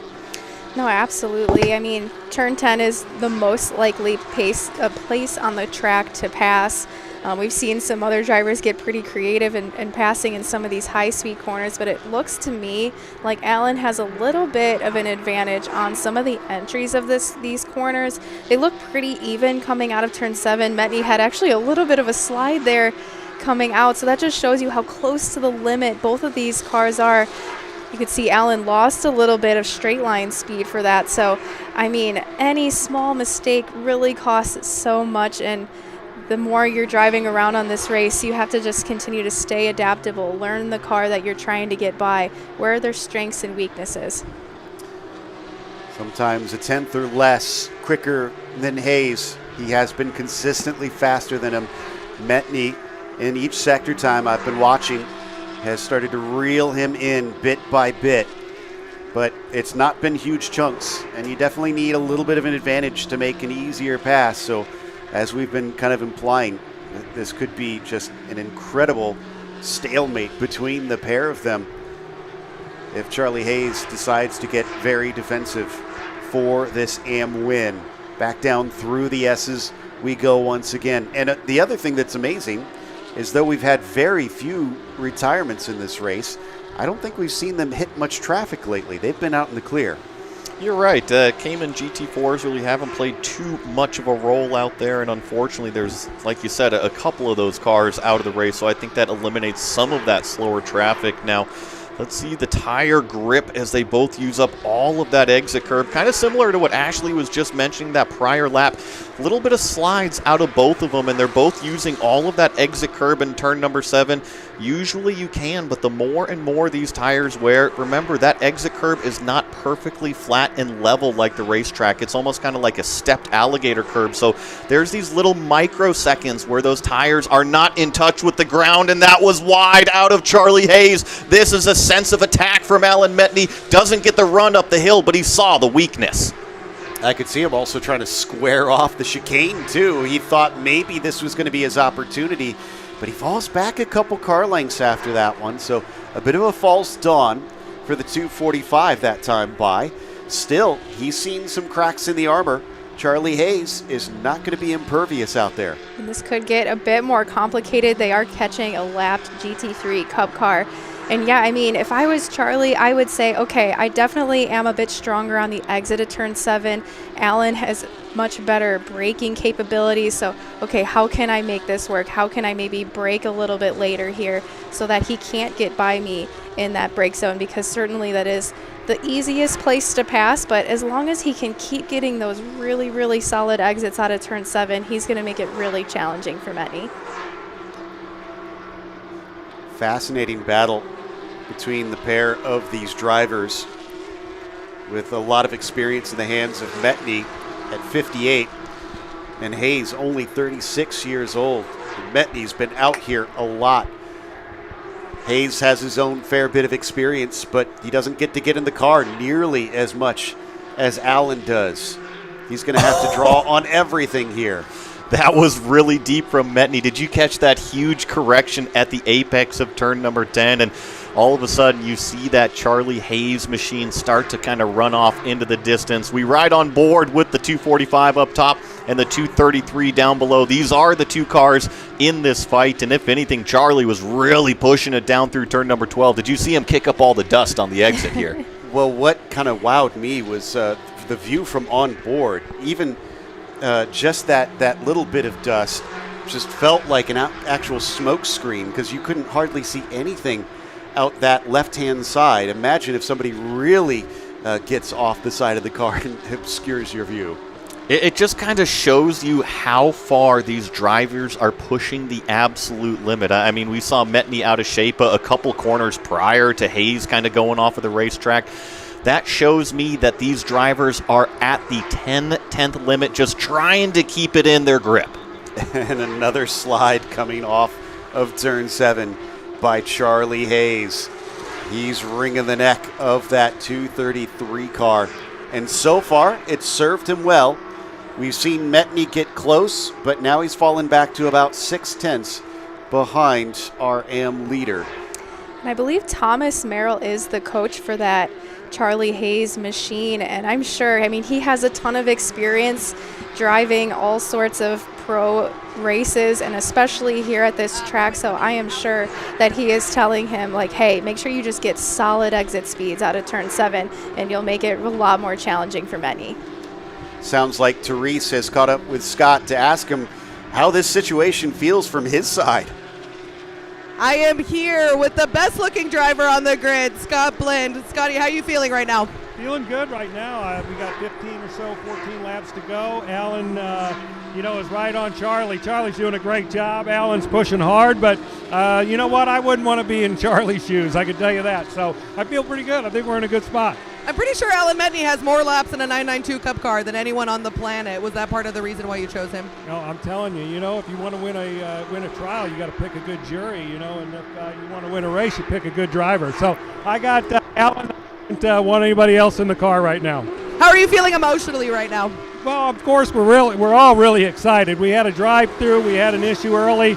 We clawed back, and we're right there. And really, he's keeping pace with Jared. So if he could get around Charlie, there could be time. Super impressive out of Alan Metney. Super impressive out of Mike Johnson, the entire Ruckus Racing team over here. Good luck to you, Scott. Therese, thank you. The guys do a great job. Thank you. Therese, could we get you to ask him one more question? If he has to win this title, his usual rival out on track has to win it for him. Ask him how he feels about that. Scott, in order to win this title, your usual rival, Metney, has to win it for you. Do you have any feelings about that? Well, I think that, that's a funny question, but we were in the middle. We ran some pretty damn good stints there. I think if you look at that middle stint, Charlie wasn't getting away from me, so I feel pretty good. We put him in a car right behind him. So, it was, I think we were four seconds back. So he isn't exactly going to do it for me, but I'll take it anyway. I'm not ashamed. I'm not giving him all the credit, even if the guys are. I think this was a great drive out of the both of them, and it just shows that from rivals to teammates, they're just competitors through and through. Without a doubt. It's been fun to watch, that's for sure. And glad to see that he's still as cheerful as he always is about this whole situation. Optimistic, feeling pretty good, and the trust that he has in Alan Metney to do this job. But we're down to 18 minutes left to go, and Metney still hasn't been able to get by. It is so tough, as we've seen throughout the weekend, that if these two drivers are similar on performance, there's a super send from Metney. 2 wheels in the grass and contact. Off into the gravel goes Charlie Hayes. Alan Metney backs it into the gravel himself. Are they going to be beached? The 245 gets it going, grabs a gear, but Charlie Hayes stuck down at turn number 10. He hasn't moved yet. The car is lurching. If he backs up, he might actually have a better chance of getting out of there. Can he get this car moving? What a sudden change of events. It started to maybe nudge forward just a little bit. Metney able to keep going. This might change things if there's a penalty involved now, and it looks like the 233 is able to get the car out of the gravel. That was a great job from the 233 not to be stranded, but I'm sure the radio is filled with lots of emotion right now from both of these drivers. That was a crazy deep send from this 245 car. It certainly looked like he kind of got to the rear axle, even got into 2 wheels into the grass at apex, so I'm not sure if it was chopped down and whatnot, but race control has got their hands full. And my other question in all of this is, are the cars damaged? Are the wheels, the tires okay? Because if they have to stop and do any sort of work, then Caden Kelly could manage to move in front of some of them. He is a lap down, but surely it's going to be very costly to have to stop and replace anything on the car. And to your point, Metney was actually about 4 seconds slower in sector number 1, so I wonder if there is steering damage on that car. Sector number 2 looks to be a little bit more on pace, only about 1 second off of what it normally is. I don't see any heavy toe damage on the front end, so, I mean, if the driver thinks it's safe, you got to leave him out there. Now, the one thing that does also make this interesting is I was checking on the points. It goes down to 5th place, it looks like. 1st to 5th are all 6 points apart from one another. And I think we have, we still have plenty of cars out there. So if they still wind up next to each other in position-wise, then it could still be decided by who finishes in front of the other. Oh, my goodness. Well, Caden Kelly could have a shot potentially at stealing this one, but we have to watch and see what happens from here. I gotta smile over here because this is why we love endurance racing, right? We never know what's gonna happen until these closing stages of the race. Sometimes it all goes in your favor, sometimes it unravels, but guess what? That is racing. Absolutely. Meanwhile, overall leader, Yardley, still in the car as we check in on the 233 of Charlie Hayes. Car seems to be running at pace here. That might be a little bit concerning, though. I'm looking at the front grille on that car, and remember, he had to drive through the grass after he left the gravel trap. And now, there is only 14 minutes left remaining, and call it Caden Kelly is 27 seconds back, so you just have to keep an eye on those temperatures. That grass can kind of block the clean air into the radiators. Charlie Hayes always on top of it, so I'm sure he's monitoring the situation. Coming around by, Yardley puts a lap down on what was our AM leader moments ago. Now Metney leads that AM category. Charlie Hayes down into second, excuse me. Third, let me see what the gap is right now. 22 seconds from Kelly to Hayes. Ooh. We just got word that Metney has been given incident responsibility. That is absolutely going to put him behind Hayes. And that is a drive-through. We'll see. It might come out very, very close because Metney right now, I'm counting it's about 35 seconds ahead of Charlie Hayes, because remember, Metney got going much, much quicker than that 233 car did. So even though he's got a drive-through penalty, this race might not be over. I said at the very beginning of the show, we had thrilling battles, we had dramatic twists, and we're getting that all over again. The Porsche Endurance Challenge North America seems to always deliver on these crazy events and stories that continue to build in this wild and fun series. And they're going to serve it immediately. Metney will not try and contest it. He'll put his hand up and we'll see where he comes out. Yeah, I'm a little bit worried about Charlie Hayes in his car. He just ran a lap time about 10 seconds slower than where he should be, so not sure if he has a car issue there, but we'll see once he comes back around here.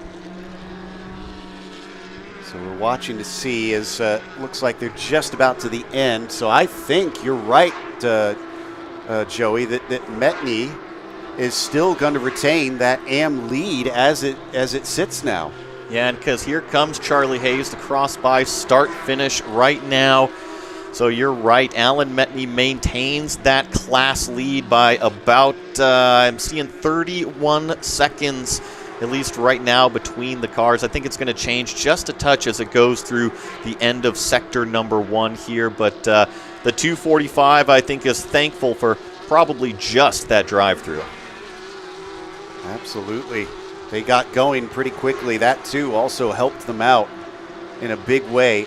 If they had been any farther back into the gravel, we might have a different story right now. And remember how I said it was 35 seconds? It is now down to 13 seconds after that pit stop penalty, or I should say that drive-through penalty. And more importantly, Charlie Hayes' last lap time was a little bit more on pace. I did see him kind of tucking up behind some of those cars out there, so I think he was just trying to get some of that grass out of the radiators. No doubt, as we watch the 245 down into the scene of the accident from a few laps ago. And we'll see what the lap time looks like once they get a full lap around. Obviously, this won't give us a sign quite yet. But now they start a full flying lap. This is all behind Thomas, and now Dusek actually moves back up into third overall with that incident as well. But unfortunately for Dusek, he's 36 seconds behind Jared Thomas, who continues to blitz this field. Something that Ashley was just pointing out to us, that Race Control just posted a message for car number 3. That is our third place Cayman class runner. It's a short pit stop by a significant margin, so they're actually going to have a 42.8 second time penalty added to the end of this race.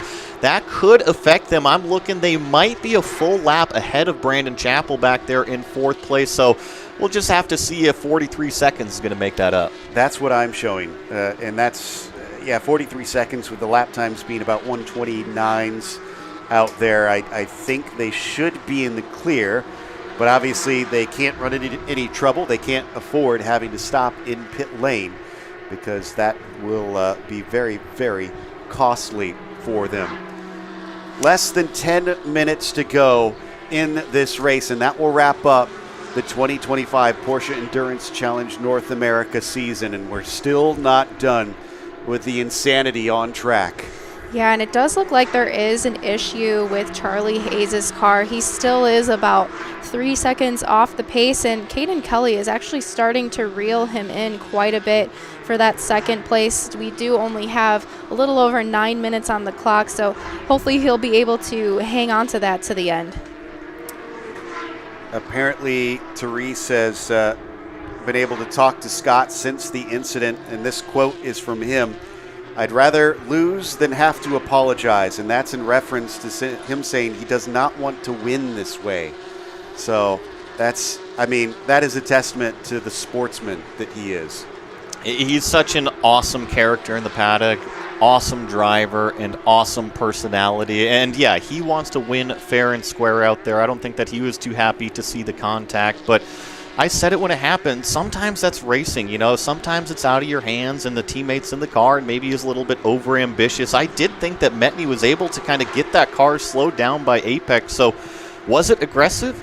Yes. However, he felt that he was still in control out there, and sometimes you just have to trust your teammate. Yeah, sometimes it's just a slight misjudgment. You think you can make it work, but certainly he came from really far back there, but again, remember how much these guys have been driving, how long this race is, how hot it is in the car. To stay mentally focused, like we were talking about earlier, it only takes 1/10 of a second to lose focus, and then mistakes happen. Costly mistakes that sometimes can decide championships out there. We're still with a few more minutes left to go, And obviously we're not out of the woods completely. You can see quite a bit of lap traffic for these cars to have to deal with Metney still leading that class. Look at this fight, though. Is this all for position? That's the 227, the 231, and the 255, it looks like. And I am actually a little bit nervous for that 233 car of Charlie Hayes. He still hasn't been able to pick up the pace to his 100% best. That last lap time, 27.1. And I'm looking at the gap behind him as we've got this action down here into turn number 7. Nice pass done on the inside there. But I was going to point out that Caden Kelly, well, he was 8.5 seconds back. Now he's 7.7 seconds back from Charlie Hayes. 7 minutes remaining. Is there enough time for that 299 to possibly catch the wounded 233? That's a good point, and that would effectively seal the deal. It already is in favor of Metney, but there'd be no count back on that one. Kelly would come away with second in class, meaning Hayes would wind up with 6 less points than Alan Metney, or than Scott Blend at the end of it all. Well, this definitely got thrown for a loop. That group that we saw battling a little bit ago, the 3 cars, those were all on separate laps out there, so that wasn't for position. It did include Yardley, our overall leader in that group. And then, of course, Zach Vanier and Mim. I kind of feel for them. That car's looked so fast, and credit to them for keeping with it all the way to the end of the race. But it's got to be really frustrating knowing that you were quick the entire time, but just one mistake early put them on a trajectory to what is going to be a disappointing result. Yeah, for sure. And I also want to give a little bit of a shout out, a little bit of love to the Cayman class. I mean, Andrew Davis and Bill Pelichowski have run such a flawless race today. They are currently leading their class by quite a large margin, so really nice job by those drivers. Therese is letting us know that the radiator is full of grass, but the car temps are looking okay on Hayes' car, so hopefully that's a good sign that they're not in trouble of blowing up that engine or having to come down pit lane to have that wiped away. Kelly now down to 6.7 seconds. It's going to take a Herculean effort with 5 minutes left. That's all about 4 laps to go. And thankfully, Charlie has picked it up just a little bit more. That last lap time of 26.5. Caden Kelly, who's giving chase, about a 25.6, so still about 1 second per lap difference. However, that is much better than 1.5 to 2 seconds. He might be able to hang on for the next 4.5 minutes, but we got to remember also this checkered flag and how it comes out could kind of extend it by that one little lap there. Those are always the interesting strategy calls, is when does our leader actually cross the line here as the 245. Alan Metney has some company in the mirror now. Up and around into turn 7 here. All these drivers are on their own mission, and they all have to consider that. Looks like the 251 is going to give the signal to our overall leader to just go off to the driver's right-hand side. Yardley easily by. We had said it earlier, but I do want to give some credit to Jared Thomas, who raced in the Sprint Challenge last season, has come back here in Endurance Challenge, and hoped that we didn't have another moment there down into the chicane. Thankfully, it looks like Vanier able to get away from Metney. But yeah, Thomas returning and showing that none of that speed is gone since he's left some of these drivers in the paddock, and has, gosh, if that's right, he's 49 seconds ahead of P2 of the regular class competitors. You had mentioned just kind of that nervous moment down there in turn number 10. I'm sure that Alan Metney has been told on the radio to be on his best behavior for the final, call it, 4 minutes of this race. They cannot afford any more penalties, and really with kind of the gap that they've got behind, he can actually kind of remove himself out of that race car, look at the big picture, and understand what's going on. Reinhold was able to, or Therese was able to catch up with Reinhold to get his thoughts on what's happening. And he says he feels like Charlie's doing an awesome job and working the car hard for them. So glad to see at least a little optimism in what is no doubt a glum situation for Charlie Hayes Racing and that 233 team. Still got to finish this thing out, though. That is what is tough about endurance racing. Sometimes you kind of get pushed in the mud out there. You get really dirty, and you got to wipe yourself off and finish this thing. That's exactly what the CHR team is doing out there. I know that they're feeling a little bit down and hurt because of that contact, but they've got their spirits high. Charlie is doing a fantastic job managing those temperatures, bringing this car home to the checkered flag. Exactly. So it's 2 laps to go now as Yardley went by, getting ready to put a lap on Alan Metney, which is another testament to the speed that we've been seeing from Yardley and Musial. These 2 drivers have nearly lapped all but essentially 1 car in Thomas now that they've gotten by Alan Metney here through turns 3 and 4. And I'm not sure how far ahead Thomas is at this stage, but even still, the only 2 cars to complete every single lap is just incredible in these 4 hours that we've been running, with 2 cautions during the race as well. They'll be coming up to the white flag in just a few more corners. It will be one of the more beautiful sights that they've seen over the course of this weekend.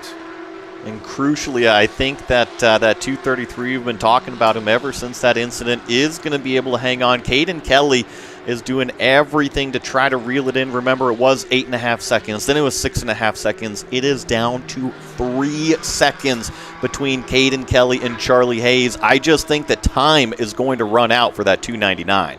It will be close, but it seems like the clock is in favor of Charlie Hayes for the time being. White flag for the last time in this 2025 season.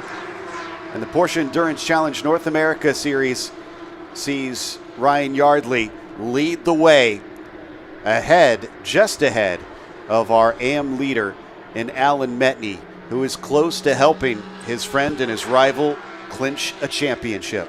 And, you know, I wouldn't be surprised if this was planned, actually, to have Metney let the 231 through, because remember, as soon as our overall leader takes that checkered flag, Metney will also take the checkered flag, even being a lap back. So I'm sure the strategist, Mike Johnson, saw that overall leader and said, hey, you know what, there's no need for us to push an extra lap. Simply let that 231 by. Well, yeah, and the car has already taken some damage here, too, after that contact. So don't want to have to put any more laps on it, because a failure obviously would be a little bit frustrating, having to take it an extra lap around. As we come down the back straightaway, sharing the car with David Musial Jr. on our screen, but he likes to be called David Musial 2.0. And I think he picked a good teammate for this one. Sure, they're invitational. They're not up for any sort of points for this one. But since it's just for pride, Ryan Yardley can hold his head high with a victory here at Road Atlanta. Behind him, Alan Metney takes the win in AM. And with that, unofficially, Scott Blinn should be your 2025 Endurance Challenge champion. Now we're looking for that 281 car. That, of course, is the JTR Motorsports engineering car driven by Jared Thomas and Chris Hutter. They're about 35 seconds behind our overall leader, and here they are down into turn number 10. Joe, all they've got to do is navigate 2 more corners to find the class win. What a run. That last stint for Thomas sent him through so many cars. He made the passes, and for that he will reap the win here in the 281 alongside Chris Hutter for the final round of 2025. Great stuff. Unofficially, I do believe that our champion over in the Pro-Am should be Mim and Vanier. And I think we're waiting on the 62, which is our Cayman leader as well. Andrew Davis is in the car in this Pro-Am car. Here is that 62. The Cookie Monster machine has done an excellent job all day long, inside the car, outside the car with strategy, and it seems like he is going to be eating some delicious chocolate chip cookies for dessert. C is for cookie, but W is for winner today for the Cookie Monster car, as the 62 takes home the win in the Cayman Pro-Ams. And with that, I do believe that Chappell and Espenlaub will clinch the title in that Pro-Am category as well. We'll have some more coming up. First, let's go through our results. The 231, your winner today with Ryan Yardley in the car at the end. The 281 team with Thomas will take second overall and win in the Pro-Am's Metney. Your victor in the AM category for 245's team. Dusek finishing fourth overall with Hayes in fifth, Caden Kelly in sixth, and Lonnie Pechnick in seventh. Riley Dickinson P8 today with Owen Trinkler in ninth. And, of course, Andy Lee in a top 10 finishing position. Darius Trinka, P11 today. Mike Skeen in 12th. Alex Sedgwick in 13th. With Davis finishing P14. Zach Vanier helped clinch a title with only 15th overall and 8th in position.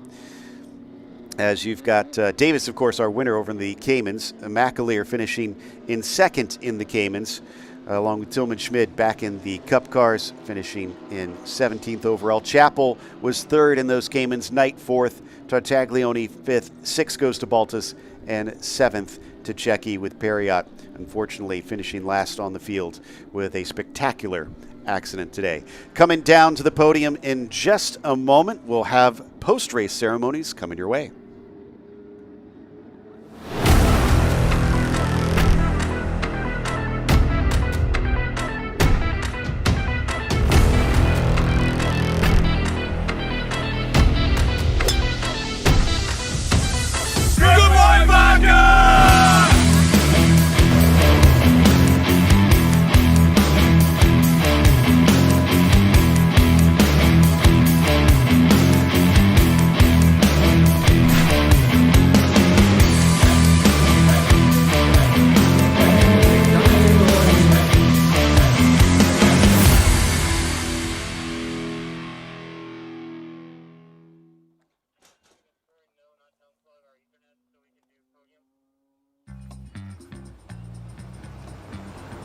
It's hard to contain your excitement when you get something you've really wanted.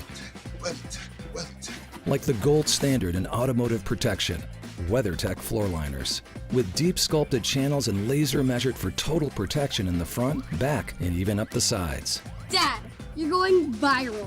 What? WeatherTech me. So don't be shy, enjoy. Order your premium American-made products at WeatherTech.com.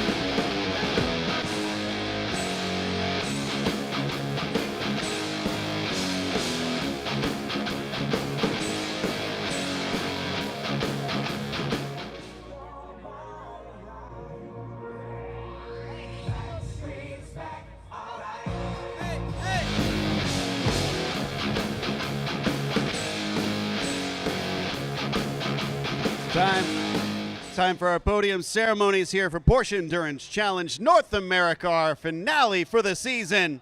We're going to start off with our Cayman Am winners. Finishing in first, it's the number 59, Reggie Tartaglione and Gary Buffkin.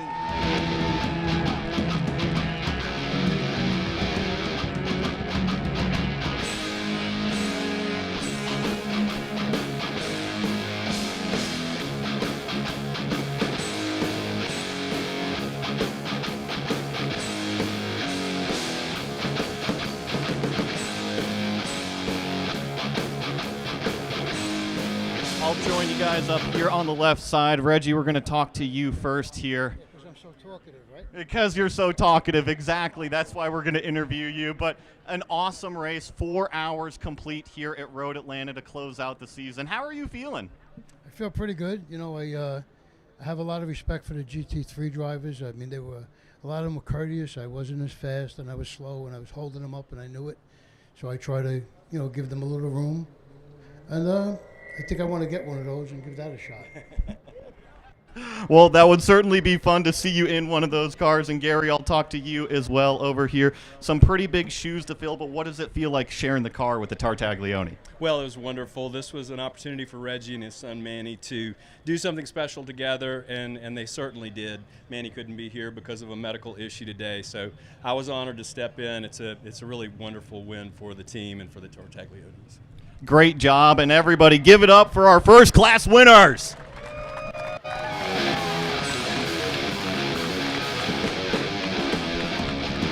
Let's hold those, hold those trophies up first.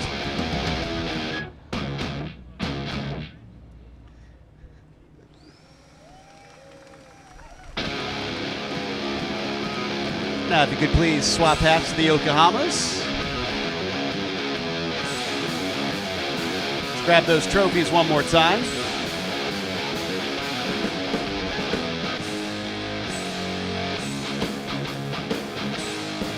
Now you can spray some champagne.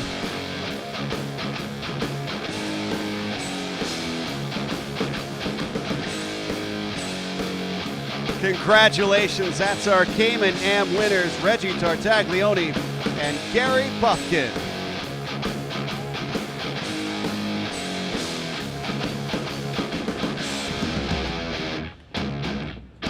Up next is the Cayman Pro-Ams.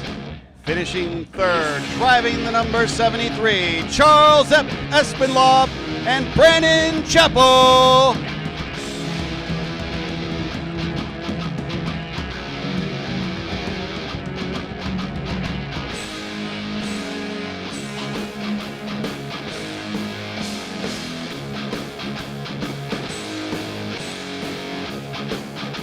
In second today, it's the number 19 car, Roland Crines and Stephen McAleer.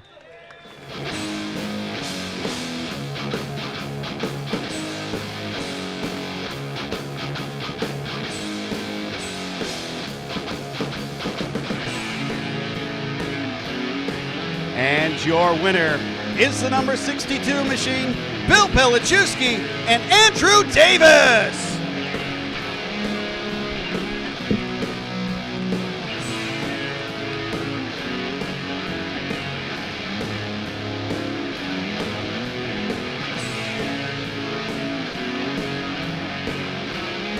Congratulations to our whole podium finishers here. Brandon, let's start with you.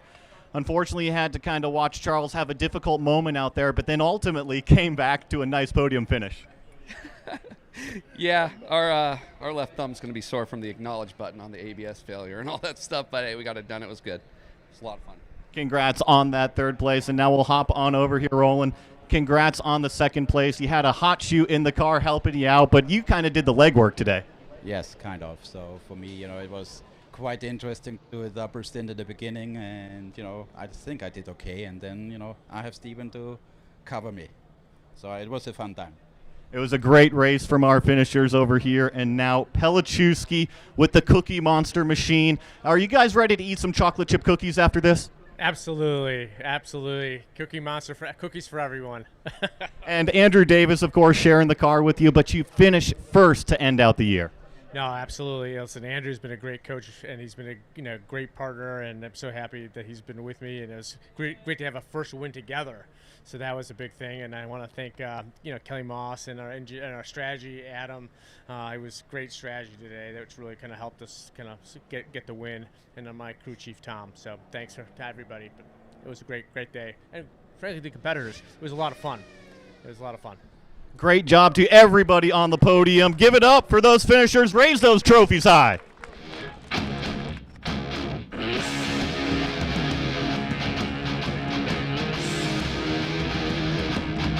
Swap hats out, please.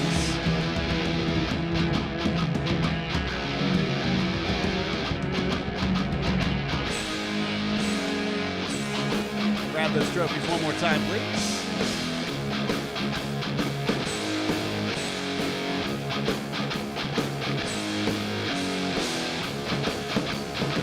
And now this is what you've been waiting for. Let's spray some champagne!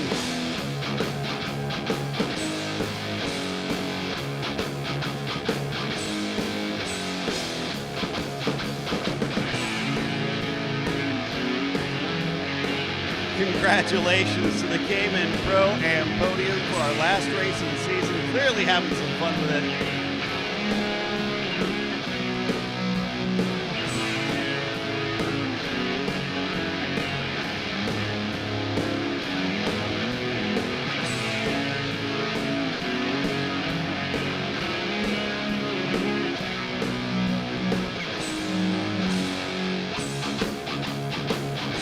Now we head to the GT3 AM Championship. It came down to the wire, especially for this race. Finishing third, it was the 299 car of Josh Conley and Caden Kelly.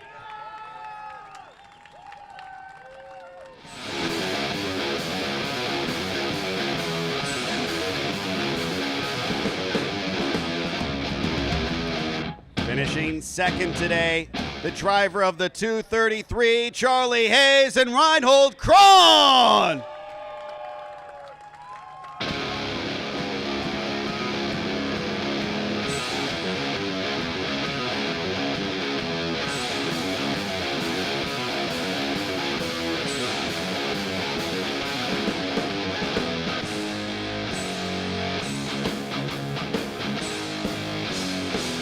And your winners comes out to the 245 of Scott Blend and Alan Metney.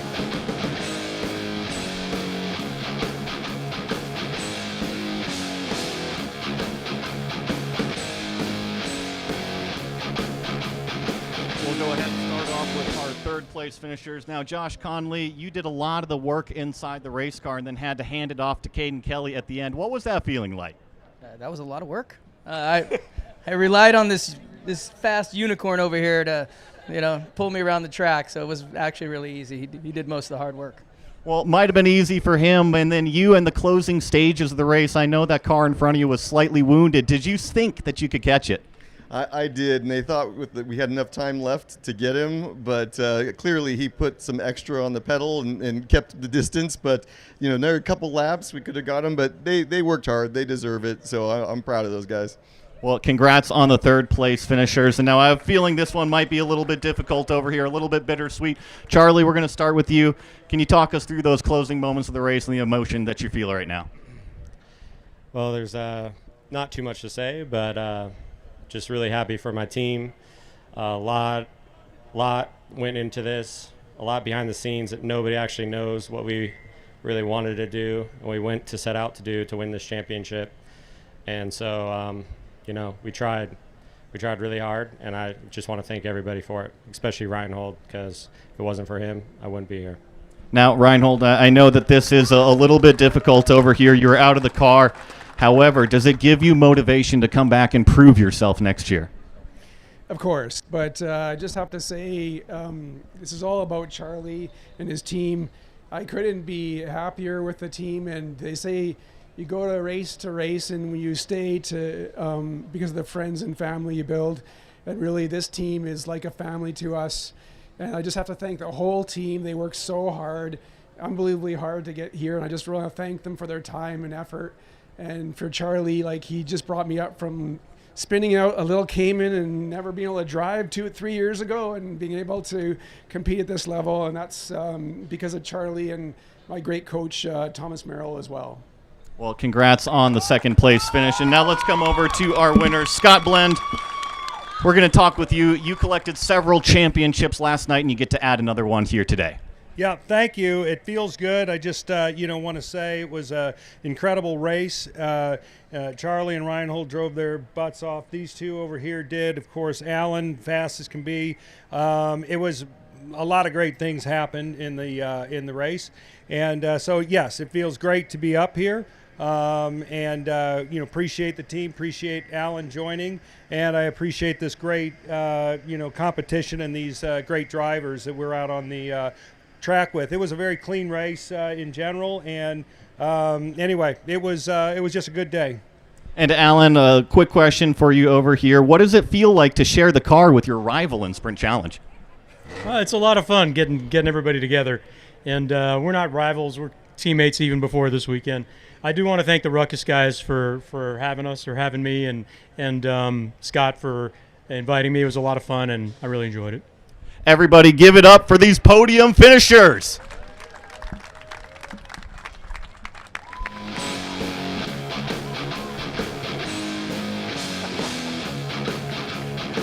All right, swap those hats out. Love that this pose is becoming tradition.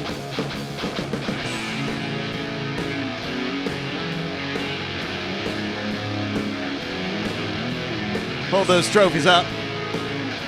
Let the camera see them.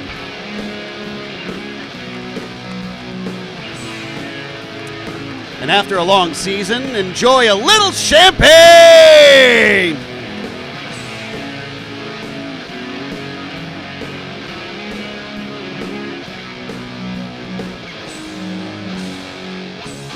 Congratulations, that's our GT3 AM Podium finishers after race 4 this season.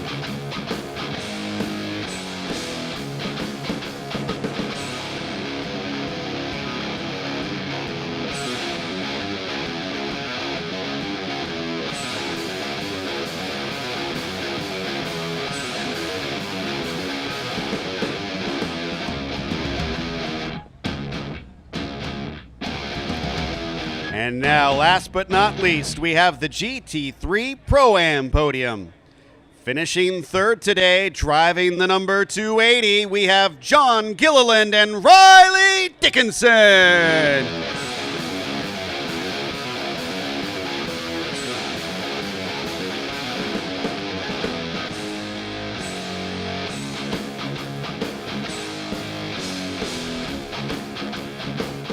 In second, we have the 251 of Matt Dusek and Aaron Janson.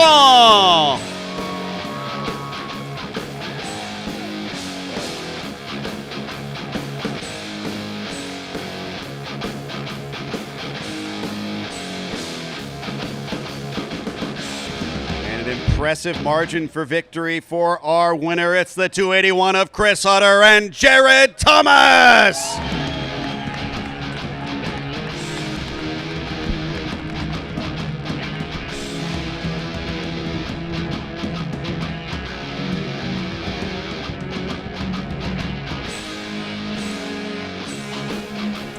Well, great job to all of our podium finishers over here. John, we're going to go ahead and start with you. It's always nice having Riley Dickinson in the car with you. Some serious speed out there. But my question is, are we going to see the cow car some more? Oh, yeah, cow car's coming back. We just couldn't get it ready after I tubbed it in Watkins Glen. So good to be on the podium again this weekend. And this is the man right here. He can drive the living daylights out of that car. So thanks to Kelly Moss and the whole team, and we got her done.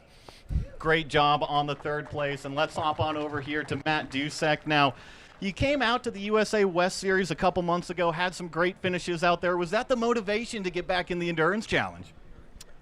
It was. It was also that we had a score to settle. Aaron and I were supposed to do this last year and wanted to make good on that. Well, terrific performance. Second place here in the 4-hour. And now we're going to jump up to our winners over here. Chris Hutter, what an amazing run out there. What do you have to say for yourself holding that first place trophy? Well, I'm tired. First of all, couldn't have done it without the team. My first endurance race was last year, and it lasted about 30 seconds at Road America. So I'm glad I could make the full stint here. And no, it was a great time. Jared's an awesome partner. The team's awesome. Engineers are awesome. So it's a great time. So you mentioned the endurance racing, relatively new. What do you think about the heat down in Georgia and having to stick in the car that long? I'm still hot. An appropriate answer. Everybody, give it up for your final podium finishers of the year.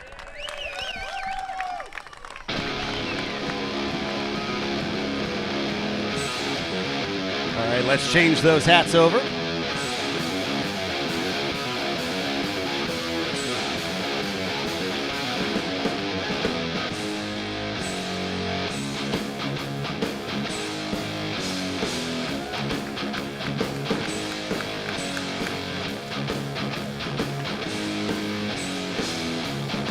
And one last time this season, spray some champagne!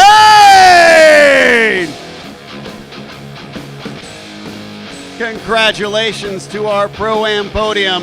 We're not done yet, though. After this, we, of course, have our championship awards being handed out. And if everybody down here in the paddock will look behind you, we have cookout shakes at the stand just behind the podium. Thank you so much. And again, race clean, race hard, and we'll see you on the track.